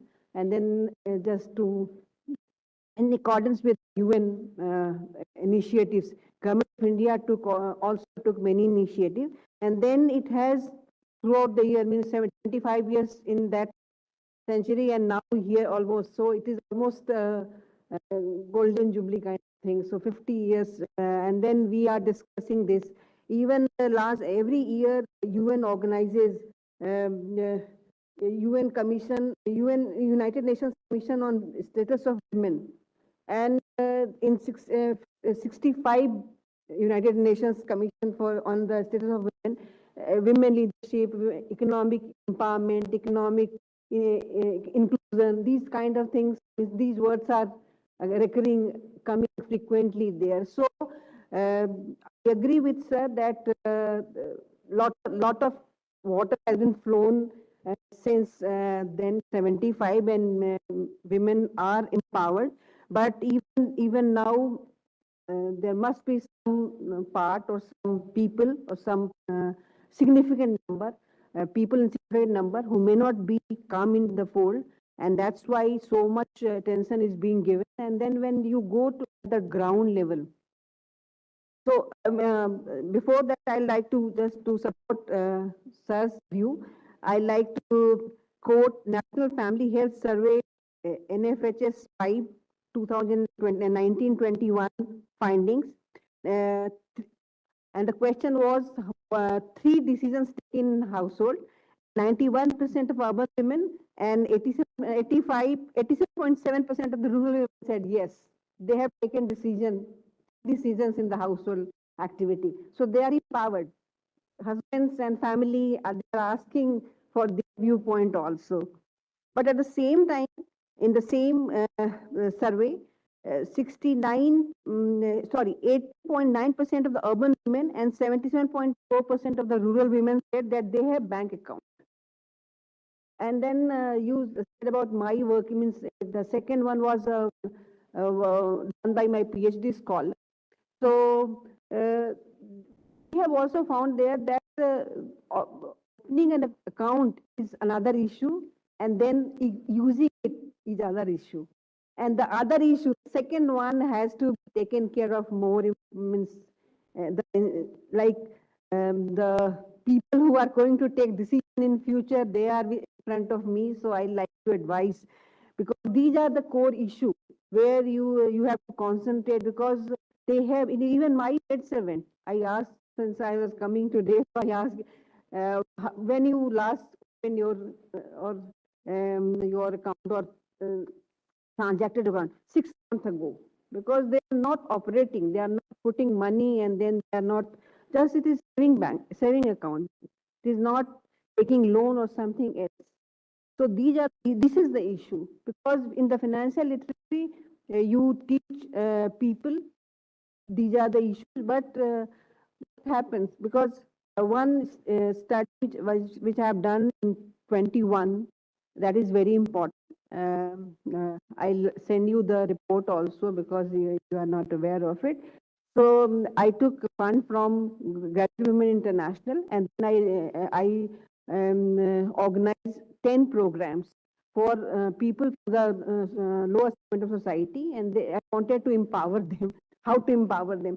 So education, 10 years of education, and then this is the second issue. So first, about my experience of that project. So even and then that was the COVID era. So I took the project for COVID, but there was no money for bringing participants from their house. So I have to take help from a NGO, and she was kind enough to manage everything. But I don't have money for coming, bringing participants from their household, and then so they were spending money. So at that time, the issue is important for them, but they will expect that the NGO will take them from their house, and they will be there for the whole day, and the NGO will provide everything, tea and lunch, and then, because at that point of time they don't require, but whenever they require, they need help. And the same experience is mine with my student, because for 25% marks we have internal marking. So I asked my students, like demonetization. So I asked my student to teach e-money to any people from the lower segment of society. So my students, then whenever they will go, they may not have time. So that is also very right, because they are also human beings. They have their own life, their own demand, own everything. We can't dictate them. So when again such important persons are in front of me, I like to share my idea that one point giving some information at one point of time is another issue, but continuous, there should be some platform where they can go and they can ask what is the problem they have. So that is very important, and that is because many people may not like to go to bank, because entering in that kind of circumstances, talking to the bank officials, asking for the what are the financial things are available to them, products are available for them, what is else available. So they will ask 1 or 2 lines, and you can't blame bank officials also. They are workers, so they will not also, they can't entertain only 1 customer or 2 customers for the 1 hour or 2 hours. So that is a problem. That is a problem with the teachers also. My students are certain period, 1 semester. They have exams, they have mid semester, end semester. So they may not be available anytime. Any person from the slum, nearby slum, comes and asks question, because the student may be in the class. The teacher also may be in the class or may be engaged with some of the issues. So their self-help group or NGO comes in handy, because I also took help of NGO, because NGO has connect with the people. Because if I wanted to, I just of conducting a second round of study with the same people. So then I'll contact the NGO, because I don't know people. And then all those people who come directly with me, so they are not connected. It's difficult to connect with them again. That is a connecting point for us. Then one other and then some of the barriers, which because the study, as I mentioned, conducted in Patna and Ludhiana, some of the barriers are like, and then Madam said most probably that she said, Madam from RBI, that customer care kind of thing. Because one of the barrier was they are not cooperative. So she may have gone once or twice and may not have got the answer which she may be looking for, and then that was one of the issue. Then another, she may not have the smartphone. She may not have used internet. So I have nowadays we have Tell Me Google. So you can ask question, because I will then that project I was started before COVID. So that was also conducted in Delhi and Patna. So in Patna, I met that she was not a very lower segment society, lower middle level, and she said that she started a boutique, and she took loan from the market, and then the boutique is not providing enough money so that she can give up, so return back money to the lenders. And then I said that you are dealing with the boutiques, then you need to be very well dressed, because why people will purchase from you? You are not looking beautiful and attractive. So you should be in a very. So she said that whenever I wear a new dress, then my neighbor will start saying that you have money for purchasing clothes, but you have not money to return back to us. So, and she was not aware of Mudra loan. And so, and most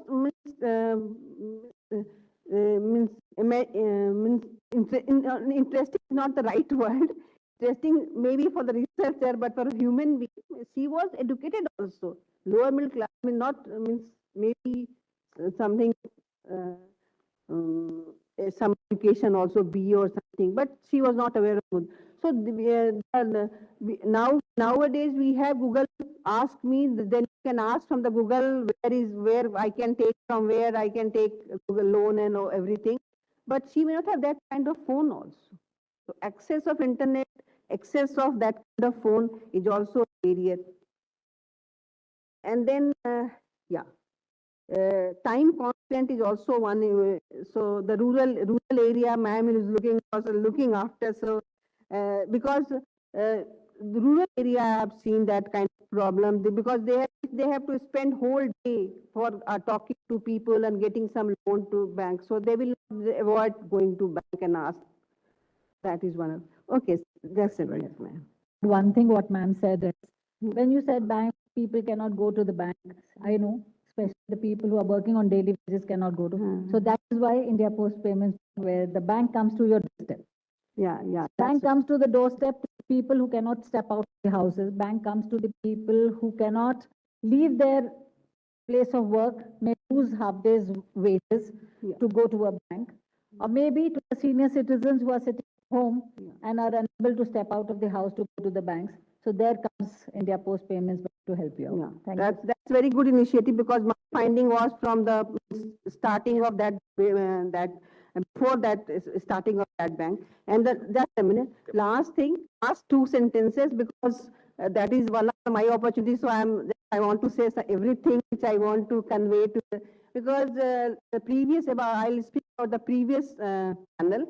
CSR is for how the corporate sector is looking to CSR or you are looking at CSR. As a researcher, I'm looking at the money. 2% of money, 2% of their profit is coming as money, and that is a very important source of income for many. Means many corporate sector are giving many good training to the people because I wrote a paper for 62nd conference of ISLE in IIT Roorkee, and then I presented there, and I ran a correlation and regression between women employed in micro sector and CSR expenditure statewide, and it's a very positive relation between correlation and regression also. So that is very important, and I am looking at ESG as a one step ahead of CSR because CSR that was not quantitatively you can measure, but here in ESG, as I've heard and known it, you can measure it. Thank you. Thank you, ma'am. So coming to Namita. Namita, you have worked across geographies for more than 3 decades. So what are your thoughts on the global perspective of financial inclusion and education? And do we have any lessons that India can draw from other countries? Thank you very much. I think much has been said, and financial inclusion, it is a globally recognized challenge. It's no different from what we are facing in India. In fact, one of the World Bank surveys says that 31% of the world population is unbanked. And the recent RBI Financial Inclusion Index shows that about 190 million people are unbanked. India is the second largest unbanked population. Out of that, 60% is women. So these numbers are really starking. At the same time, from a banker's lens, it's very important to understand something. So we have a very strong national strategy for financial inclusion by RBI, which mandates banks to undertake financial inclusion or financial literacy. The JAM program, the Janadhan Adhan Mobile program, and that sits on the Guinness Book of World Records, right? For maximum over 1.8 crore bank accounts in a week. So those are kind of numbers. However, 14% of these accounts still remain dormant. So what Manojji said or what Seema said, it's not about opening bank accounts, but it is about providing financial products and services that at affordable costs. That's another important thing. And to the unbanked population, depending on what is their need. It's not about uh, financial institutions coming up with products, but it also has to be customer centric, right? And I think one very important factor here I want to mention is that the disconnect is largely because one is, let's understand, banks are commercial entities. They're looking to make profits, right? Therefore, they want to invest in business opportunities, right? On the other side, the challenges as far as financial inclusion are concerned, lack of one is literacy, which is the biggest aspect, right? Absence of a credit history, missing form documentation, uh, or any kind of identification also for that matter. Inadequate education, lack of assets like a land or income to even be able to access products that are available, right? If I have to take a loan, but if I don't have any collateral, what would one do? Who's going to give me a loan? And all these make not only in India, but we've seen in markets like Chile, we've seen in markets like Zimbabwe, Bangladesh. I mean, these are the kind of things that are very rampant there. On the other side, I think it's very important to note that RBI mandates all banks to deploy 40% of their lending towards PSL, right? And the women form a big part of this lending that happens.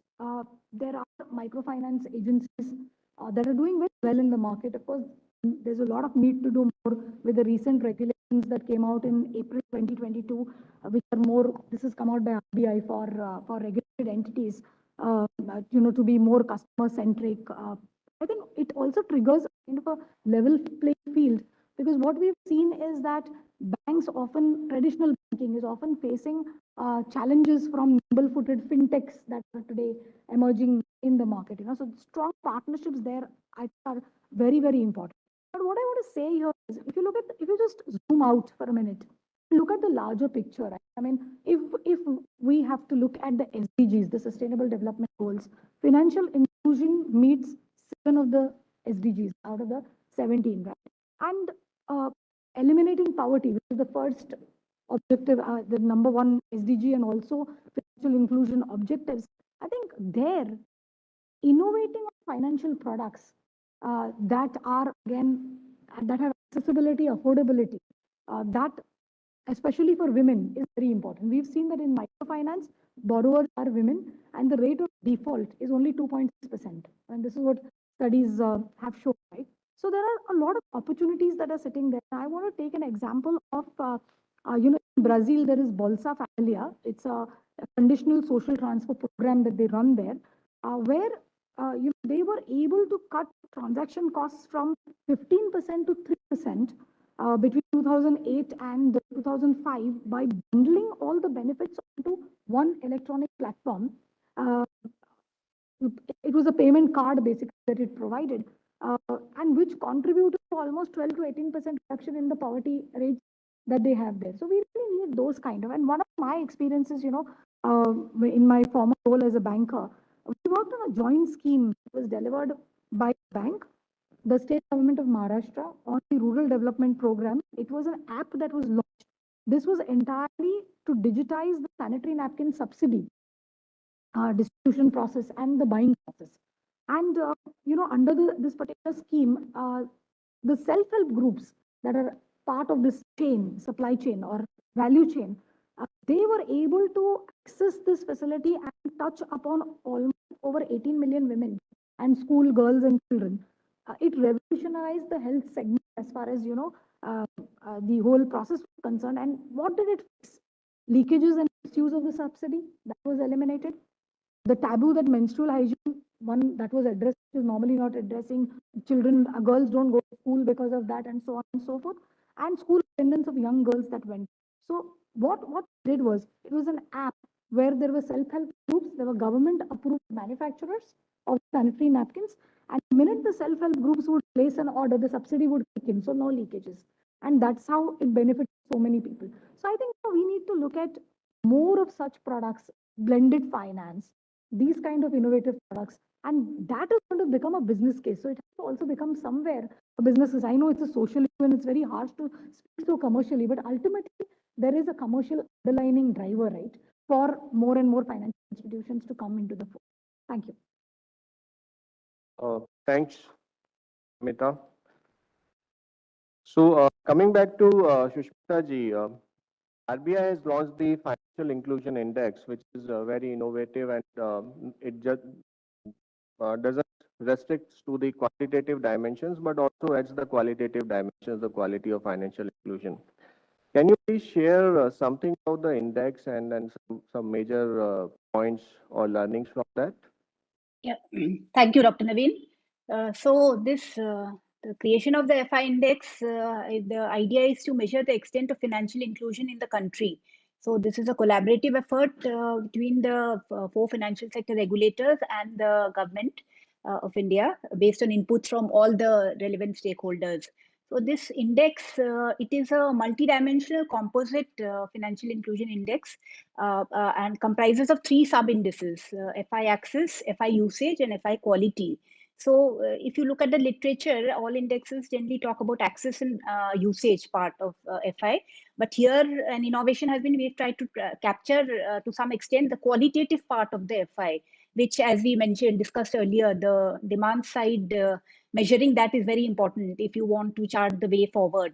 So this is comprised of 97 indicators which quantify the extent of financial inclusion, and it is basically responsive. These indicators responsive to availability, the ease of access, usage, unequal distribution and deficiency in services, financial literacy, and consumer protection under the quality aspect. So on in a scale of 0 to 100, the annual FI index with 3 sub-indices of access, usage, and quality for 2021, it stood at 53.9. So that was the measure arrived at. And this measure was driven largely by access sub-index, which stood at 73.3. Reflecting substantial progress so far in creating financial infrastructure in the country through combined efforts of all the stakeholders. Like we have been discussing, like we have traversed a long distance over the years. We have come a long way. So this reflects in the access part, but of course there's a long way still to go. Like, and where do we focus? Which are the areas we focus for this? That is the indication can be taken from the FI index. So we need to work on the usage and the quality aspect of the FI going forward, building on the access part. So the 3 indicators, access, usage, and quality, have individual weightages of 35, 45, and 20% respectively in the entire index. Idea was around 1/3 of the weights. These weights have been determined to make the index more forward-looking and with higher weightage for the deepening of the financial inclusion, comprising of the usage and quality. And these indicators, their optimum values, and the respective weights have been decided in consultation with all the regulators and the government, keeping in mind the relevance of the particular indicator in furthering FI. So broadly, 1/3 of the FI index has been assigned to access, where most of the initiatives in the past had been undertaken, and which reflects the extent of supply side financial infrastructure made available, while 2/3 of the weights has been assigned to deepening aspect, that usage and quality. And each of these 3 sub-indices are further composed of distinct set of dimensions based on non-overlapping set of indicators. Access sub-index is divided into 4 dimensions: banking, digital, pension, and insurance, to capture the infrastructure created in each of these areas and the efforts made on the supply side of financial inclusion, such as like the availability of physical and digital infrastructure, and measures for making basic products and services available for the excluded segment. This has around 26 indicators.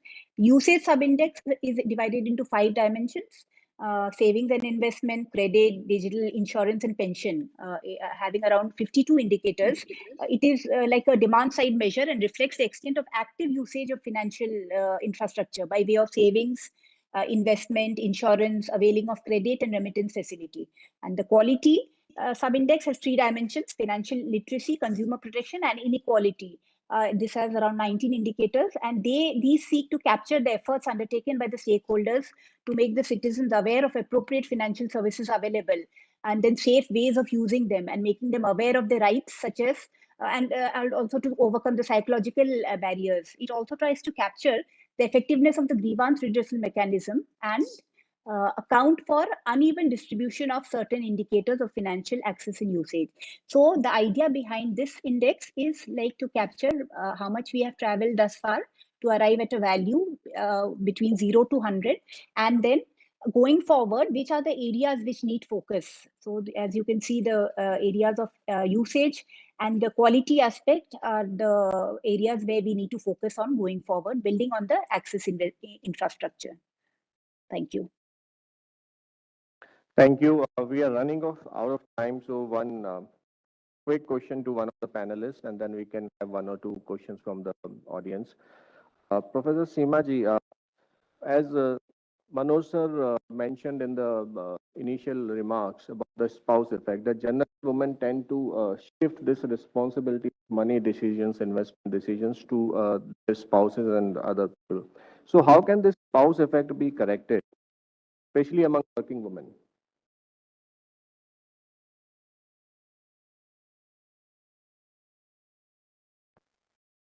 Actually, the family, the social life is patriarchal, and women are have remained for years in the household, And nowadays she's studying and she's working also, but somehow, and the boys are going out and they're interacting with the world and they know, so they are more confident. So it is a matter of confidence rather than anything else.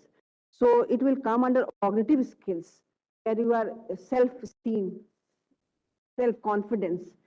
For that, in my program, one of the session was on, I invited a person, expert from World Bank, because generally now even us, for us, World Bank is a very big thing, and no, we cannot go there, and they plan something else or something more bigger, and they were just my participants were women from the lowest segment of society.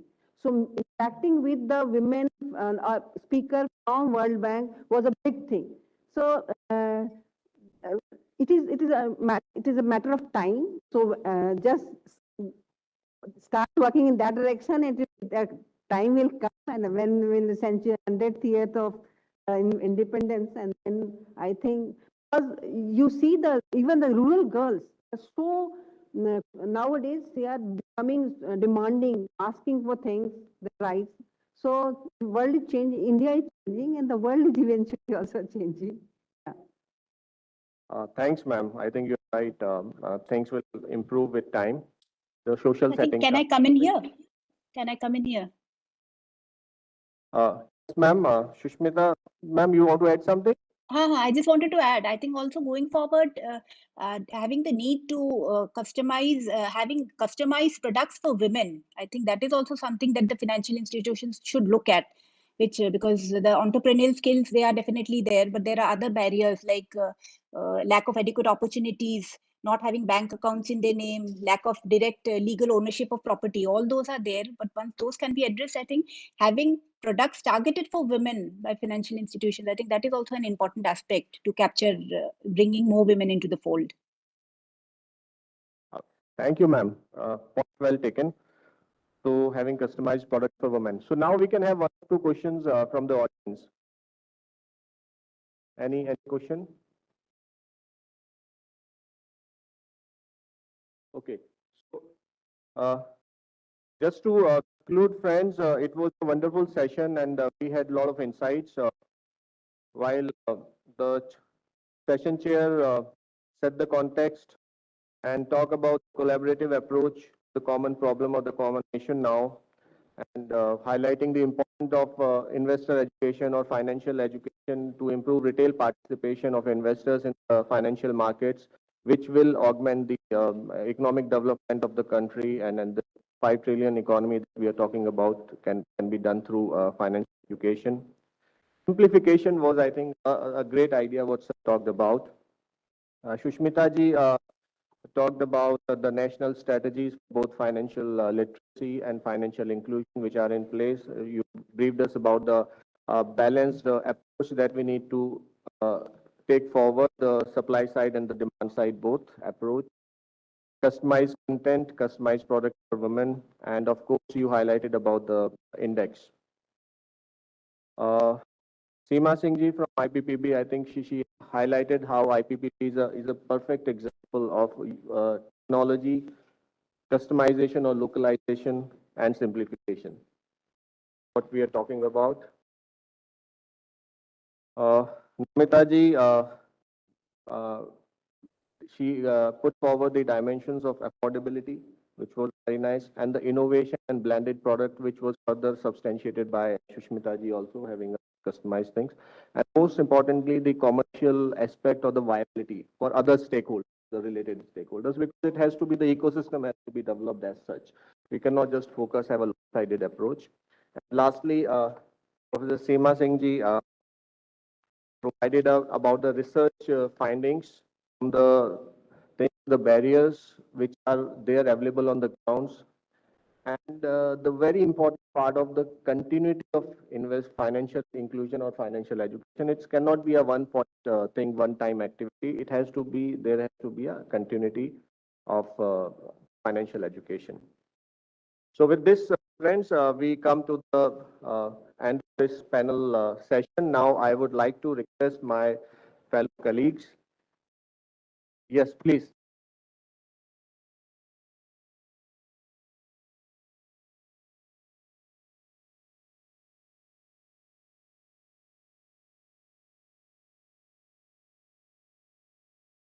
Yes, sir.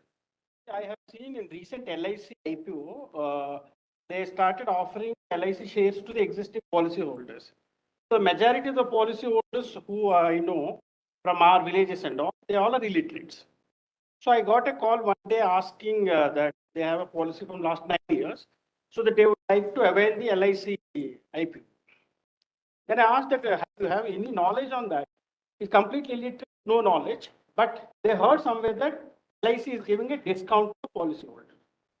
So ultimately, they opened a demat account, applied and got shares also. So my state is very Mopesal in Andhra Pradesh. So I have seen so many such policyholders have LIC IPO, which is very phenomenal for me because they never invested in share market. They don't have any idea. But they found a link. That way, they are the LIC policyholders. So like that, for investor education, can we do the same thing with the bank account holders? Because what they require the illiterates to come to financial inclusion that I understood is, they need some link. If I go and tell him that you invest in LIC directly, they don't. But if I say that you are a policy holder, which you are already doing, so that now the another advantage for you to get something out of it, they're giving discount. So they got it. So the number of demat accounts have increased double. Like I have spoken to Jiroda and all these DPs also, they were telling, sir, suddenly there's a surge. And they can see from their Aadhaar cards that they're receiving it when the account is opening. Most of them are illiterates. They're not even degree holders. But the number of demat accounts suddenly has gone up. So for IEPFs, I always feel that to investor education, if really want to be spread, we should find some common link where we can connect them to the subject. So I feel that the banks have a better role to play in a way because they go to door to door. I think IPB is the best option because they go to door to door. So this would be an extra element that we can add so that this IEPF mandate can able to spread it better. That's what my personal feeling is. So we have already connected with ITBB. Yes. There is a MOU with us. Yes. So we are partnering with. Yes. So we have partnered with IEPFA, and till now, more than 4,000 camps have already been conducted. People are being educated on a lot of financial products, and almost 5 lakh people have already been educated, out of which 40% were women.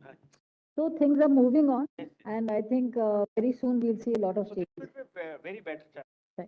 Thank you. Thank you.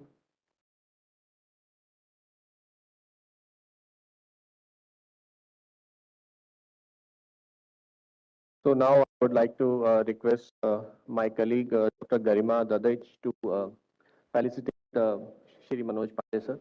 Please.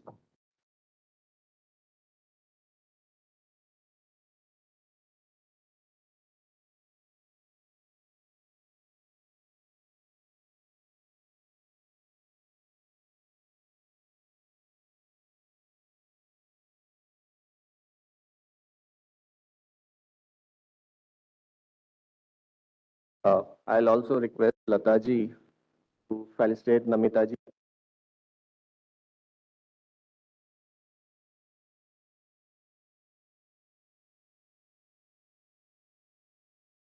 Now I request Dr. Abhay Yadav to please come and felicitate Seema Singh ji from IPPB. We have two panelists from the same name. Yes. Very common name. Very common.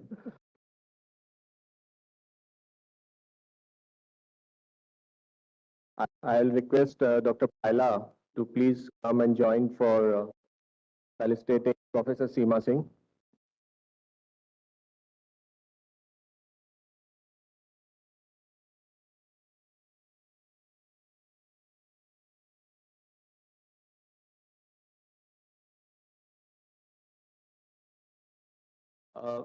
Friends, we will be preparing a summary of discussion, what we have done in the panel discussion, which we'll share with all the panelists and we'll also put up on the website for major findings. Thank you. Thank you, everyone.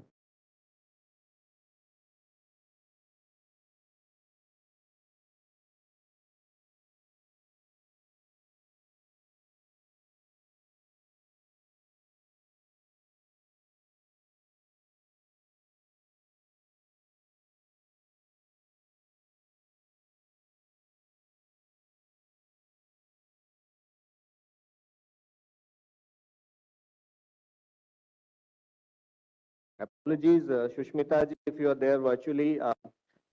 Heartfelt thanks and gratitude to you for being there.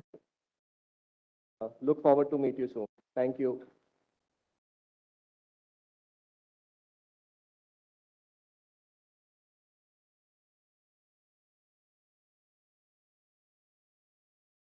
Thank you to all the panelists. Now we are into the validity session.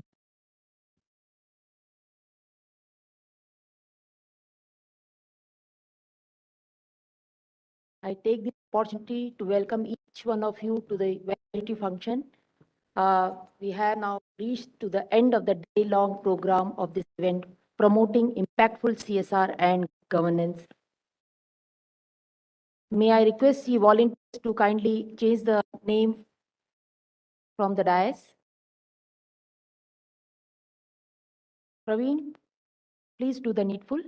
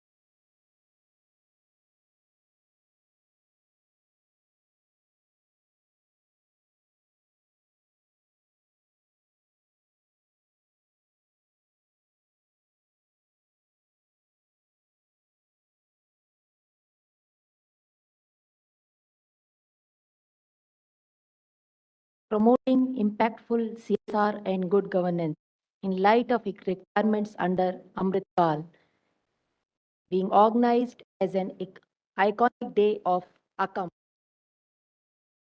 Ladies and gentlemen, there is an end to everything, but we believe there is never an end, but always a beginning.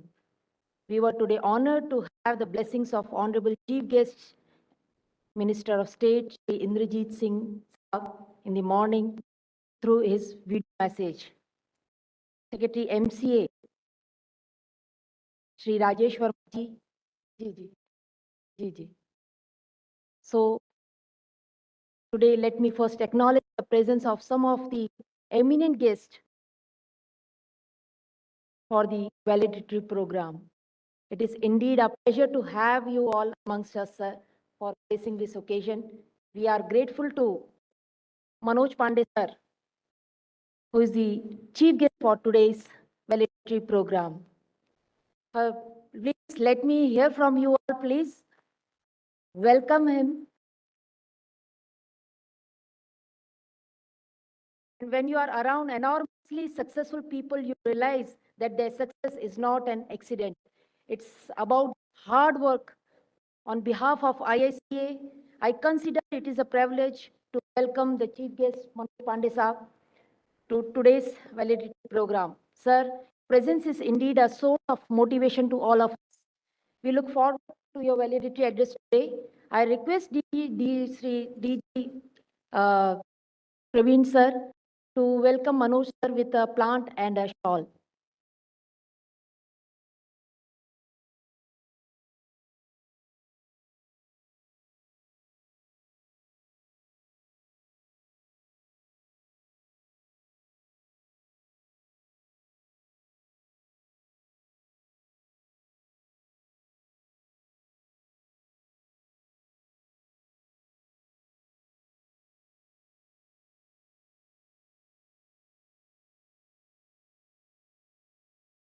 Let me introduce our other dignitary on the dais, Shri Agrim Kaushalji, who is an advisor in DPE. He is from IES 1995 batch with 25 years of rich experience. He has worked with multiple ministries. Requesting to kindly honor with shawl and a plant.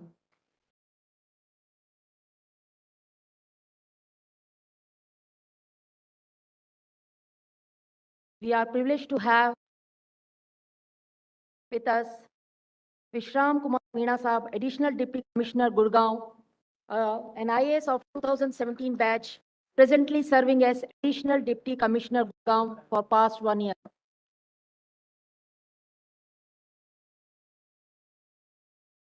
He is a graduate from IIT Kanpur in electrical engineering, worked with RBI as manager in banking.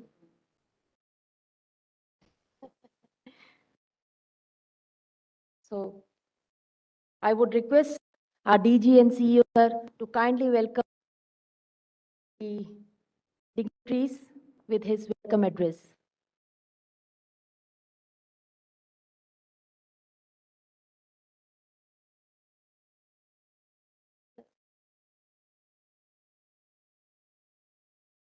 Respected Chair of the functions, fellow dignitaries on the stage, and guests who are left of them. I admire their perseverance and take courage that there has been satisfying for all of you on this issue. This issue of welcome address duty validatory function itself is contradictory in terms. Validatory means we are supposed to go welcome कर रहे हैं. वैसा लगता है जैसे शादी में जब बारात आती है तो लड़की के फादर को वेलकम होता है, डर लगता है दिन भर में क्या होगा. शाम को विदाई हो रही है, खत्म हो रहा है. So that kind of contradiction आता है. So similar feeling.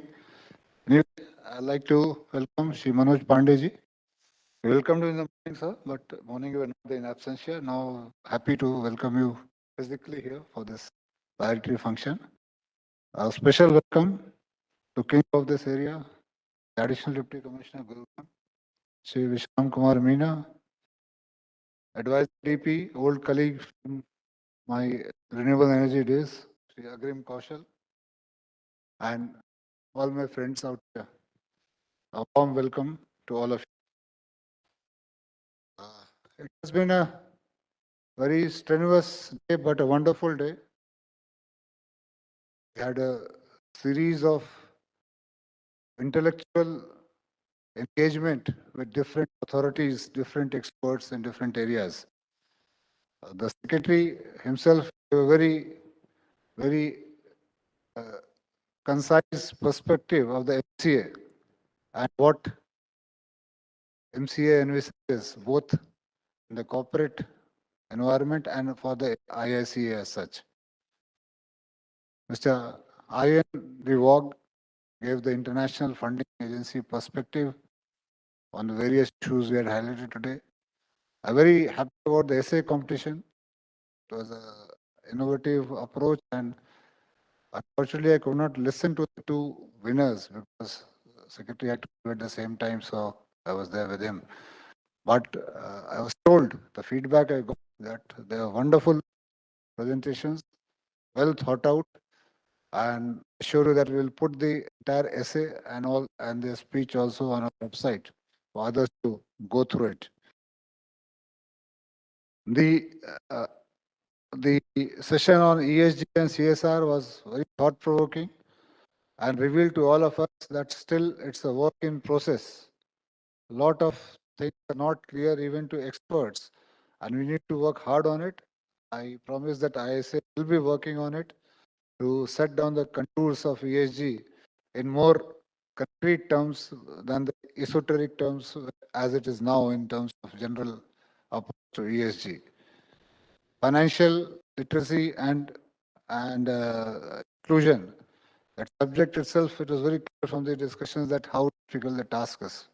It's a very challenging task, and you have to keep on working in spite of failures may occur, but we may have to work on it. I think the CEO of IEPF is there. Perhaps we can have some policy perspectives from the discussions today. Based on the various discussions held today, each of the moderators of the group will be preparing a report, including the various points made and the suggestions made, and we'll consider into a report and convert into action points. Some action points will arise in IICA itself, then we'll work on it. Some maybe policy prescriptions we'll like to curate and make it more comprehensive, and then send it to the ministry for further actions.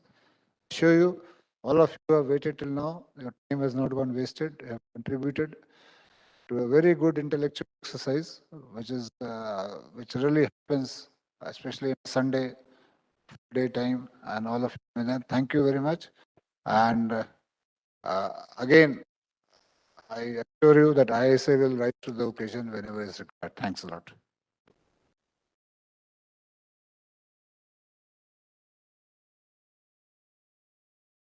Thank you, sir. Please accept my deepest thanks to you for all your support and for summing up the sessions.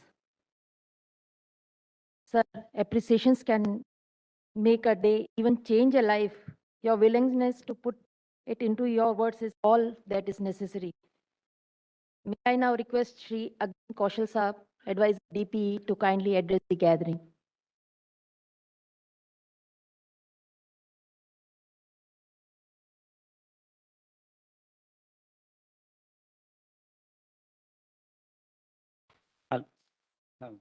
Respected DG sir, Vishram and Manoj Pandey sir, dignitaries listening to us, and dignitaries joined us with who through the VC mode.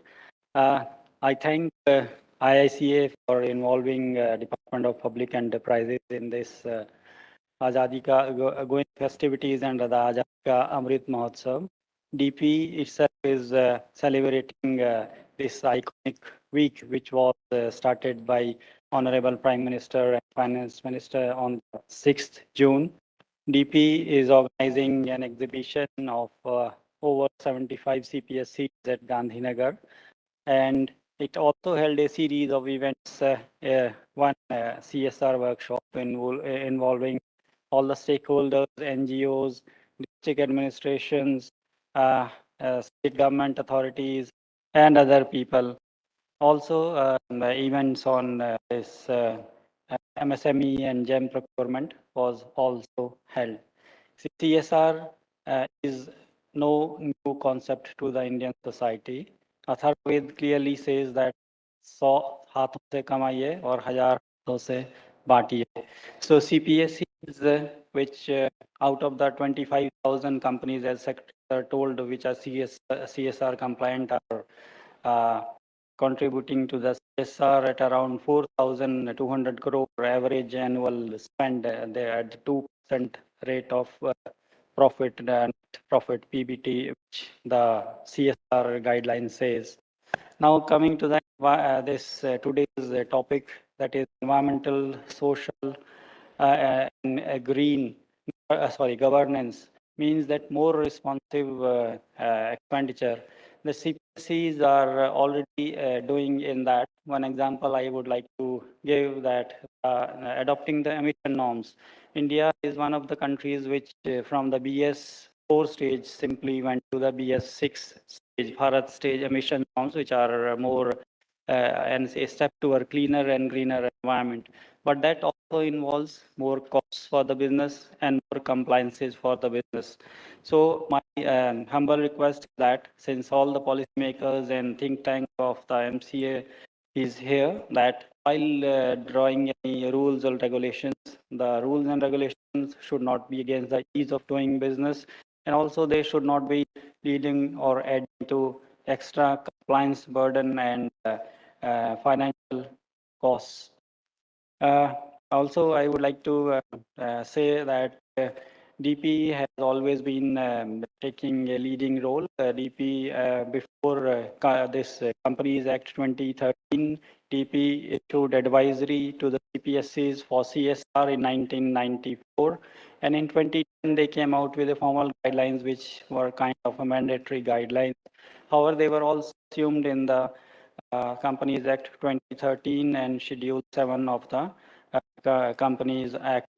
So on this forum, I would again like to ensure that whatever path or whatever new policy directives are there, TP will continue to guide direct or the PSCs to follow these. I wish all the this workshop a very success, and the outcomes will of this deliberation will form some rich policy prescriptions which can be adopted. Thank you. Thank you, sir, for coming and gracing this occasion with your encouraging words and sharing your views. It was insightful, sir. And now, may I request Shri Vikram Kumar Meenaji, Additional Deputy Commissioner, Gurgaon, to kindly address.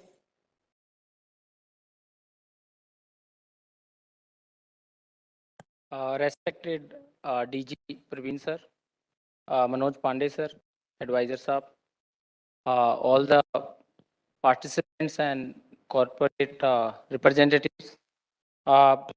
सबसे पहले तो I'm thankful to IICA for inviting me in this function.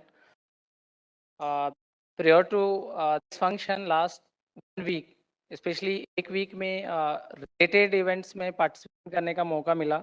3rd जून को हमने एक district level CSR meet organise करी थी. इसमें all the corporate partners were there, जिनको हमने पहले जितना काम उन्होंने CSR में किया है डिस्ट्रिक्ट एडमिनिस्ट्रेशन के लिए और स्टेट गवर्नमेंट के लिए, उस पे डिस्कशन हुआ एंड वे फॉरवर्ड. एंड उसके बाद आज़ादी का अमृत महोत्सव सीरीज में ही 8 जून को district level credit outreach programme तो ऑल द बैंक्स का ऑर्गेनाइज हुआ था. तो जो थीम है आज के पूरे प्रोग्राम की, जो 2 थीम थी कि impactful CSR and good governance, and then second was financial inclusion and financial literacy. दोनों थीम से रिलेटेड इवेंट मुझे मौका मिला ज्वाइन करने का. और आज जब यहाँ पे और जो पूरी थीम का वो हुआ, उसके बाद आई कैन से कि CSR पे स्पेशली मेरा फोकस CSR पे रहेगा कि डिस्ट्रिक्ट एडमिनिस्ट्रेशन को कैसे CSR से हेल्प हुई, CSR से कोलैबोरेशन हुआ, and we were able to bring good governance. और उस प्रोसेस में है कि कुछ एरियाज जहाँ पे अभी भी अनटच्ड एरियाज हैं, वहाँ पे हम CSR से इंटरवेंशन की कोशिश कर रहे हैं. 2020-21 में हरियाणा गवर्नमेंट को 398 करोड़ का CSR रिसीव हुआ, CSR में एक्टिविटीज़ हुई. उसमें से 67 करोड़ का वर्क जो है वो गुरुग्राम डिस्ट्रिक्ट में हुआ. और जैसे गुड गवर्नेंस का वन ऑफ द पैरामीटर है कि एफिशिएंसी एंड इंक्लूसिविटी. सो सारे सेक्टर्स कवर करने की इसमें जो 67 करोड़ था उसमें अराउंड 33 करोड़ जो है सोशल सेक्टर, एजुकेशन पे, स्पेशली एबल्ड बच्चों का इंस्टीट्यूट है उस पे, एंड हेल्थ पे अराउंड 20 करोड़ खर्च हुआ. एंड साथ में एनवायरनमेंट जो आज की बहुत इंपॉर्टेंट थीम है उस पे अराउंड 6 करोड़ रहा. 6 करोड़ थोड़ा कम है because the theme is ESG, environmental, social and governance sector में CSR का. में लास्ट ईयर मैं बताना चाहूँगा कि कोविड में सेकेंड वेव में सभी ने फेस किया. ऑक्सीजन की शॉर्टेज बहुत ज़्यादा थी. जब सेकेंड वेव में एकदम पीक पे आया, इसके सॉल्यूशंस ढूंढे जाएं so that may be third wave या फिर सेकेंड वेव कितने दिनों चलती है. तो सभी कॉर्पोरेट से उस टाइम कांटेक्ट किया गया कि यू हेल्प अस आउट कि हम कितना इसमें मैनेज कर सकते हैं सस्टेनेबल वे में. And we were able to install 57 PSA plants all across the state, and Gurugram district में 11 ऑक्सीजन प्लांट हमारे इंस्टॉल हुए through CSR, all through CSR. और उनकी जो कंबाइंड कैपेसिटी है 6,850 लीटर्स पर मिनट, जो कि हमारे सेकेंड वेव में जो पीक था गुरुग्राम का, जो डिमांड पीक थी, उससे इक्विवेलेंट हमने CSR की हेल्प से ऑक्सीजन प्लांट्स इंस्टॉल कर दिए हैं. ये सारे हमारे इंस्टॉलेशन लास्ट सितंबर अक्टूबर तक फिनिश हो गए थे. तो जब हमारा थर्ड वेव का एंटिसिपेशन जनवरी में हुआ, केसेस भी काफ़ी आए, फॉर्चुनेटली सीवियर नहीं हुआ, बट वी वर रेडी कि ऐसी कोई दिक्कत आए नहीं. और सिर्फ पॉसिबल हुआ CSR से, बिकॉज गवर्नमेंट में जो क्लियरेंस है फंड्स लेना, उस प्रपोजल को अप्रूव, और वो टाइम टेकिंग प्रोसेस होता. बट CSR से जैसे ही हमने रिक्वेस्ट की, इनफैक्ट 1 और 2 CSR कंपनीज ने, तो ऐसा भी हुआ कि हमारे यहाँ पे स्पेस का थोड़ा सा इश्यू था बिकॉज गुरुग्राम में साहब जानते हैं कि लैंड प्राइसेस काफ़ी ज़्यादा हैं और पब्लिक जो लैंड है उसकी अवेलेबिलिटी थोड़ी कम है। तो 2-3 कॉर्पोरेट्स ने तो अपने कैंपस में इंस्टॉल किया प्लांट एंड एमओयू में दे साइन की इट्स योर प्रॉपर्टी, आप यहाँ से जब ऑक्सीजन जितना ऑक्सीजन लेनी है डिस्ट्रिक्ट एडमिनिस्ट्रेशन ने यहाँ से लीजिए। उसमें से एक मानेसर में यहाँ पे लोकेटेड ब्रेक्स, मैं यहाँ मानेसर में उसमें आया भी था और उन्होंने बहुत ही अच्छे तरीके से बॉटलिंग प्लांट वहाँ पे इंस्टॉल किया हुआ है। सिमिलरली कोविड में ही मेक शिफ्ट हॉस्पिटल वेदांता ने हमारे यहाँ सेट किया था, 100 बेड, एकदम tertiary care, ventilators, every facility was there.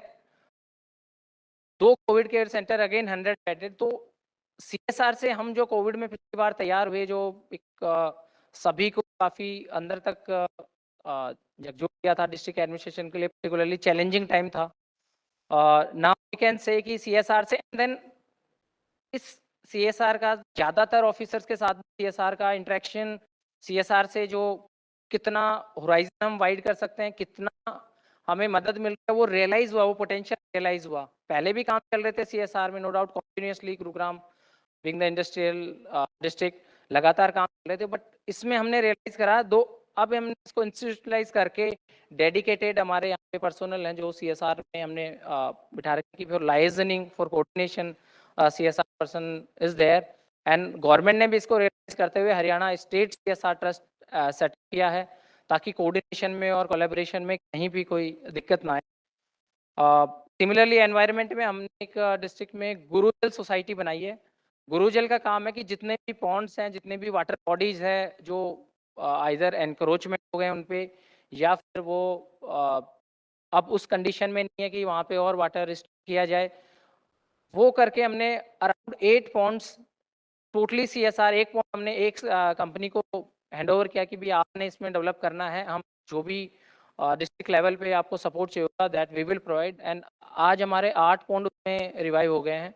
And माननीय प्रधानमंत्री जी ने ऐसा शुरू किया है, आज़ादी के अमृत महोत्सव में 75 पॉन्ड्स, अमृत काल में 75 पॉन्ड्स को रिवाइव किया जाएगा पर डिस्ट्रिक्ट। उसमें हमारे डिस्ट्रिक्ट में भी 75 पॉन्ड्स हैं। मैक्सिमम ने सीएसआर में बात करी और सभी ने एग्री होकर उसको ले लिया है और काफ़ी जोर से काम चल रहा है, बिकॉज बारिश के सीजन से पहले डिस्ट्रिक्ट एडमिनिस्ट्रेशन का एफर्ट है कि रेजुवेनेशन उनका पहले हो जाए सो दैट बारिश में we can capture the water और वाटर लेवल ऊपर जाए। जो नए एरियाज है जहाँ पे हम भी इंटरवेंशन चाहते हैं और यहाँ जितने भी सीएसआर पार्टनर्स और डिग्नेटरीज हैं जहाँ भी हमें पॉलिसी लेवल पे या फिर आपका सपोर्ट चाहिए, वहाँ पे एरियाज अगेन हेल्थ एजुकेशन, ये जैसा मैंने कहा कि लगातार काम हो रहा है। एक एरिया जहाँ पे काफ़ी सीएसआर नया एरिया एक्सप्लोर कर रहा है, 2 हायर लेवल पे हो रहा है, लेकिन डिस्ट्रिक्ट लेवल पे जैसे स्पोर्ट्स एंड स्किल डेवलपमेंट और डिजास्टर मैनेजमेंट, 3 एरियाज हैं। बिकॉज गुरुग्राम में जैसा आप देखते हैं कि सारी जो इंडस्ट्रीज हैं, कंपनीज हैं, बट जो प्रिपरेशन फॉर फायर फाइटिंग और एनी अदर डिजास्टर, उसमें सीएसआर के कोऑपरेशन में we want to develop a disaster management system ताकि हम इन चीज़ों को आगे बढ़ा सकें। And it's win win for district admission also and all the CSR partners also.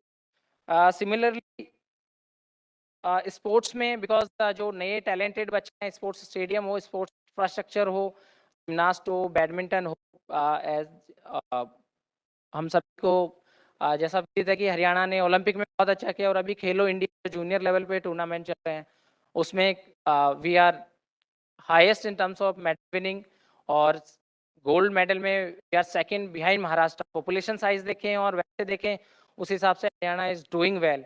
उसमें हमें सीएसआर का सपोर्ट चाहिए होगा क्योंकि बहुत बच्चे मध्यम वर्ग से आते हैं, उनको सपोर्ट चाहिए, डाइटरी रिक्वायरमेंट्स, आगे उनको इंटरनेशनल प्लेटफॉर्म के जाने के लिए उनको स्पॉन्सरशिप चाहिए, वहाँ पे हमें ज़रूरत है सीएसआर की।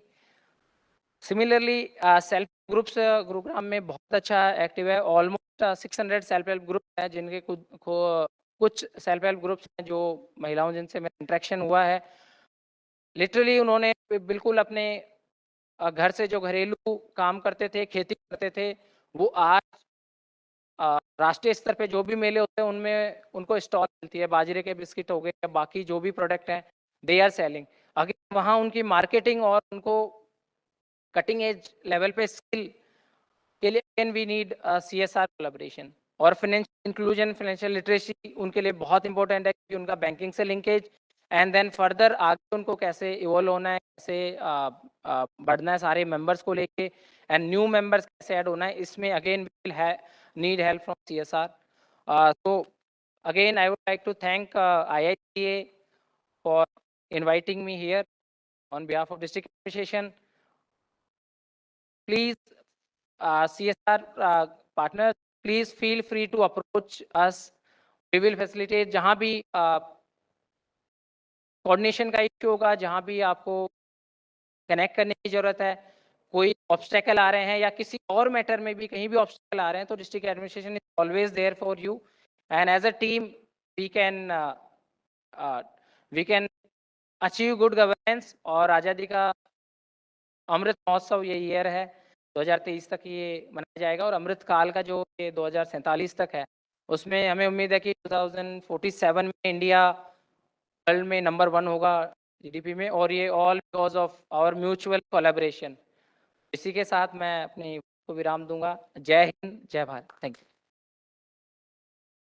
विश्राम सर, आपने हरियाणा में हो रहे ESG CSR के कार्यों पर काफ़ी प्रकाश डाला और काफ़ी जानकारी मिली है हमें.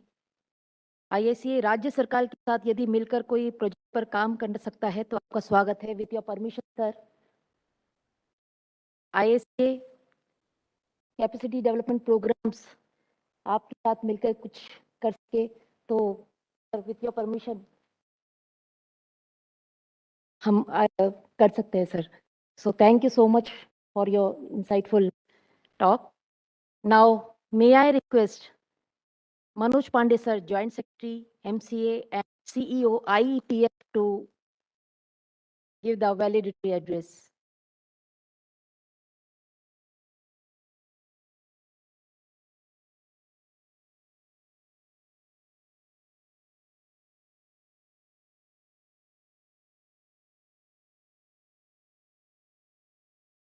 IICA, Shri Agrim Kaushal, Economic Advisor, Department of Public Enterprises, Shri Vishram Kumar Meena, Additional DG Gurugram, my dear friends from IICA and other participants. I'll be brief, but I do not want to hold you further because it's a long day for you. Sir and dear friends, as we are aware, Azadi Ka Amrit Mahotsav is an initiative of the Government of India to celebrate and commemorate 75 years of independence and the glorious history of its people, culture and achievements. The Mahotsav is dedicated to the people of India, collectively all of us, who have not only been instrumental in bringing India thus far in its evolutionary journey, but also hold within them the power and potential to enable our Prime Minister's vision of activating India 2.0, fueled by the spirit of Atmanirbhar Bharat. We all know that official journey of Azadi Ka Amrit Mahotsav commenced on 12th March 2021. It started as 75-week countdown to our 75th anniversary of independence and will end post the year on 15th August 2020. Ministries of Government of India are organizing various events to celebrate 75 years of celebration. A week-long celebration is being organized by ministries and departments along with year-long events.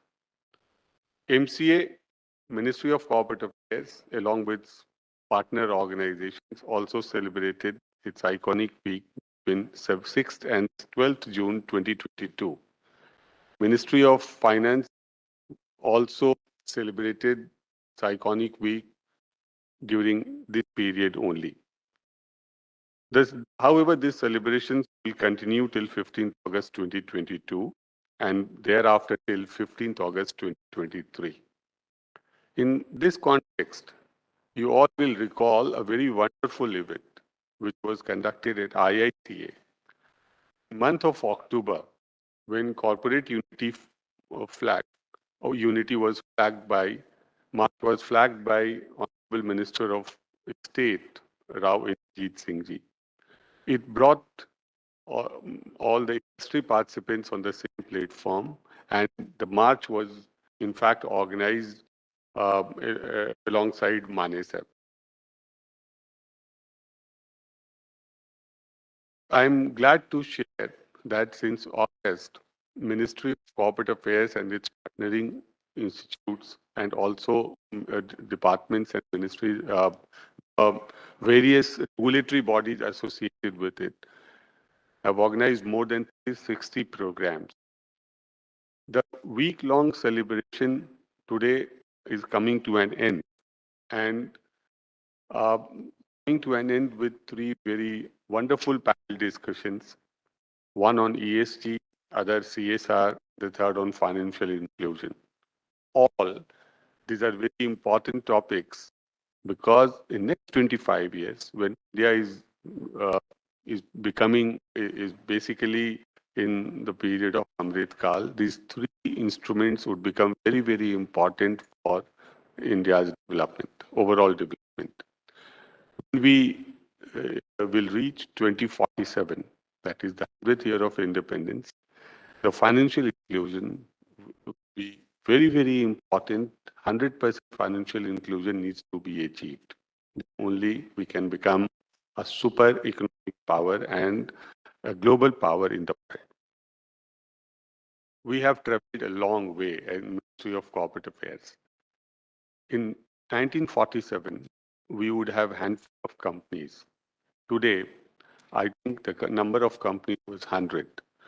Today, we have 15 lakh 30,000 odd active companies and 260,000 active LLPs. In developed countries, normally, for example, in UK, the figure is around 40 lakh companies, corporate bodies. We can achieve this and we can surpass this. We have to corporatize Indian economy, and we should reach a figure of 50 to 60 lakh companies by within next 10 years, and which is achievable. Why? I am saying within this campus only, the Central Registration Center electronically has incorporated 1,67,000 companies last year. That was commended by Honorable Finance and Corporate Affairs Minister in his speech on 7th of June, if you recall, sir. He said 1,55,000 companies were incorporated in year 2021, which was a COVID period. And it had shown a growth of 27%. That is against 1,23,000 companies, 1,55,000 companies got incorporated in 2021. Why? Two things: use of technology, digitization, and commitment of our human resources. Because I recall, there is nobody from CRC here, but I recall when the entire country was under lockdown, our officers continued to work, and IICA was gracious enough to provide them space here, sir, organize lunches, and CRC continued to function. Entire world, I know, entire world is stopped functioning. Entire world, because I know in many countries they posted on the website, we are not incorporating any company because of COVID. We continue to incorporate. Why? This is human resilience this is India. And if we take digitization, technology, and our commitment along with us, in 2047, we can achieve, can reach, and we can become India's world's global power. The second point that since it's a last day, I was also coordinating Azadi Amrit Mahotsav celebration on behalf of ministry. I'll place on record the appreciation to all the nodal officers, including of IICA, who participated in all the meetings since August and organized beautiful events throughout the week. So, sir, it's under your guidance, under your support, sir. In fact, IICA team was always there. They contributed, and today also the kind of program has been organized. It really shows the commitment on behalf of the officers and the professors who are working here in IICA. MCA in last 8 years has taken number of steps, although it was creation of Competition Commission of India earlier than SFIO, but IBC, NCLT, NCLT, NAFRA, and in last 2-3 years, decriminalization of various offenses, and the series of amendments which have been carried out, which Honorable Finance Minister also acknowledged in her speech, saying we adapted to the needs of the Indian economy quickly. Ordinances were issued. The moment industry felt that it's required, ordinances were issued. Clarifications were given. And the board meetings, etc., were to be organized physically. They continued to organize and it was made electronic. We have lived up to the motto of empowering business and protecting investors' interests in last 1 year and so, particularly in COVID period. Recently, as you are aware, we have released a report of the Company Law Committee, which has several recommendations to further strengthen India's existing corporate law framework. India is the first country to adopt a mandatory CSR responsibility, and this is how CSR is enabling this administration also, as Vishram Meena was also mentioning, that how in COVID period, the CSR, in fact, enabled the district administration when the funds might not be coming corporate help.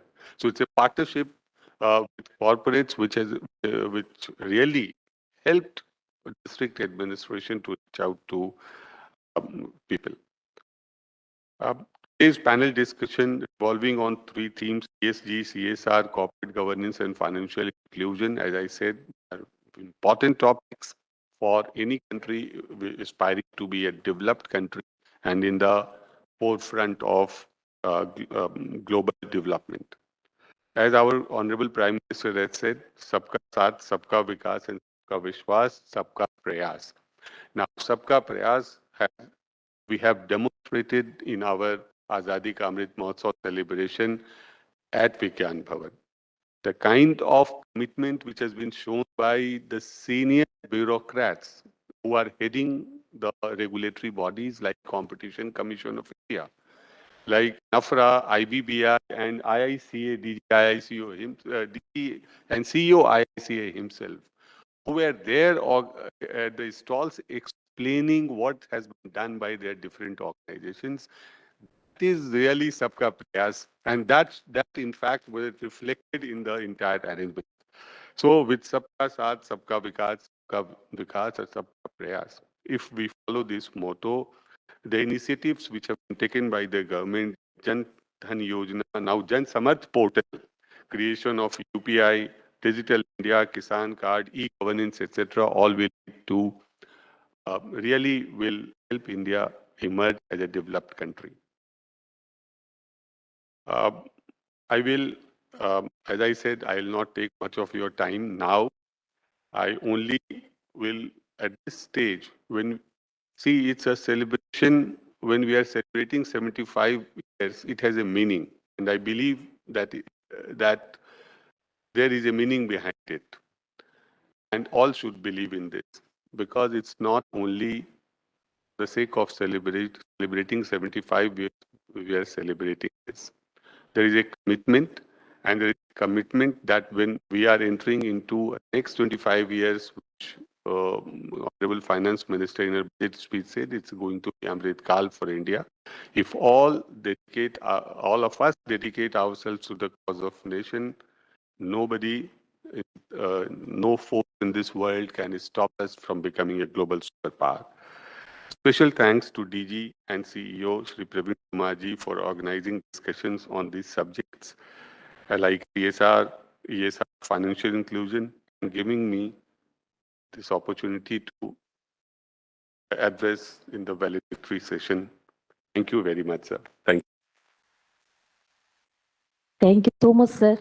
And thank you for your blessings and for making it possible to be here on this iconic day. Thank you, sir. May I now request Dr. Garima Dadhij to kindly give the vote of thanks, a formal vote of thanks.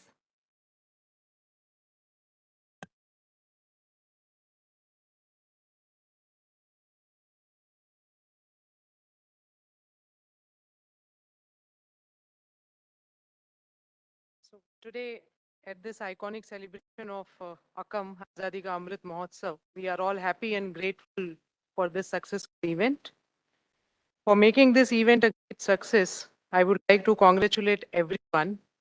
Especially, we are grateful to our chief guest, Honorable Minister of State, Corporate Affairs Rao Indrajit Singh Ji, for his inspirational message and motivating us to deliver something valuable so as to contribute in the Azadi Ka Amrit Kaal. I would like to express our deep sense of gratitude to Secretary, Ministry of Corporate Affairs, Shri Rajesh Verma Ji, for gracious presence and his blessings to make this event a grand success. We also must mention our deep sense of all the joint secretaries of Ministry of Corporate Affairs, Shri Manoj Pandey Ji, Shri Indradeep Singh Dhariwal Ji, Shrimati Anita Shah Ji, Shrimati Nandita Mishra Ji, for being here with us and also deliberating in the panel discussions. Feel extreme pleasure in thanking our DG and CEO IICA, Shri Praveen Kumar Ji, under whose mentorship and encouragement we are able to deliver such program with great enthusiasm and zeal. I am deeply honored to our special guest, Aryan Devag from UNICEF India, for his address. I am also very grateful to our special invitee, Ms. Naina Lal Kidwai, for her kind message. I am extremely grateful to our Additional District Commissioner Gurugram to accept our invitation and grace the valedictory session with motivational words. I am also thankful to Shri Agrim Kaushal, the advisor, DPE, for his enlightening address. Feel proud and thankful to the dignitary speakers in all the three panels for accepting the invitation and grace this important event in the panel discussions. I'm indeed greatly, thank you to all the exhibitors who has participated to showcase their best practices in CSR and ESG, and the student community who have participated in the essay competition. I'm also thankful to all my faculty colleagues for providing all the support, the media friends, NIC team for live telecast, administration and IT team under Mr. Devarun Kalita, the caterer prime service, the event manager, the housekeeping staff, and last but not least, my team member, Ms. Sudha Rajgopalan, who has worked day and night to make this event a grand success, and Dr. Raviraj Atre, who has made this effort that we are here today. Thank you, everyone.